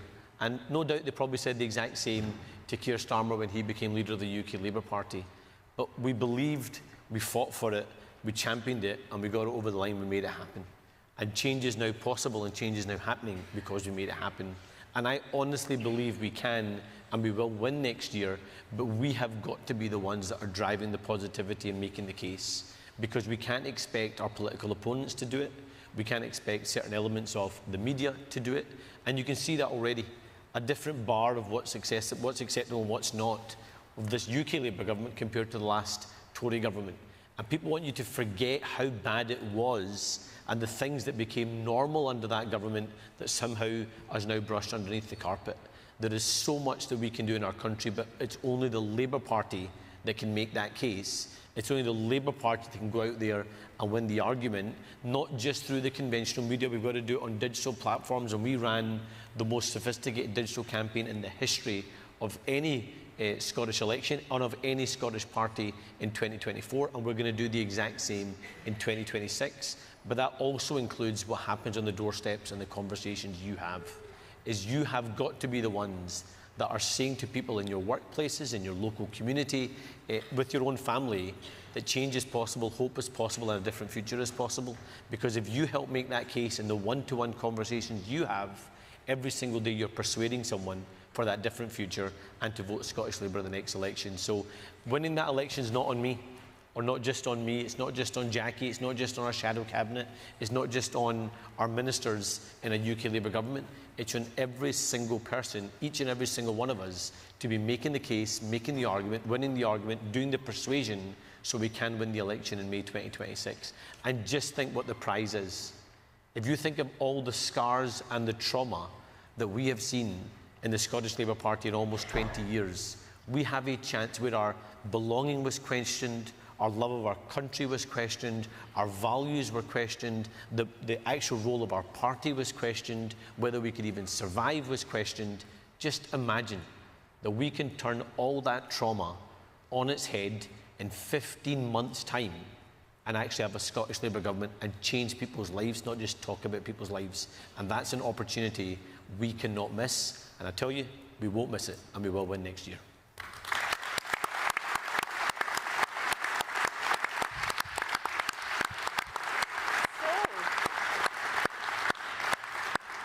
Amen to all of that. Thank you so much. Can I have one final round of applause for our amazing panellists, which are Lewis Stewart, Neil Bibby, and Emma Sarwar. Thank you so much for coming. Thanks for the cheer. Thank you. Thanks all.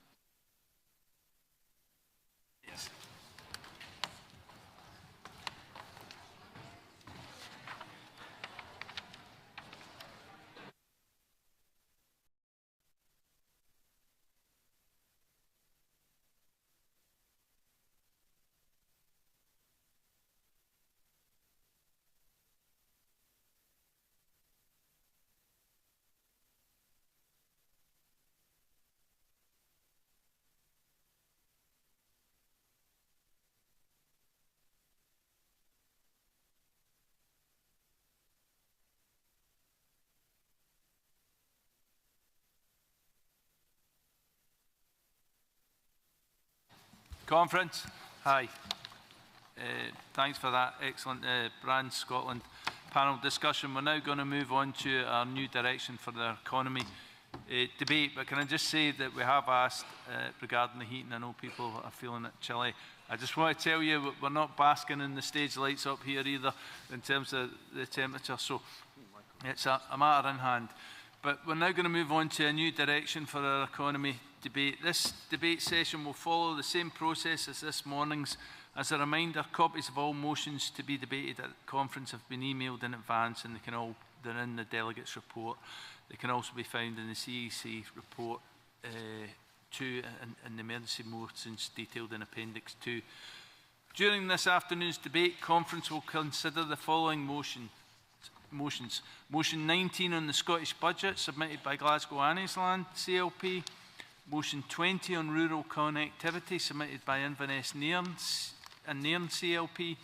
Motion 21 on retail in the High Street, submitted by USDAW. Motion 22 on access to culture, submitted by Paisley CLP. Motion 23 on just transition for workers, submitted by SERA. Emergency Motion 1 in Palestine, submitted by Cunningham South CLP and Glasgow Kelvin. And Emergency Motion 2 on fire and rehire, submitted by Unite. I will call each motion one after the other during the debate and invite speakers once all motions have been moved and seconded. Speakers are welcome to speak on any of the motions moved in the debate session. In the interest of time, I'll skip the timings. So can we move on? And conference, can I now welcome Daniel Johnson, MSP, Shadow Cabinet Secretary for the Economy, Business and Fair Work, to open the debate. Thanks, Daniel.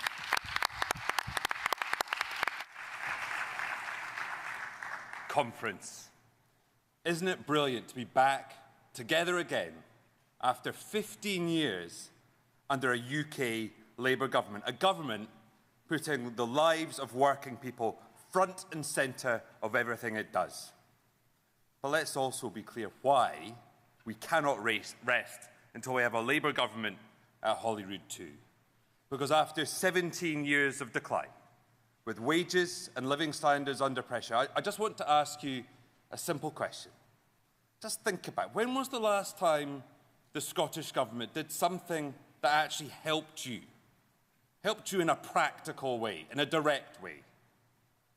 Now, let me explain via a little story about my approach to politics. And Simon is going to be able to back this up. I was at a training event recently at USDAW's office. And we were just about to reconvene, get back into the room and talk about how people could become candidates and stand for Labour. And there was a leaking tap. Now, if I was an SNP minister, what would I do? I'd probably set up a working group, maybe ask for a strategy about leaky taps, maybe commission a tap that ran over cost and you probably had to replace the sink as well as tap. And then after all of that, you'd probably have to get a review into what went wrong. What did I do? I said, hang on, Give me 5 minutes. Let me go out to the car. I got an adjustable spanner, went back in, opened the cupboard up, tightened up the pipes, and I fixed the leaky tap. So comrades, if you don't believe me, and you spot a leaky tap, come and have a word and I'll fix it.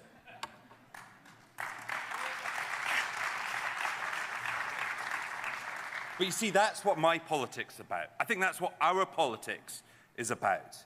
We need to spot what's wrong and don't talk about it. We need to roll our sleeves up and get stuck in and fix the problems. Because let's be clear, I think we can get bogged down in big words, things that explain the economy and what's not working, but not do anything about it.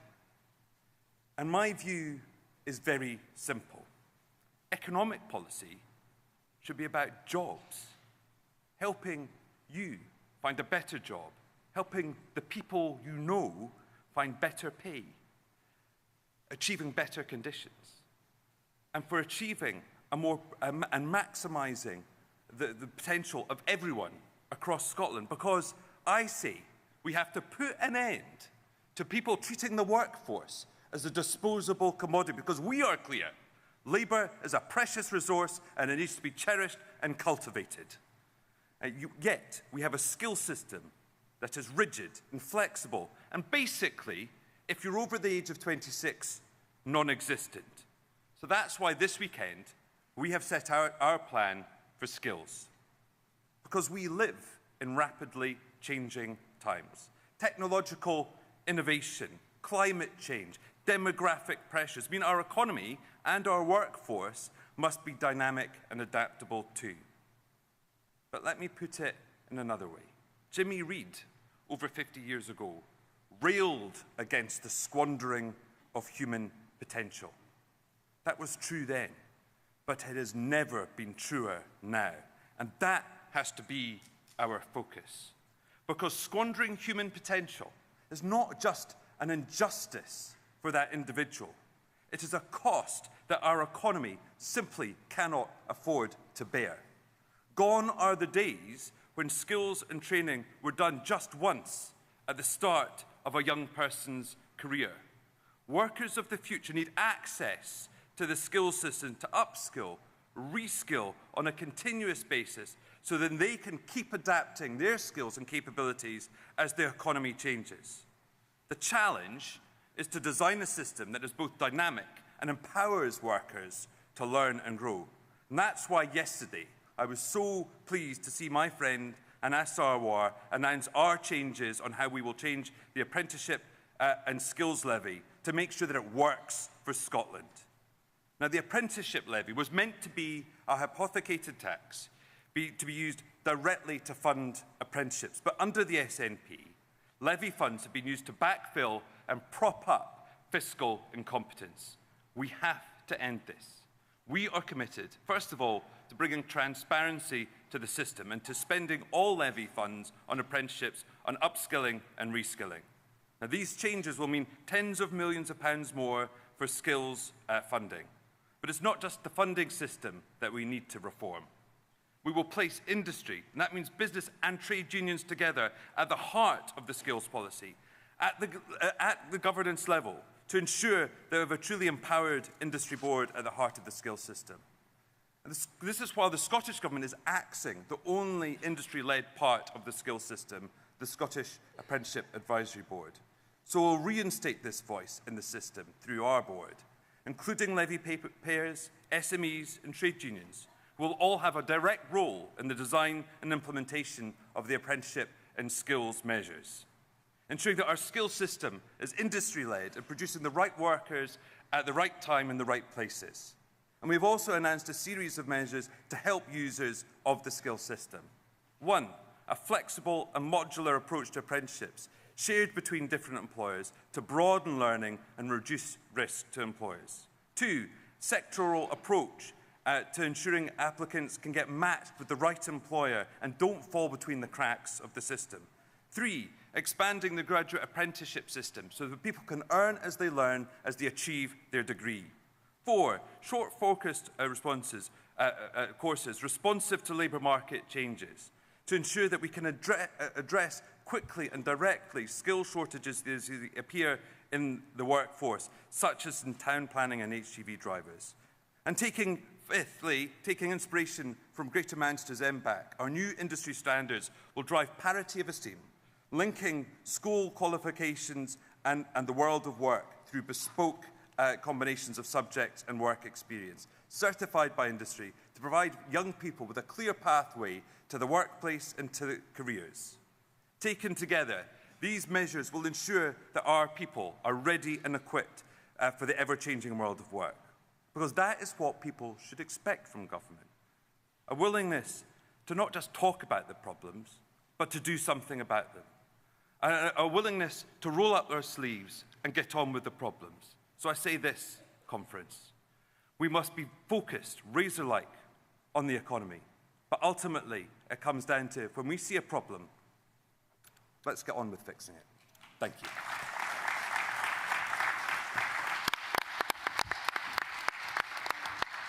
Thank you, Daniel. A handy person to know.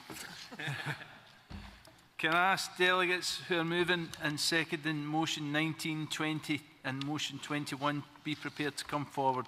If the delegate moving motion 19 can come to the rostrum and other delegates moving and seconding in this session can make themselves known to the stewards, this will help maximise the time available for speakers in the debate. Thank you. Good afternoon, conference. My name is Fraser Simpson, Glasgow, Annisland, CLP. I'm moving motion 19, Scottish Budget. Conference, I could say I'm a first-time delegate and first-time speaker, but I've been warned by my colleague who's attended many of these conferences that that would appear to be reaching for sympathy. So instead, I'll offer this. I've worked as a Glasgow-based lawyer for 35 years.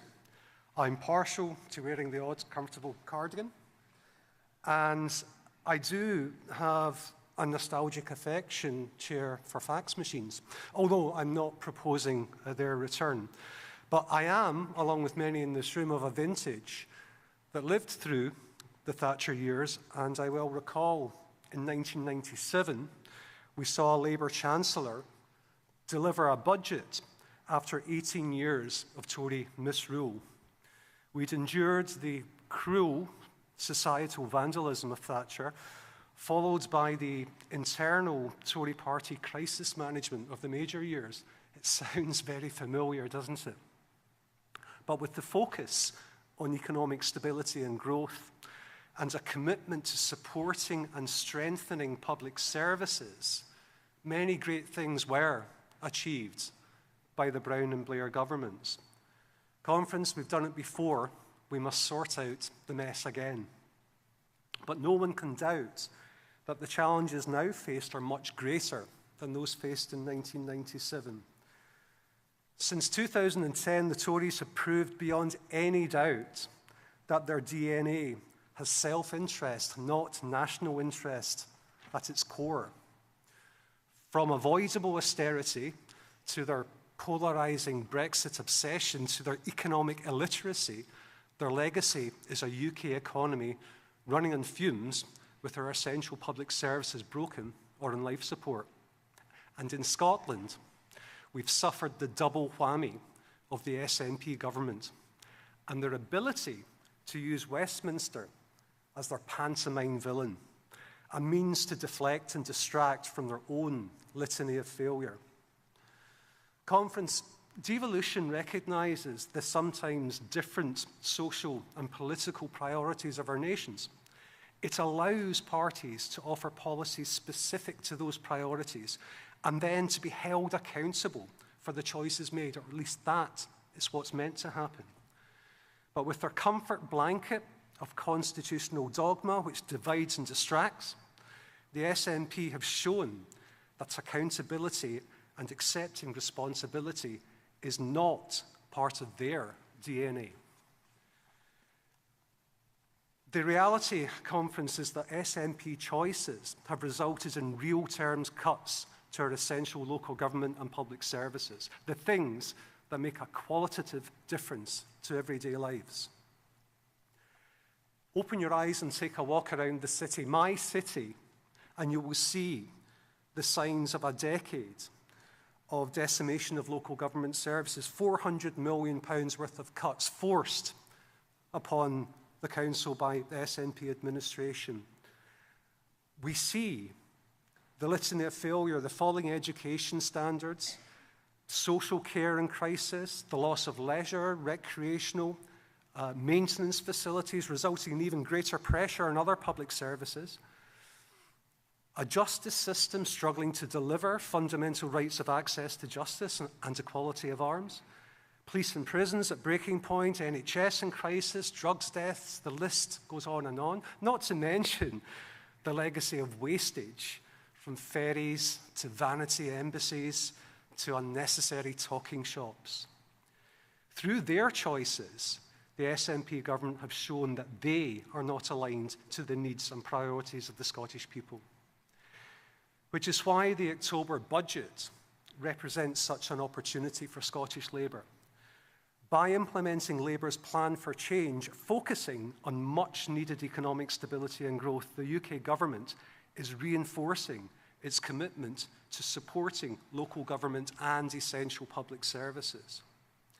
And in announcing the largest ever funding settlement for Scotland of £47.7 billion, this means that the SNP have now not only lost their pantomime villain, but also any remaining credibility when attempting to avoid accountability for their political choices.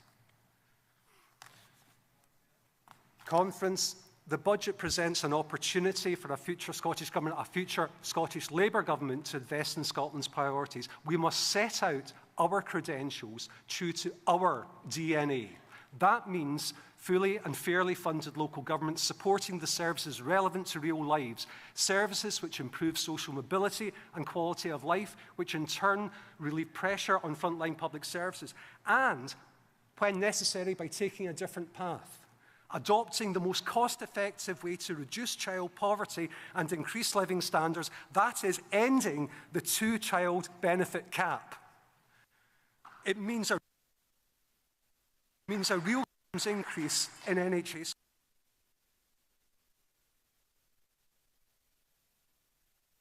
denied access to justice, which a future Labour government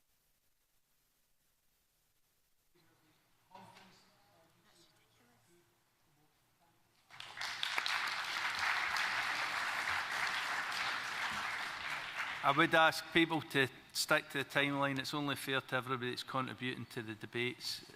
Thanks very much. Can I ask the second? That motion has been seconded from the floor. Can I now ask the delegate moving motion 20 to come to the rostrum, please?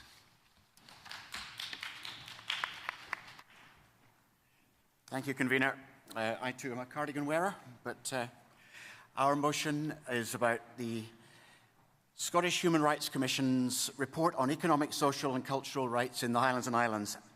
It's groundbreaking because for the first time we are seeing the revelations of isolation, fuel poverty, lack of affordable housing, inadequate healthcare provision, poor infrastructure of every kind, from digital to transport, in every form, people unable to access education and training. For the first time, these are emerging in rural areas. We've had SIMD for a long time. We have known very well about the difficulties and challenges in urban contexts. But for the first time, the Highlands and Islands and some of the potential areas in which a Labour government could make a major difference are shown very clearly. It's a perfect storm. Health and social care are in crisis. Recruitment and retention across several sectors are issues. Delayed discharge, problems of addiction and crime are just as real in Oban, Dingwall, Thurso, Stornoway and Inverness as they are anywhere else. Downgrading of rural hospitals so that services which should be available locally are now remote. For mental health services in Caithness, you have to travel to Raigmore Hospital in Inverness, which is 100 miles away. Typically, the SNP have ignored a 2018 review about the provision of urgent medical care in Skye. The list goes on. The costs of living are far higher in rural areas. People pay higher prices for food, clothes, household goods. 36% of households are in fuel poverty in a cold and wet climate. The rail network's worse than in Victorian times, and I hardly need to mention the A9, A96, A82 and A83 for you to recognise the anti-car green contribution to SNP government over the last few years. And the ferries, a catalogue of failings again. The islanders have come off worst. Ferries out of commission, not built in time, as everyone knows about. It would help if we had faith in at least the CalMac board. Caledonian McBrain is essential. But as we know, the CalMac board has been described as a random assortment of Quango favourites who don't know one island from another. That's Torquil Crichton's verdict. It's probably a pretty inaccurate one. We've got an ageing fleet, lack of investment, unreliability and poor planning. That absolutely sums up the SNP government overall. The squandering of human potential, as Daniel pointed out, is palpable. There's not a single human right that meets all the conditions of adequacy under international law. This is a shocking document. The Scottish Human Rights Commission have given us something very important which we need to pay attention to in the next 15 months and beyond. To move to solutions, another of those great Labour icons of the past, Willie Ross, Secretary of State in the 60s, said, "Land is the basic natural resource of the Highlands. Any plan for social and economic development would be meaningless if proper use of land were not part of it." A Scottish Labour government must put land reform central in what it does for rural areas and urban areas too. We have a great tradition. Tom Johnston, Secretary of State in the 1940s, established the North of Scotland Hydroelectric Board. We now are in an age when Torquil Crichton and Michael Shanks can make a big difference to our energy landscape. We should be emboldened and confident because of our Labour heritage to take core Highland elements. A croft is apparently a small piece of land entirely surrounded by legislation. But those 20,000 crofts are very important to the region's identity, as is Gaelic. Han canan dualchas riachinach agus luachvor, famous-in gardianag agus lesachag. We need to protect and develop our heritage in every way. An example of one of the partners we need to work with strongly is Highlands and Islands Enterprise, lost 40% of its budget over the last 3 years. Prejudice from the SNP Central Belt-minded idiocy means that core organisation, which has a social condition as part of its founding principle, not just economic development, but social development too, that's being starved of resources. A Scottish Labour government in Holyrood can take the country forward. And we can bring connectivity and benefits to businesses, individuals and communities. And we need to bring a human rights approach across government. I will conclude by recalling the massive commitment and service of the late and remarkable Anne McLean OBE, whom we lost recently, a union activist who was the only blind person to have been chair of Scottish Labour. We in the Highlands miss her passion and commitment, and I urge you to support motion 20. Thank you. Can I have the seconder for motion? Can I have the seconder for motion 20, please?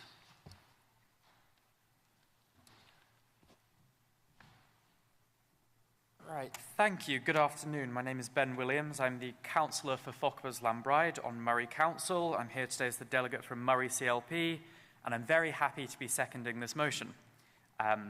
It is a motion which contains an awful lot, and rightly so, because there are a lot of issues facing the Highlands and Islands currently. I think Michael did a very good job of explaining a lot of them, so you consider what I say here to be a kind of short addendum to what he said.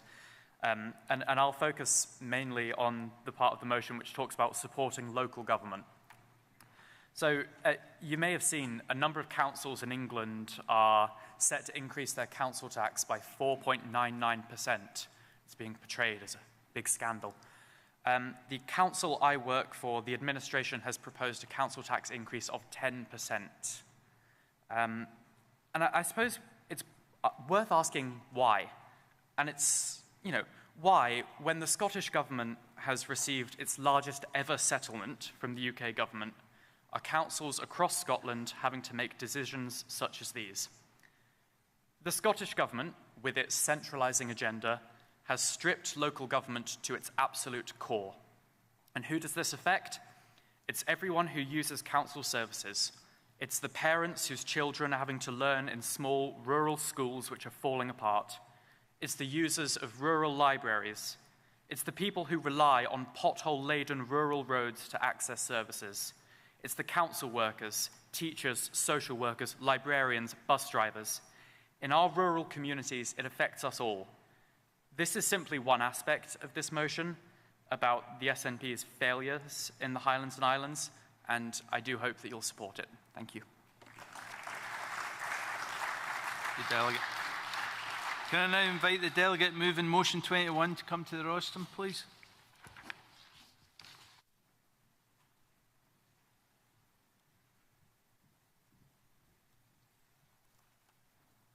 Conference, delegates, Susan Donaldson speaking on behalf of USDAW's members in Scotland. The retail industry is a fundamental part of Scotland's economy. It's the largest private sector employer, directly providing over 200,000 jobs. It contributes billions of pounds to the economy every year.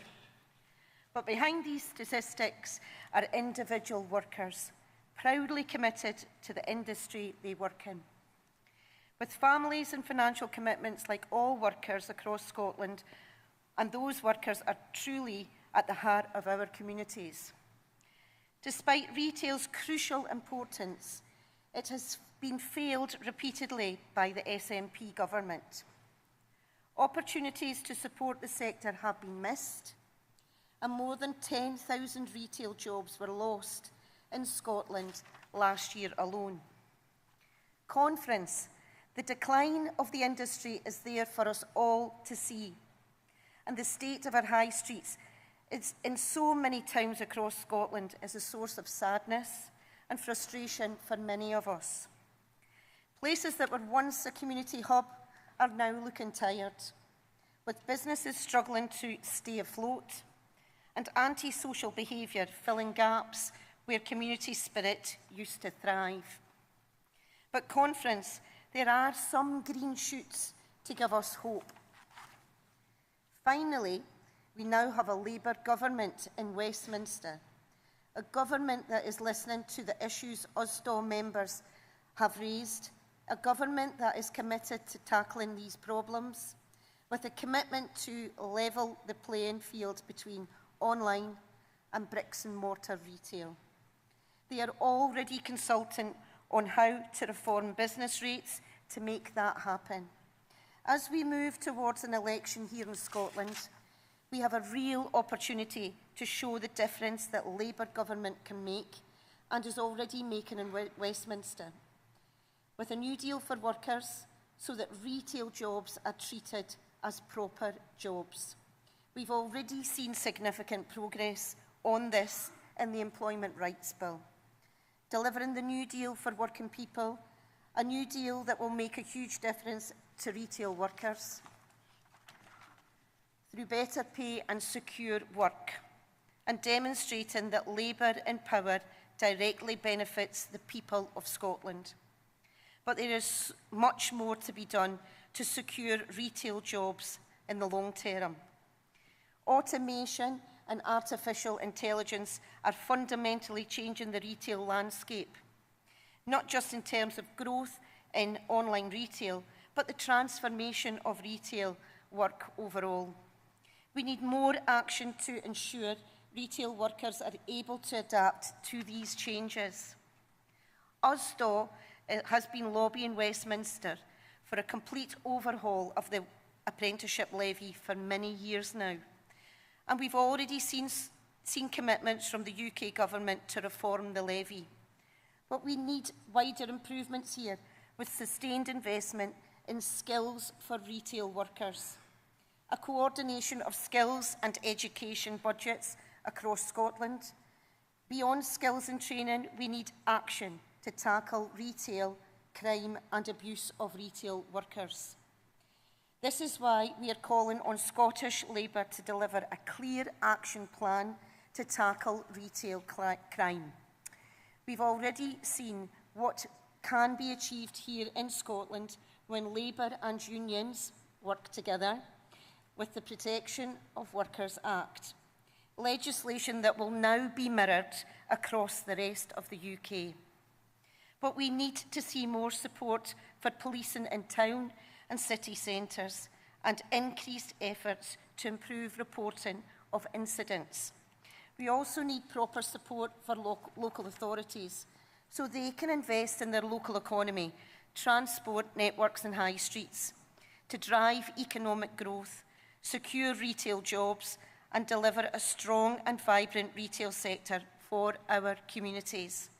But we can only do this with a Scottish Labour government in Holyrood, alongside the Labour government in Westminster, working together to finally deliver for working people and their families across Scotland. Conference, please support.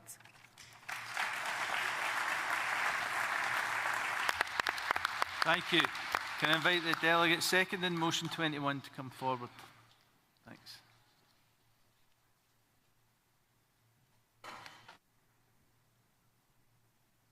Hello, my name's Helena Gray. I'm the delegate from Uddingston and Bells Hill, and I'm seconding this motion and would urge you to back it. I think we can all agree that high streets should be the beating heart of our communities, but the retail sector has been through one crisis after another. Retail jobs and retail workers are of key economic and social importance. For many young workers, as it was myself, retail is their first experience of work, and retail can provide flexible job opportunities for many people balancing caring or other responsibilities. Students, for example. Usdaws' Freedom from Fear campaign highlights that abuse is not part of the job. And why should it be? Nobody expects to go to their work to experience violence and abuse, but for retail workers, it's happening on a daily basis. And they need specific action plans to tackle retail crime. This can include support for more frontline policing in towns and city centres, which I believe the Scottish Labour government could deliver on. Investing in retail staff benefits everyone, not only the staff and employers, but the people who enter the shops too. And to do this, we need significant and long-term investment in skills and funding. In terms of new technology and automation, workers deserve to have a human connection when decisions about them and their job are being made. We need to include the workers more and ensure that new roles created by new technology are first made available to the workers who will be affected. Thank you.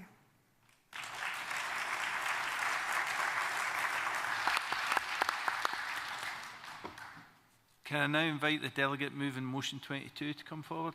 Thank you.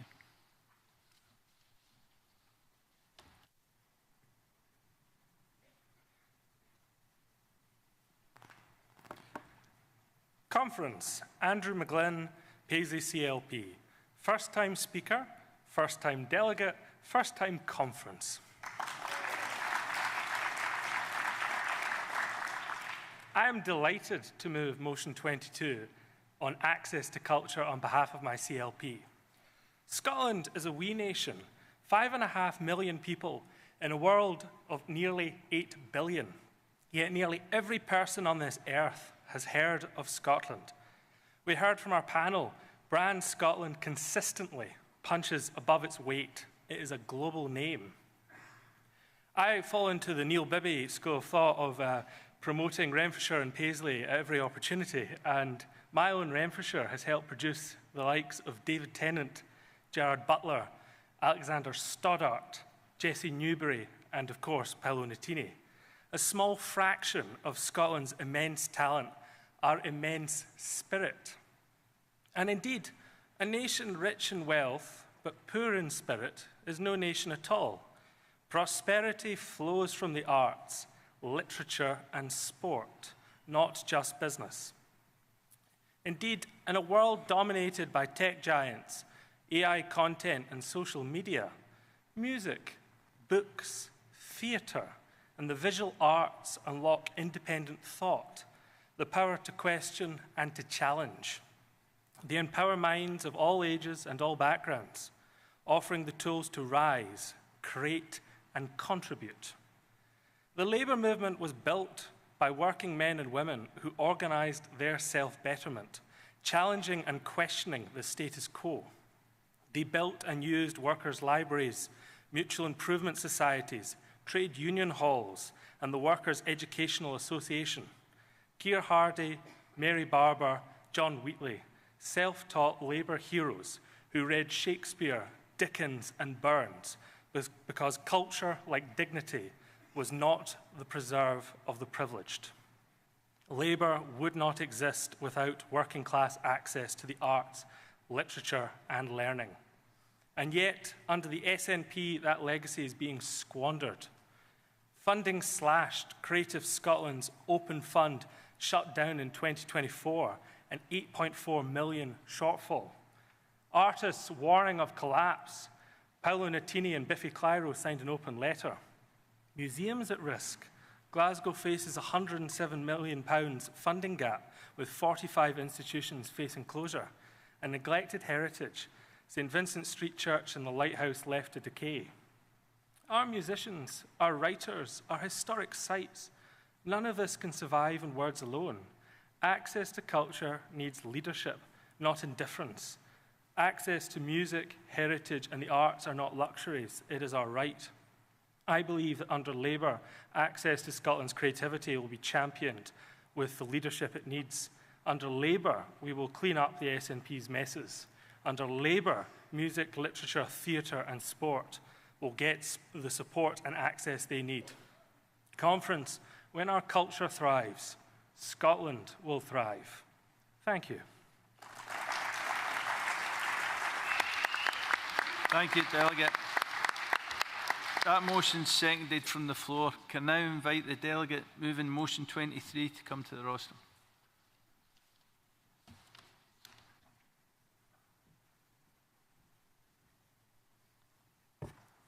Thank you, Chair.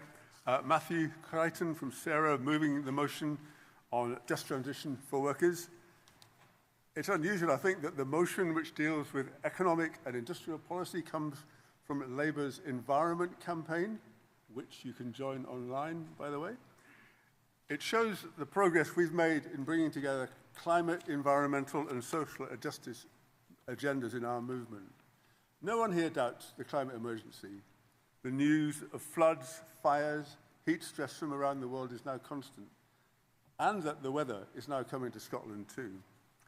And I think nobody doubts that socialist parties like ours have to chart a way to a world in which our economy stops trashing the planet. Because without that, where is the hope? Where's the vision? But there are social and economic emergencies too, which we have to address with equal urgency. We've heard already about the poverty and ill-health which haunts this wealthy country. And we have to address the economic crisis of deindustrialization, of increasing insecurity and low pay. Comrades, there is an unjust transition underway at the moment, which you'll hear more about when we take motions from trade unions tomorrow on Grangemouth and offshore workers. It comes down to this. This country, I think, has a choice. It's to choose the business-as-usual way of the Tories and the SNP. This way has given and will give us continued deindustrialization, growing insecurity at work in a low-investment, low-skill, low-wage economy, underfunded public services, decaying infrastructure. Just look at our roads. Overseas ownership of the economy, which siphons profits and jobs away. We see the failures to create a supply chain for renewable energy. The state of nature continuing to decline. A government which thinks that industrial policy is about asking business what it needs and then giving it that. People having trouble to heat their homes while wealth accumulates and remains untaxed. The other option is that we do what this motion says. Economic and fiscal policies which ensure that our economy delivers the public's priorities, not those of the corporations and financial markets. That's a lot of what I mean when I talk about just transition, but I don't think when we talk to voters we use those words. What we say is we want that offshore workers will find a range of good choices and support if they're made redundant or choose to leave the industry, and that young people can train for jobs making and building the Scotland we want to see. We want warm homes which cut the cost of living for people. We want to travel where we need. We want to be able to travel where we need on high-quality, decarbonised public transport, cheap or free, and which gives rural communities connectivity. This is not happening. It's been debased by the SNP Scottish Government, who talk a good game, about a just transition, but they do not deliver. Labour can deliver. We know how, as set out in this motion. I won't read it all, just some points. We set rules for what we expect from private and public companies. We place conditions on every tax break or subsidy, every permit, about fair work, about collective bargaining, about decarbonisation. We plan in each sector of the economy, sectoral agreements between employers and trade unions. We extend public ownership. GB Energy is a good start, but the Scottish Government and local authorities can do so much more. We reform taxation. There are proposals from the STUC, from Scottish Environment Link, from Stop Climate Chaos, from Tax Justice Scotland, which show how we can make the tax system more progressive, generate more revenue, and be more environmental. When it's said that we need a plan, not just a ban, I say this is the core of that plan. Labour can deliver it, and I think it has to. You have seen the polls. The election is a year away, but I would say, whether or not the UK is following this path, our chances in the coming election depend on convincing voters and workers that we can deliver what the SNP only promise. And that's the task I think Anas was setting us yesterday. As he said, it may not be easy, but it has to be done. And not done to us. It's something which we all have to create, from the top of the party, comrades, to you all in your communities and workplaces and to affiliated unions. As I've said, tackling the climate emergency is non-negotiable. We've nailed our colours to that mast. And all the experts are clear now. It's not enough to grow renewables. We also have to, 1 minute, well, just, okay, so, comrades, we have to be bold, determined, socialist. Vote for our motion, vote for hope, vote for our future. Thank you.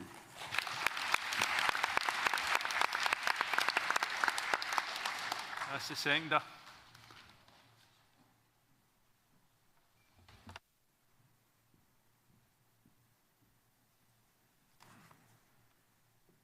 Chair, Conference, Billy Stewart, Unison.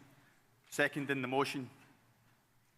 Conference, despite harsh economic circumstances, we saw hope in the streets as we come out of lockdown, where we witnessed millions marching for humanity and to save the planet, from school-age activists to senior citizens organising and campaigning, offering hope in a hopeless world. What short-term hedonism is worth deferring the safety of humanity and the existence of the planet? It's worth noting the Earth is 4,543 billion years old. Humans have existed on this planet for 7 million years. Capitalism has only existed for 500 years. Public services are sacrificed for private profit.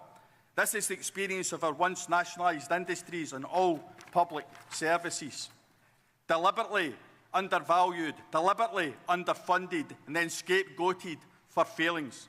A self-fulfilling prophecy orchestrated by people in the shadows acting in the interests of the obscenely rich and powerful. Stock market interests over community interests. Shareholder interests over cooperation. The interests of oligarchs over democracy. Who elected Elon Musk, Jeff Bezos, Richard Branson, or that Jim Ratcliffe? Who's really in control of our economy? Joseph Stalin once said, people who vote decide nothing. Those who count the votes decide everything. And it just goes to show you that the cynicism of today in our reality far surpasses the cynicism of Joe Stalin. I grew up in the 70s, a much derided decade, it has to be said, and as we move to greener initiatives, there's evidence that initiatives are actually compromised by the profit motive. In the 70s, we had electric milk floats delivering milk to most people's doors, and we recycled the bottles. We bought ginger off the van and returned the glass cheques for sweeties. Some of my pals got a single fag. Sure, we've progressed to cleaner energy, but we've also exchanged recycling glass for disposable plastic bottles. No doubt the Private profit margins were the driver here, the hidden costs picked up by the public purse as usual. There is no evidence to support a private profit route to net zero. Regulation, though, offering a panacea when only public ownership and economic planning in a mixed economy can deliver. There is plenty of money in society. It's just in the wrong hands. We need a Labour government that addresses the heart of the problem while it's still our idea. And I'm finishing off. We need a Labour government inside the workers in Grangehouse and elsewhere to bring about a just transition and deliver hope for workers and communities everywhere. We're living in a time of monsters. Mediocrity won't do. It's the choice between socialism or barbarism. It's a time for real change. We need to seize the moment. Support the motion. Solidarity.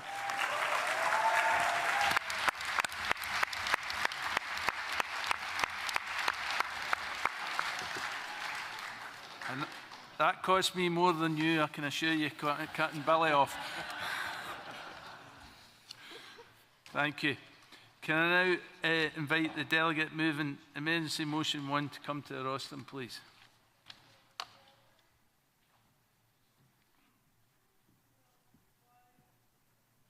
Chair, Councillor Nairn Angus MacDonald, proud to serve as a Scottish Labour and Co-operative Councillor in North Ayrshire, and proposing this motion on behalf of Cunningham South CLP and Glasgow Kelvin.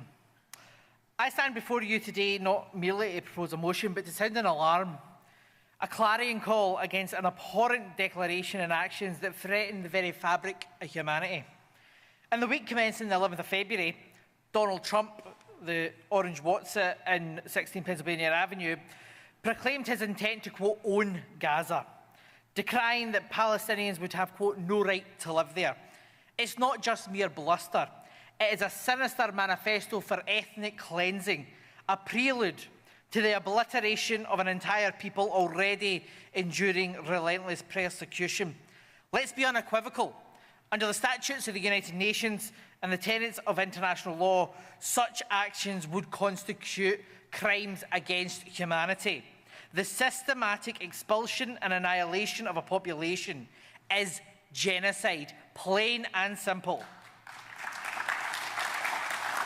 And let's also be clear about the man that spews these vile threats. Donald Trump is a wannabe autocrat, a rapist and a racist, a pound-shop dictator who relishes the politics of cruelty and division. He's a man who fanned the flames of white supremacy, emboldened fascists, and now seeks to put his own stamp of ownership on the land drenched in the blood of Palestinians. He has no right, no claim, no authority, only a grotesque hunger for power and domination. In April 2002, the UK imposed a de facto arms embargo on Israel, recognising that military equipment could not in good conscience be supplied to a nation engaged in operations in the Palestinian territories. Conference, for goodness sake, even Tony Blair got it.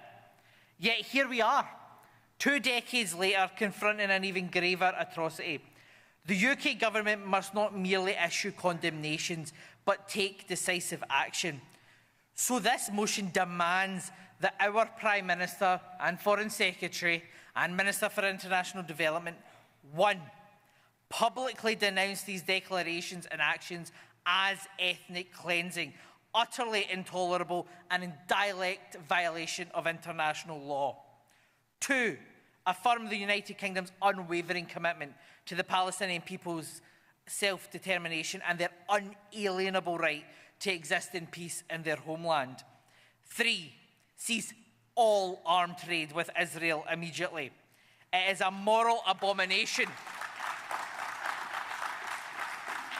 It is a moral abomination that British bombs and bullets could be utilised in the perpetration of such heinous crimes.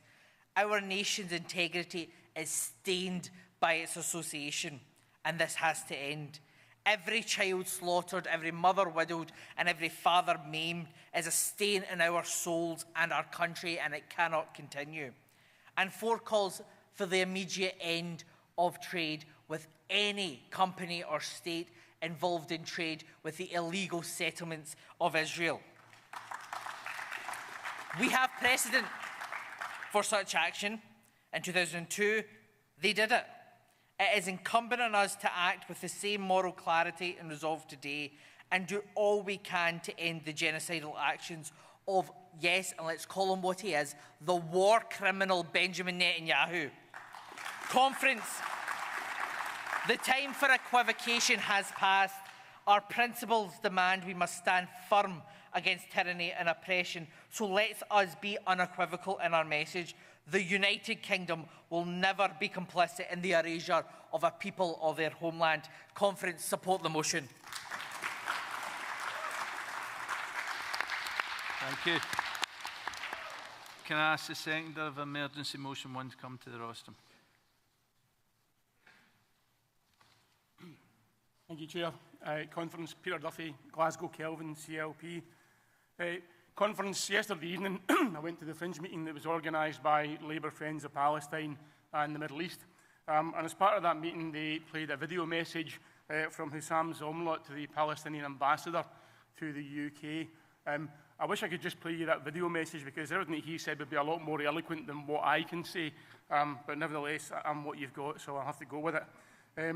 So I want to focus on just one thing that the ambassador said, because he said as part of his message, he said, the only way to end the enduring problems in the Middle East is the creation of a Palestinian state. That is what we need to be aiming for, Conference. Now, the question then, Conference, is what can those of us who support the Palestinian people, what can we do to help bring about the creation of that Palestinian state? Because one thing's for sure, Conference, the Israeli state is not going to end its illegal occupation of Palestine out of the kindness of its own heart. Right? Quite the opposite. While the genocide was unfolding in Gaza, we've seen increased rates of Israeli settlement in the occupied West Bank and East Jerusalem, and just recently we saw more Israeli encroachment into Syria, taking advantage of the events unfolding there. Comrades, our Labour movement knows through our long history that the only way to deal with oppression is to mobilise and struggle against it. Whether it was the trade unions, fighting for better working conditions for workers, or the anti-apartheid movement organising sanctions and boycotts against South Africa in the 70s and 80s, we know that the only action that gets results is one that hits the economic well-being of the oppressor. That's why Conference, this motion calls for a number of things. Yes, we have to stop selling bombs to an Israeli state that uses them to commit genocide. It's frankly shocking that a British UK Labour government has not done that already. But also, we must cease trading with Israeli businesses that are built in occupied Palestinian land, and we must cease any trade with Israel that enables them to continue their illegal occupation. So, comrades, I want to call on you to support this motion, but more than that, I want you to take these arguments back to your workplaces, back into your trade union branches, back into your CLPs, back into your communities, and start building that movement to get boycotts and sanctions against Israel and so show solidarity with the Palestinian people. Thank you, Conference.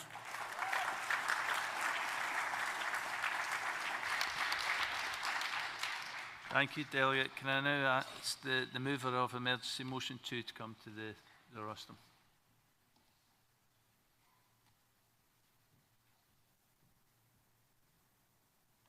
Okay.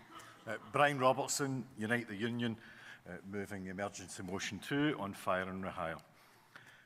Comrades, Conference, thank you for hearing this emergency motion today. Particular thanks go to the Conference Arrangements Committee for their understanding, appreciation and sense. Conference, this emergency motion is necessary as only a few short weeks ago, at the end of January, Aberdeen City Council revealed that it is planning to fire and rehire workers on poorer terms and conditions, cutting hours, ergo pay. This was followed by a similar revelation from Western Bartonshire Council this month. Though moves from this council were subsequently paused, they were only paused and not stopped or removed from thinking. We believe other councils are beginning to consider this as a means of saving money. And we are very worried that if even one council is allowed to fire and rehire its workers, then others will follow suit. And bear in mind, comrades, that if the public sector does this, everybody else will do it.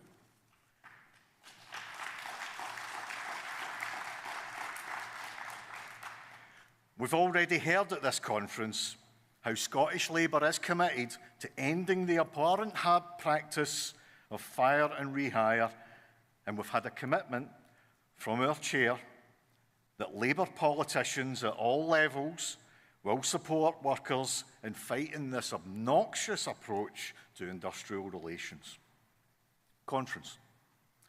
The local government unions have been in negotiations with COSLA about a reduction in the working week without detriment, meaning no loss of pay. We've been doing that for some considerable time now. Yet, some councils are thinking they can ignore collective bargaining and they can just go ahead and reduce the working week with detriment through fire and rehire. No, no, no, no, no, no. You cannot do this. This disgusting practice goes against all the principles of fair work, including, but not limited to, security of employment, respect for workers and workers' rights, fairness in employment, worker well-being and dignity.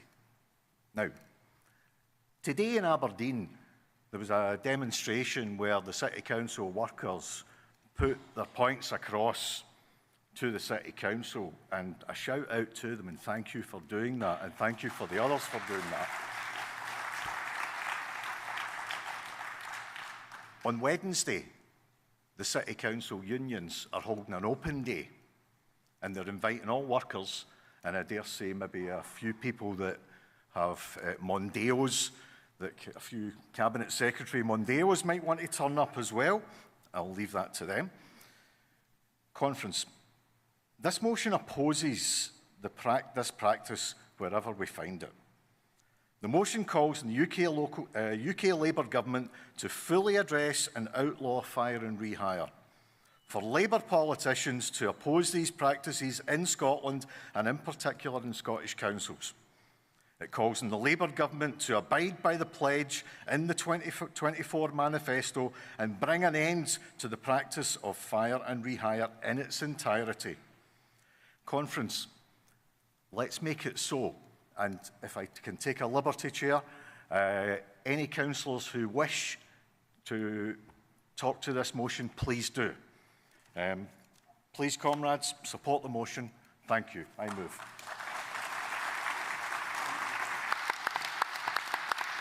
Can I ask the seconder of emergency motion 2 to come forward? Thank you.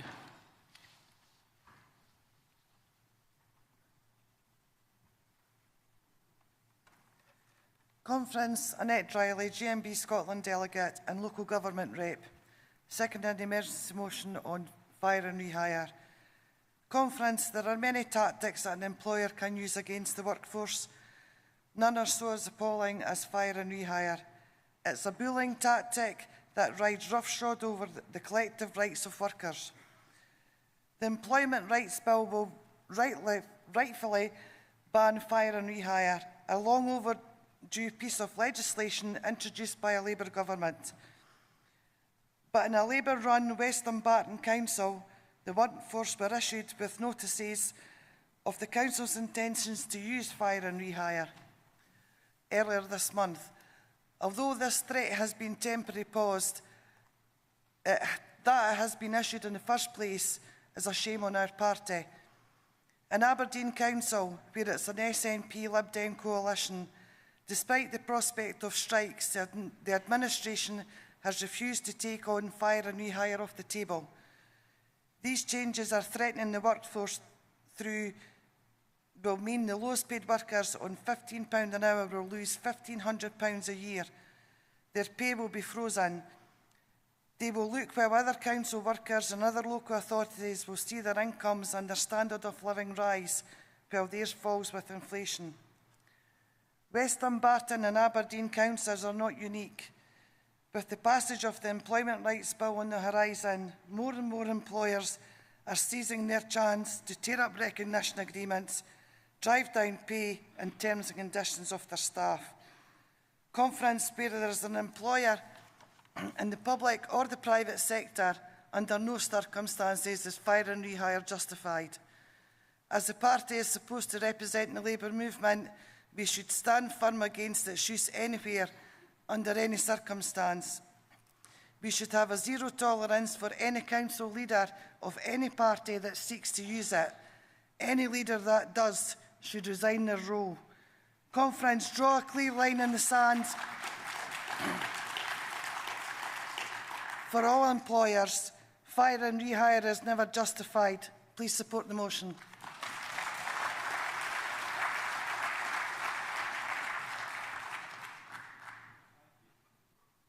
Thank you.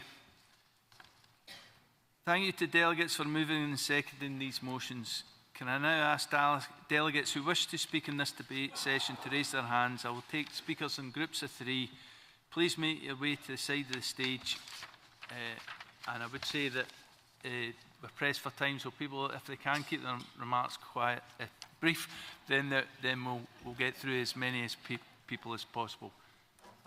Delegate here, delegate in the middle, and I'm looking for.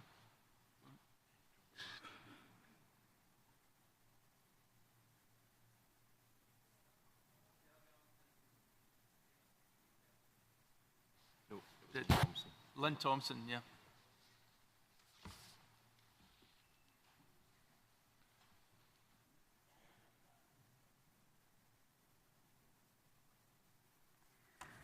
Good afternoon, Chair and Conference. I used my first-time speaker sympathy card yesterday, so second-time speaker. So I'm Kirsty Williams, Unison Delegate, social worker since 1997, speaking in support of Motion 19, specifically on the issue of local government funding.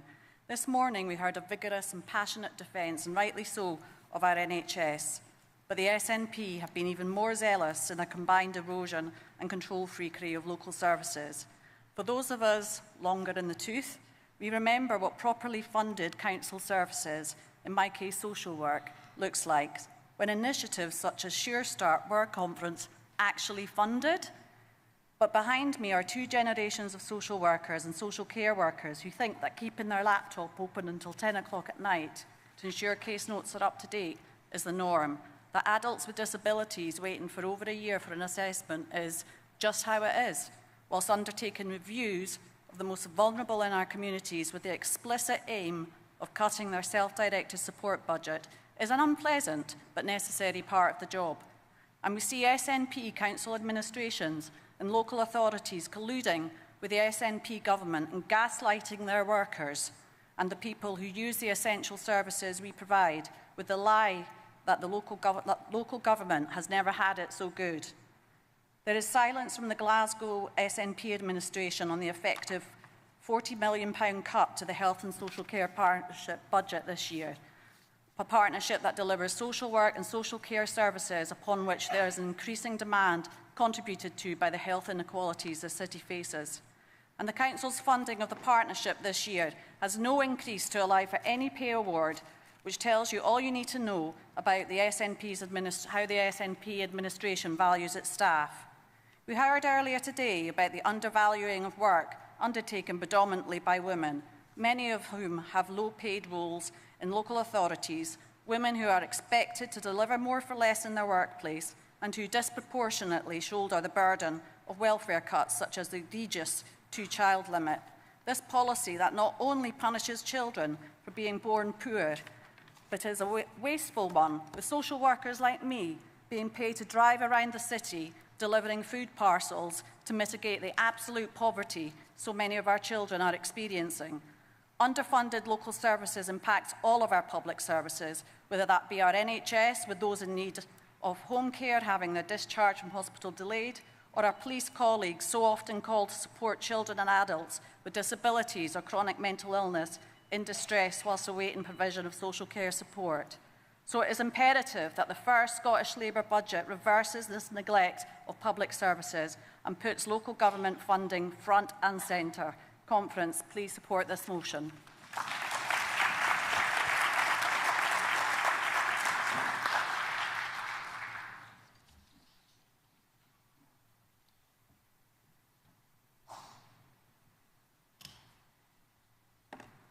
Ademo from Eastwood CLP in support of Emergency Motion 1.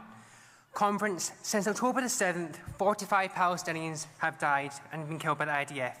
Many of whom were women and many of whom are children. What's been happening in Gaza is a genocide, and this has gone for far too long. The Gaza Strip has been decimated, many have lost their homes, and many have lost loved ones. Israel has also delayed aid for so many Palestinians and has banned organizations such as UNRWA from getting in. The aid that is urgently needed, as people of Palestine have been left with nothing. The comments from Donald Trump have further escalated this war in Israel. Donald Trump said he wants to take over the Gaza Strip and not allow any Palestinians back in. Donald Trump wants to ethnically cleanse the Gaza Strip, displacing many Palestinians from their home. The comments from Donald Trump shows that the UK needs to do a lot more. We need to make sure the UK supports Palestinians and ensure that they are not forcibly removed from their homes. We need to end all arms sales to Israel as a result of the ongoing genocide that's happening. Conference support this motion, ensure we protect the Palestinians and ensure we fight for an end to this war and a two-state solution.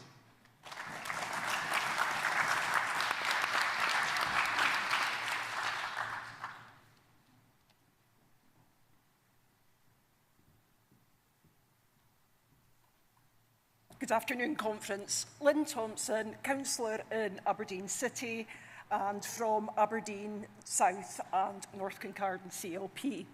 And after the challenge being laid down about Emergency Motion 2, it would be very remiss of me not to stand up here and to support Emergency Motion 2 in its entirety.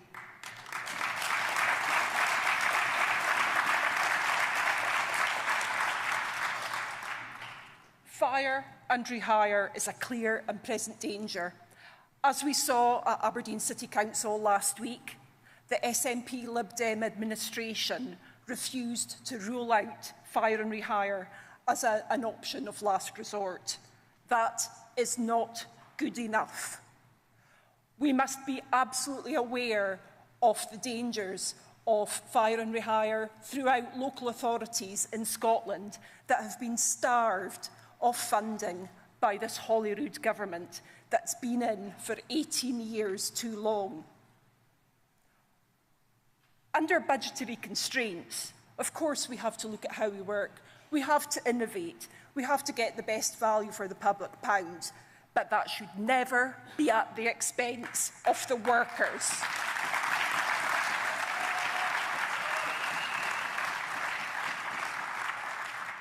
Those are the workers who deliver some of the most fundamental and essential services in our proud nation. We have to stand shoulder to shoulder with them to support them through these difficult times, to ensure that they can continue their public service in years to come. So, Conference, I got the memo from Simon, I'll keep this brief. Just to say, the Aberdeen Labour Group has your back. We will be fighting for you. And I would welcome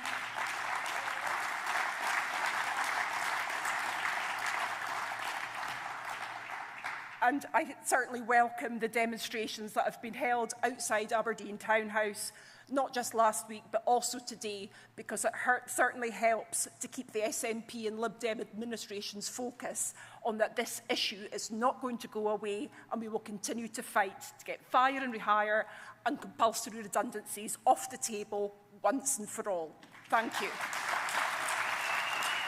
Very much. I'm going to try and get another 2 rounds of 3 in, okay?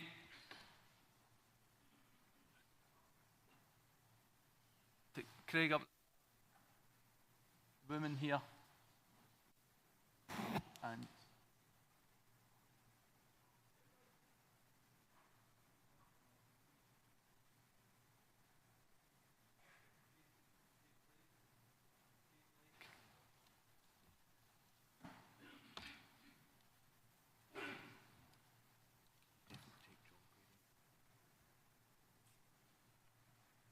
Chair, Conference, Craig Anderson, the CWU. Proudly up supporting Emergency Motion number 2, fire and rehire. CWU began the campaign for a New Deal for working people back in 2016.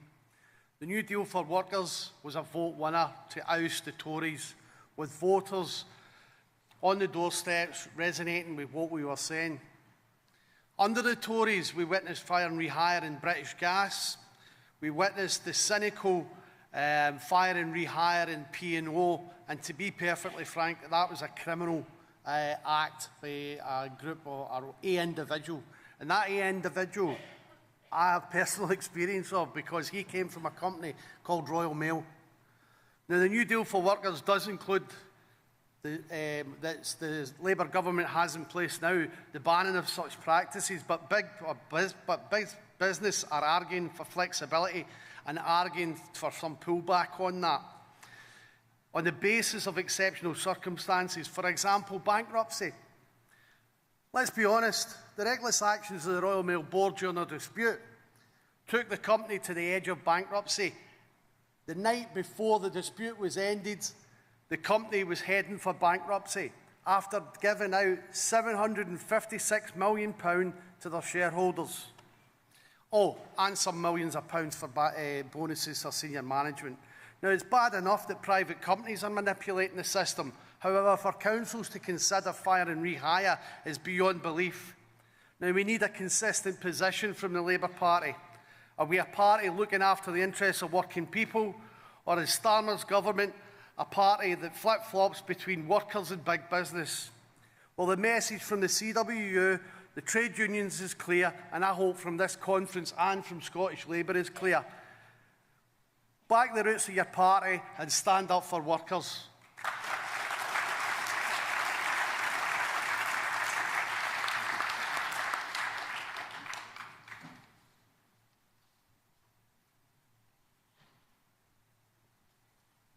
Thank you. Anne Hannah, Labour Councillor and Falkirk Council, leader of the Labour Group. I want to speak, I'm not going to number the motions because there are several motions here which have comments about the need for proper funding for local authorities. Even some of the motions that don't have comments about proper funding for local authorities actually are linked to it, because the hire and refire question is linked to the underfunding by the SNP government of local authorities for the past 18 years, and it will be continuing to underfund. The UK government gave the Scottish government the biggest settlement ever with a lot of extra money. What did the Scottish government do? The Scottish government chewed it up, swallowed it, and spat the pips at local government.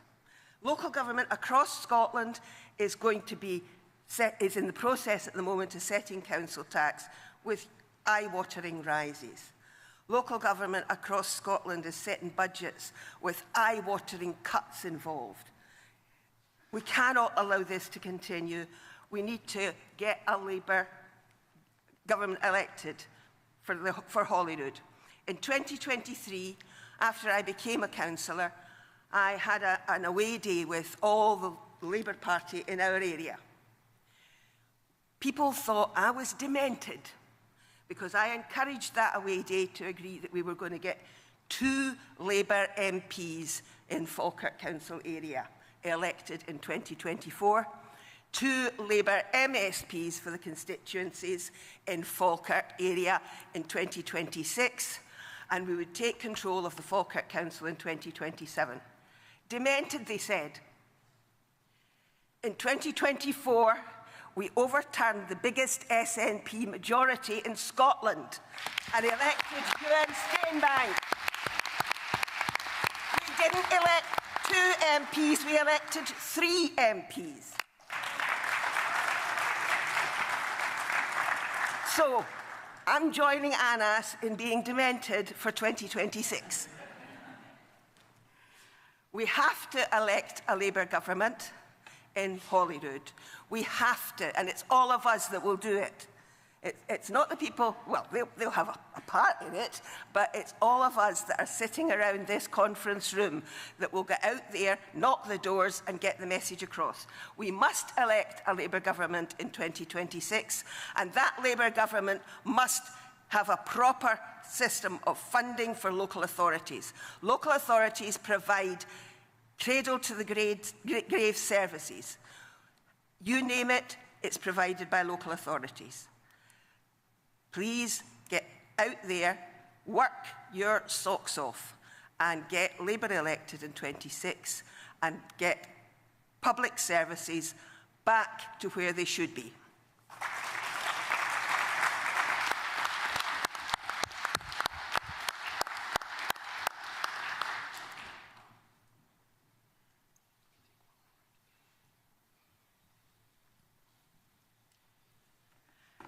Councillor Kate Blake, Aberdeen City Council, speaking in favour of Emergency Motion 2 on fire and rehire.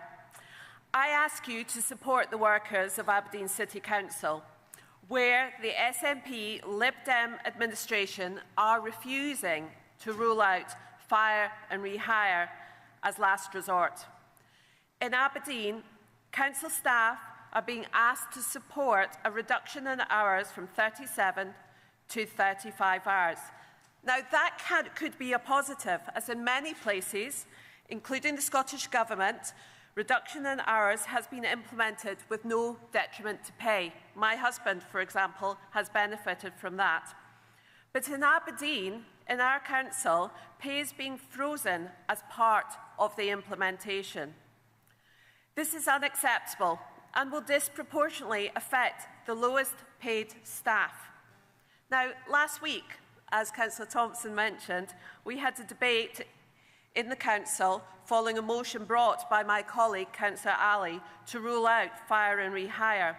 And the SNP Lib Dems administration would not support it. They gaslit our workers, and Councillor Allard had the absolute cheek to spread disinformation about what the Labour government are proposing, saying we were proposing fire and replace. Now, I ask you, at the end, they would not support it. They would not take our proposal forward. So I ask you to support the workers of Aberdeen City Council and support other council workers across Scotland who are facing similar practices. I ask you to support this motion. Thank you. Thank you. I've got time for one more round of three. See, John. I need some women.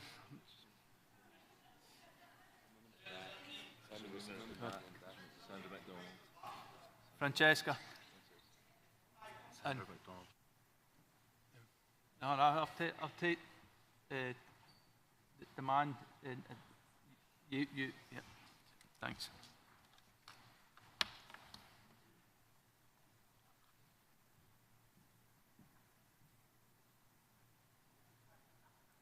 Thank you, Simon. Good afternoon, conference. John Grady, Glasgow, Kelvin CUP. And because of all of your efforts, I've got the privilege of also saying that I'm a Scottish Labour MP for Glasgow East and a member of a Treasury Select Committee.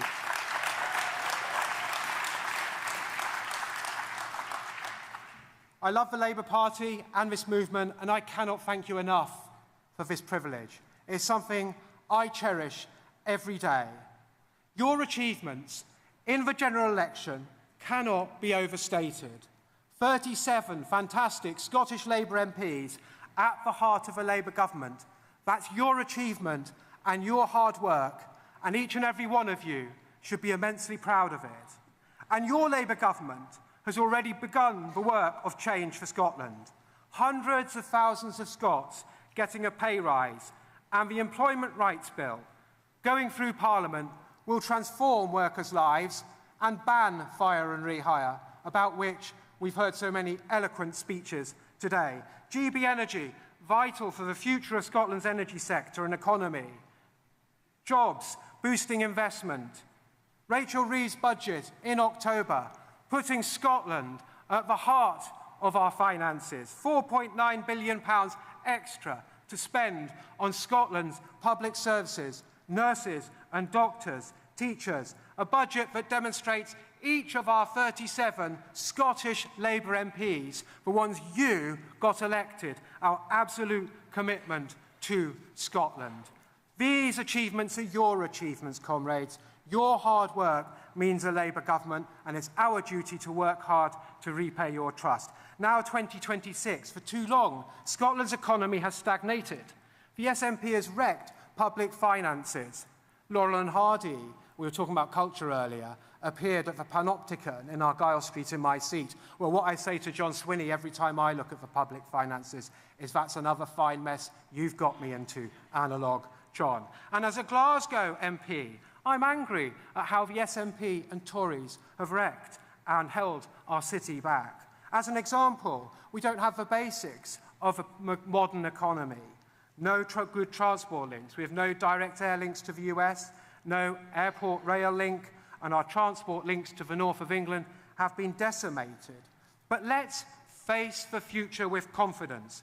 In Scotland, we have a magical combination of people who are enterprising, innovative, work hard, and most importantly, look out for each other. We have brilliant strengths in many areas, energy and tech, strengths built on the past and fit for the future. We need a Scottish government focused on working with business, but importantly, trade unions and workers. And Daniel and Michael have shown that we get this. I share Anna's determination, and I know you do, to transform Scotland. So let's write a brilliant new chapter for Scotland with a Labour Scottish government and Anna's as First Minister. Thank you, comrades.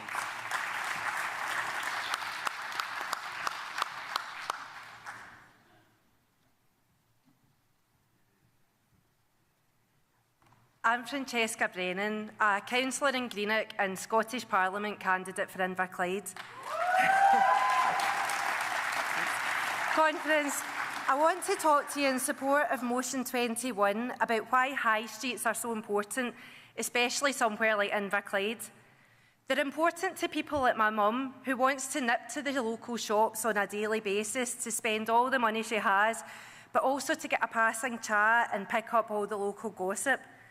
They're important because of services like the hairdresser or the barber, where people go for a short back and sides, but then start the discussion about bigger issues like mental health or domestic abuse. They're important because they're places for our young people out and about on their own for the first time, for whom so much has changed, but for whom that trip to the town with pals is still an enduring rite of passage. Conference, we heard earlier from Ros Foyer about the importance of maintaining jobs in an area. Now, Inverclyde has lost around 1,300 jobs since 2022. That's on the watch of an SNP MSP. We're not a big place in Inverclyde, so you can imagine the impact that has on an area of our size and how it tries to survive an economic drain on that scale. It shouldn't be like that. Retail jobs are really important in my area, and that's why I raise the issue of retail workers' safety where and when I can in my councillor role, particularly after talking to USDO reps. It's also why I work closely with our local police teams so that people feel safe and ready to support and enjoy our local economy as much as they can. Now, we're doing great work locally to unlock the high street and upgrade our town centre, and it's much improved. In fact, you can see all that for yourself when you visit Inverclyde to join me on a campaign session.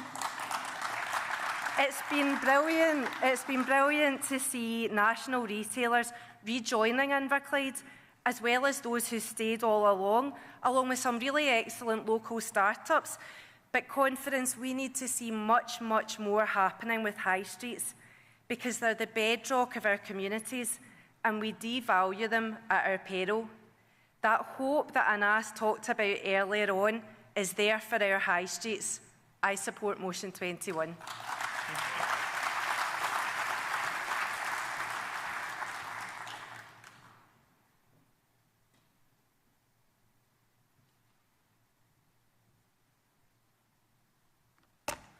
All right. Kieran Brannan, Cowdenbeath, CLP, speaking in support of Motion 21. My mum's worked in retail in the same shop since she was 16. She brought me up as a single parent. She worked every hour she could. And she dealt with whatever came through that door. And the shop's changed names over the years. There's a Morrison's now. It used to be a Summerfield, and it even went back to being a Gateway, if you remember that. But one thing that hasn't changed is how underappreciated our retail workers are.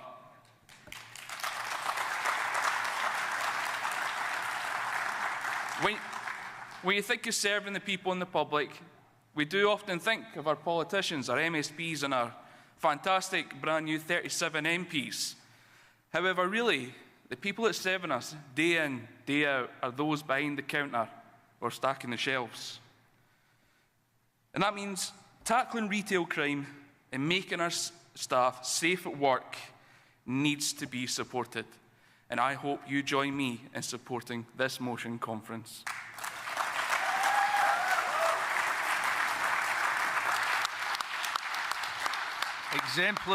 Exemplary seconding, comrade. Can I now ask Michael Mara, MSP, Shadow Cabinet Secretary for Finance, to close the debate?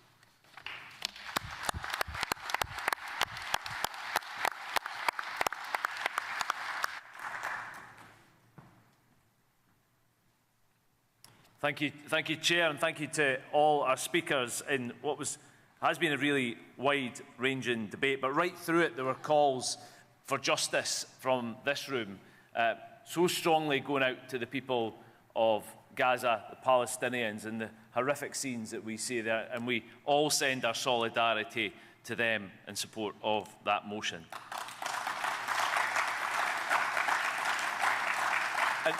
And right through so many of those speeches, there was a really clear call for help for workers in the face of the energy transition, in the face of AI, and the challenge in our retail environment, our high streets, in the Highlands and Islands across Scotland. And those is right and proper that the Labour movement, the Labour Party, our Scottish Labour Party, sends that clear and unequivocal support to all of those people. And we have to drive that through our policy agenda for 2026.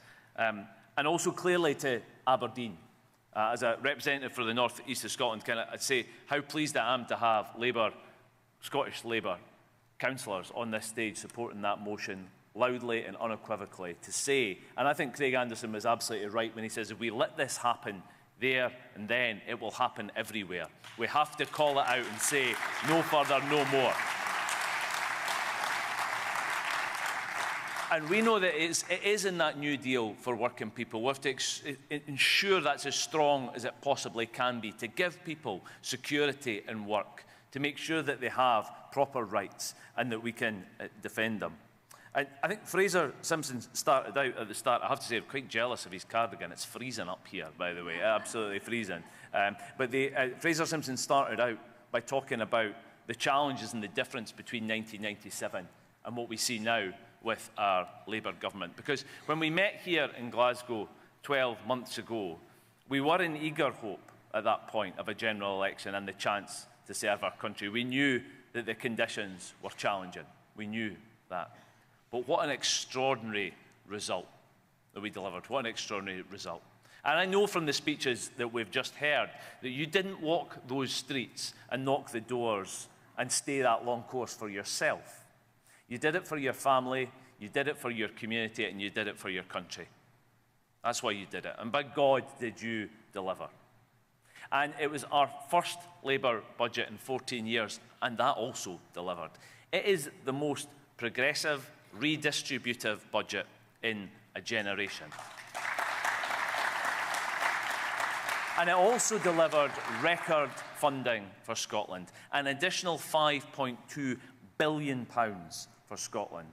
More money for our NHS, more money for our schools. The biggest budget in the history of devolution. But let's be clear, the only reason we have that additional funding is because we elected a UK Labour government and because it has Scottish Labour MPs at its beating heart, making the case for Scotland day in and day out. So now the question, Conference, is whether this SNP government can get that money to the front line. whether they can make a difference. I have to say the record does not fill the country with confidence. And you know, since 2007, the SNP have spent a fair old amount of taxpayers' money, over £800 billion. And what are we left with? Every institution is weaker.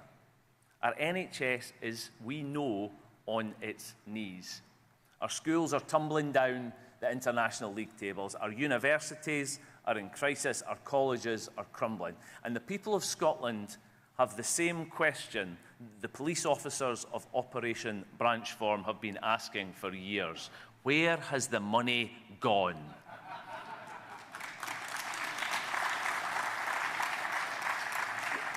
The disappearance of billions of pounds has become the defining characteristic of John Swinney's decades in government in Scotland. He may have the bank manager vibe, but he has taken the national finances to the brink.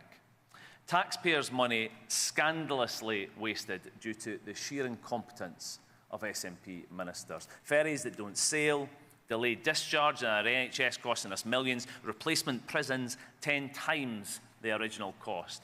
Tens of millions lost forever on a failed National Care Service plan that did not deliver one single extra care worker. Conference, that bill for SNP waste now adds up to a staggering £6.7 billion. And it's across a catalogue of calamitous decisions and incompetent management. And each time it's ordinary Scots who pay the price, paying more and getting less, as core services diminish on the SNP's watch. And you don't have to just listen to me. The Scottish Fiscal Commission, the Auditor General, the Fraser of Allender Institute, the Institute for Fiscal Studies, all trusted independent voices, and they are repeatedly warning the SNP to get control of the waste and a grip of the spiralling mess of Scotland's budget. And yet the SNP persists, announcing policies with little to no analysis of the long-term cost. And it's government by press release, in pursuit of what have become the most expensive headlines imaginable. And there's no one in this SNP government who is setting out a long-term strategic approach to Scotland's finances. So, Conference, today I can announce the single biggest change in the machinery of Scotland's government in a generation. Scottish Labour must get a grip of taxpayers' money and get value for every single pound of that money. In order to achieve this, a Scottish Labour government elected next year will establish a Scottish Treasury. From the top of government, the Scottish Treasury will have full oversight of spending across Scottish departments, putting an end to waste and ensuring Scots get real value for their money. The Scottish Treasury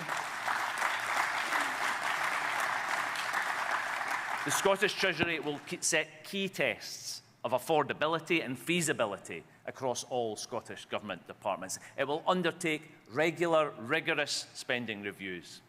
All new policies will be evaluated on the basis of modelled outcomes rather than inputs, and on affordability against fiscal projections. Conference, as the Labour Party, we believe in a progressive taxation system, but we have never believed that gives us licence to play fast and loose with taxpayers' money. Every ministerial proposal will be tested rigorously. Will a new policy actually improve lives across Scotland? Will it make our country more equal and more prosperous? Those will be the questions asked by the Scottish Treasury.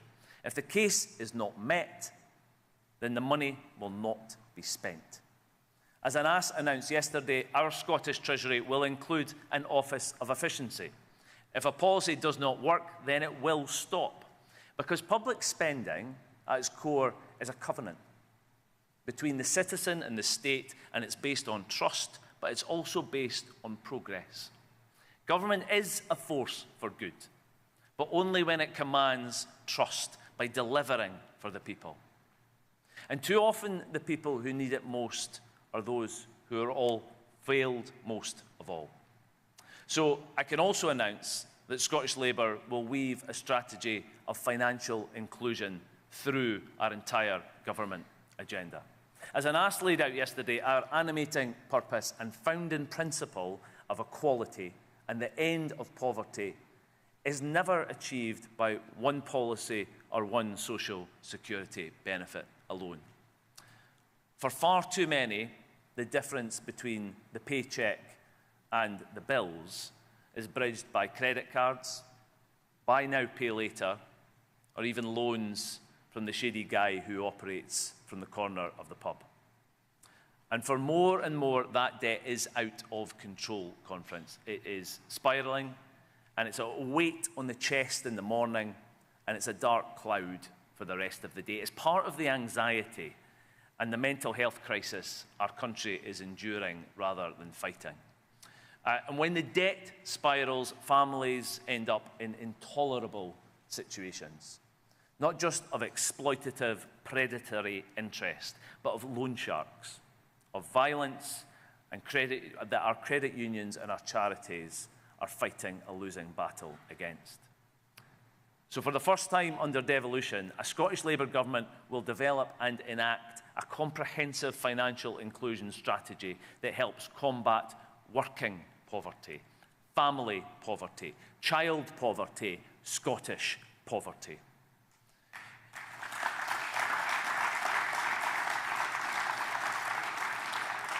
If a vision of a more equal Scotland really drove this SNP government, they would be pulling every lever, because work and wages are the route to a better life for every Scot. The dignity of earning your way should be open to all instead of being shut off to so many. People must have the chance to take control of their own lives, to care for themselves and those that they love. Conference, there is so much work to be done, as we have heard in our debate this afternoon. But with unity, humility, graft and passion, we will win in 2026. Scottish Labour is ready to take this country that we love in a new direction, help for household finances, value for taxpayers, and ambition for every Scot. That's the new direction we will take together. Thank you, Conference.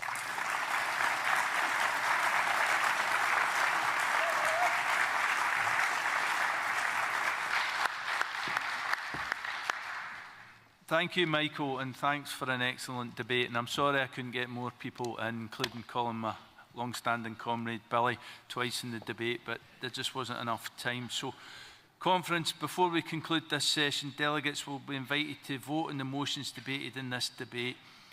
Votes will be taken by a show of hands, and if I cannot determine clearly the outcome of the vote, we'll move to a card vote. But I'm just going to push straight on with the votes. So I've got, can I ask all the motion 19 in the Scottish budget, the SEC position is to support. Can I see all those in favour? Thank you. Can I see any against? That motion is carried. Thank you. Motion 20 on rural connectivity, the SEC position is to support. Can I see all those in favour? Thank you. Can I see all those against? That motion is carried. Motion 21 on retail in the high street, the SEC position is to support. Can I see all those in favour? Thank you. Can I see any against? That motion is carried. Motion 22 on access to culture, the SEC position is to support. Can I see all those in favour? Thank you. See any against? Thank you. Motion 23 on a just transition for workers, the SEC position is to support. Can I see all those in favour? Thank you. Can I see any against? Thank you. That motion is carried. Now, the SEC has not been able to meet on the emergency motions, so we don't have recommendations for you, so you can view this as a free vote. So, can I take... can I take... important subjects, comrades. Emergency motion 1 in Palestine. Can I see all those in favour? Thank you. Can I see any against? That motion is carried.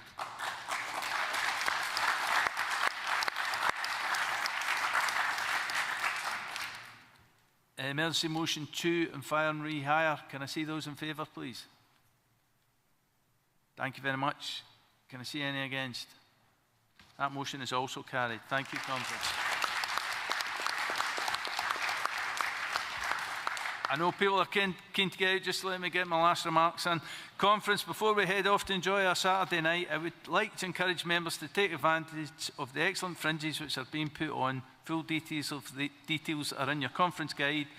Please note that the conference disco is taking place this evening in the Gile Suite in the Crown Plaza, which can be accessed from the side Argyle doors.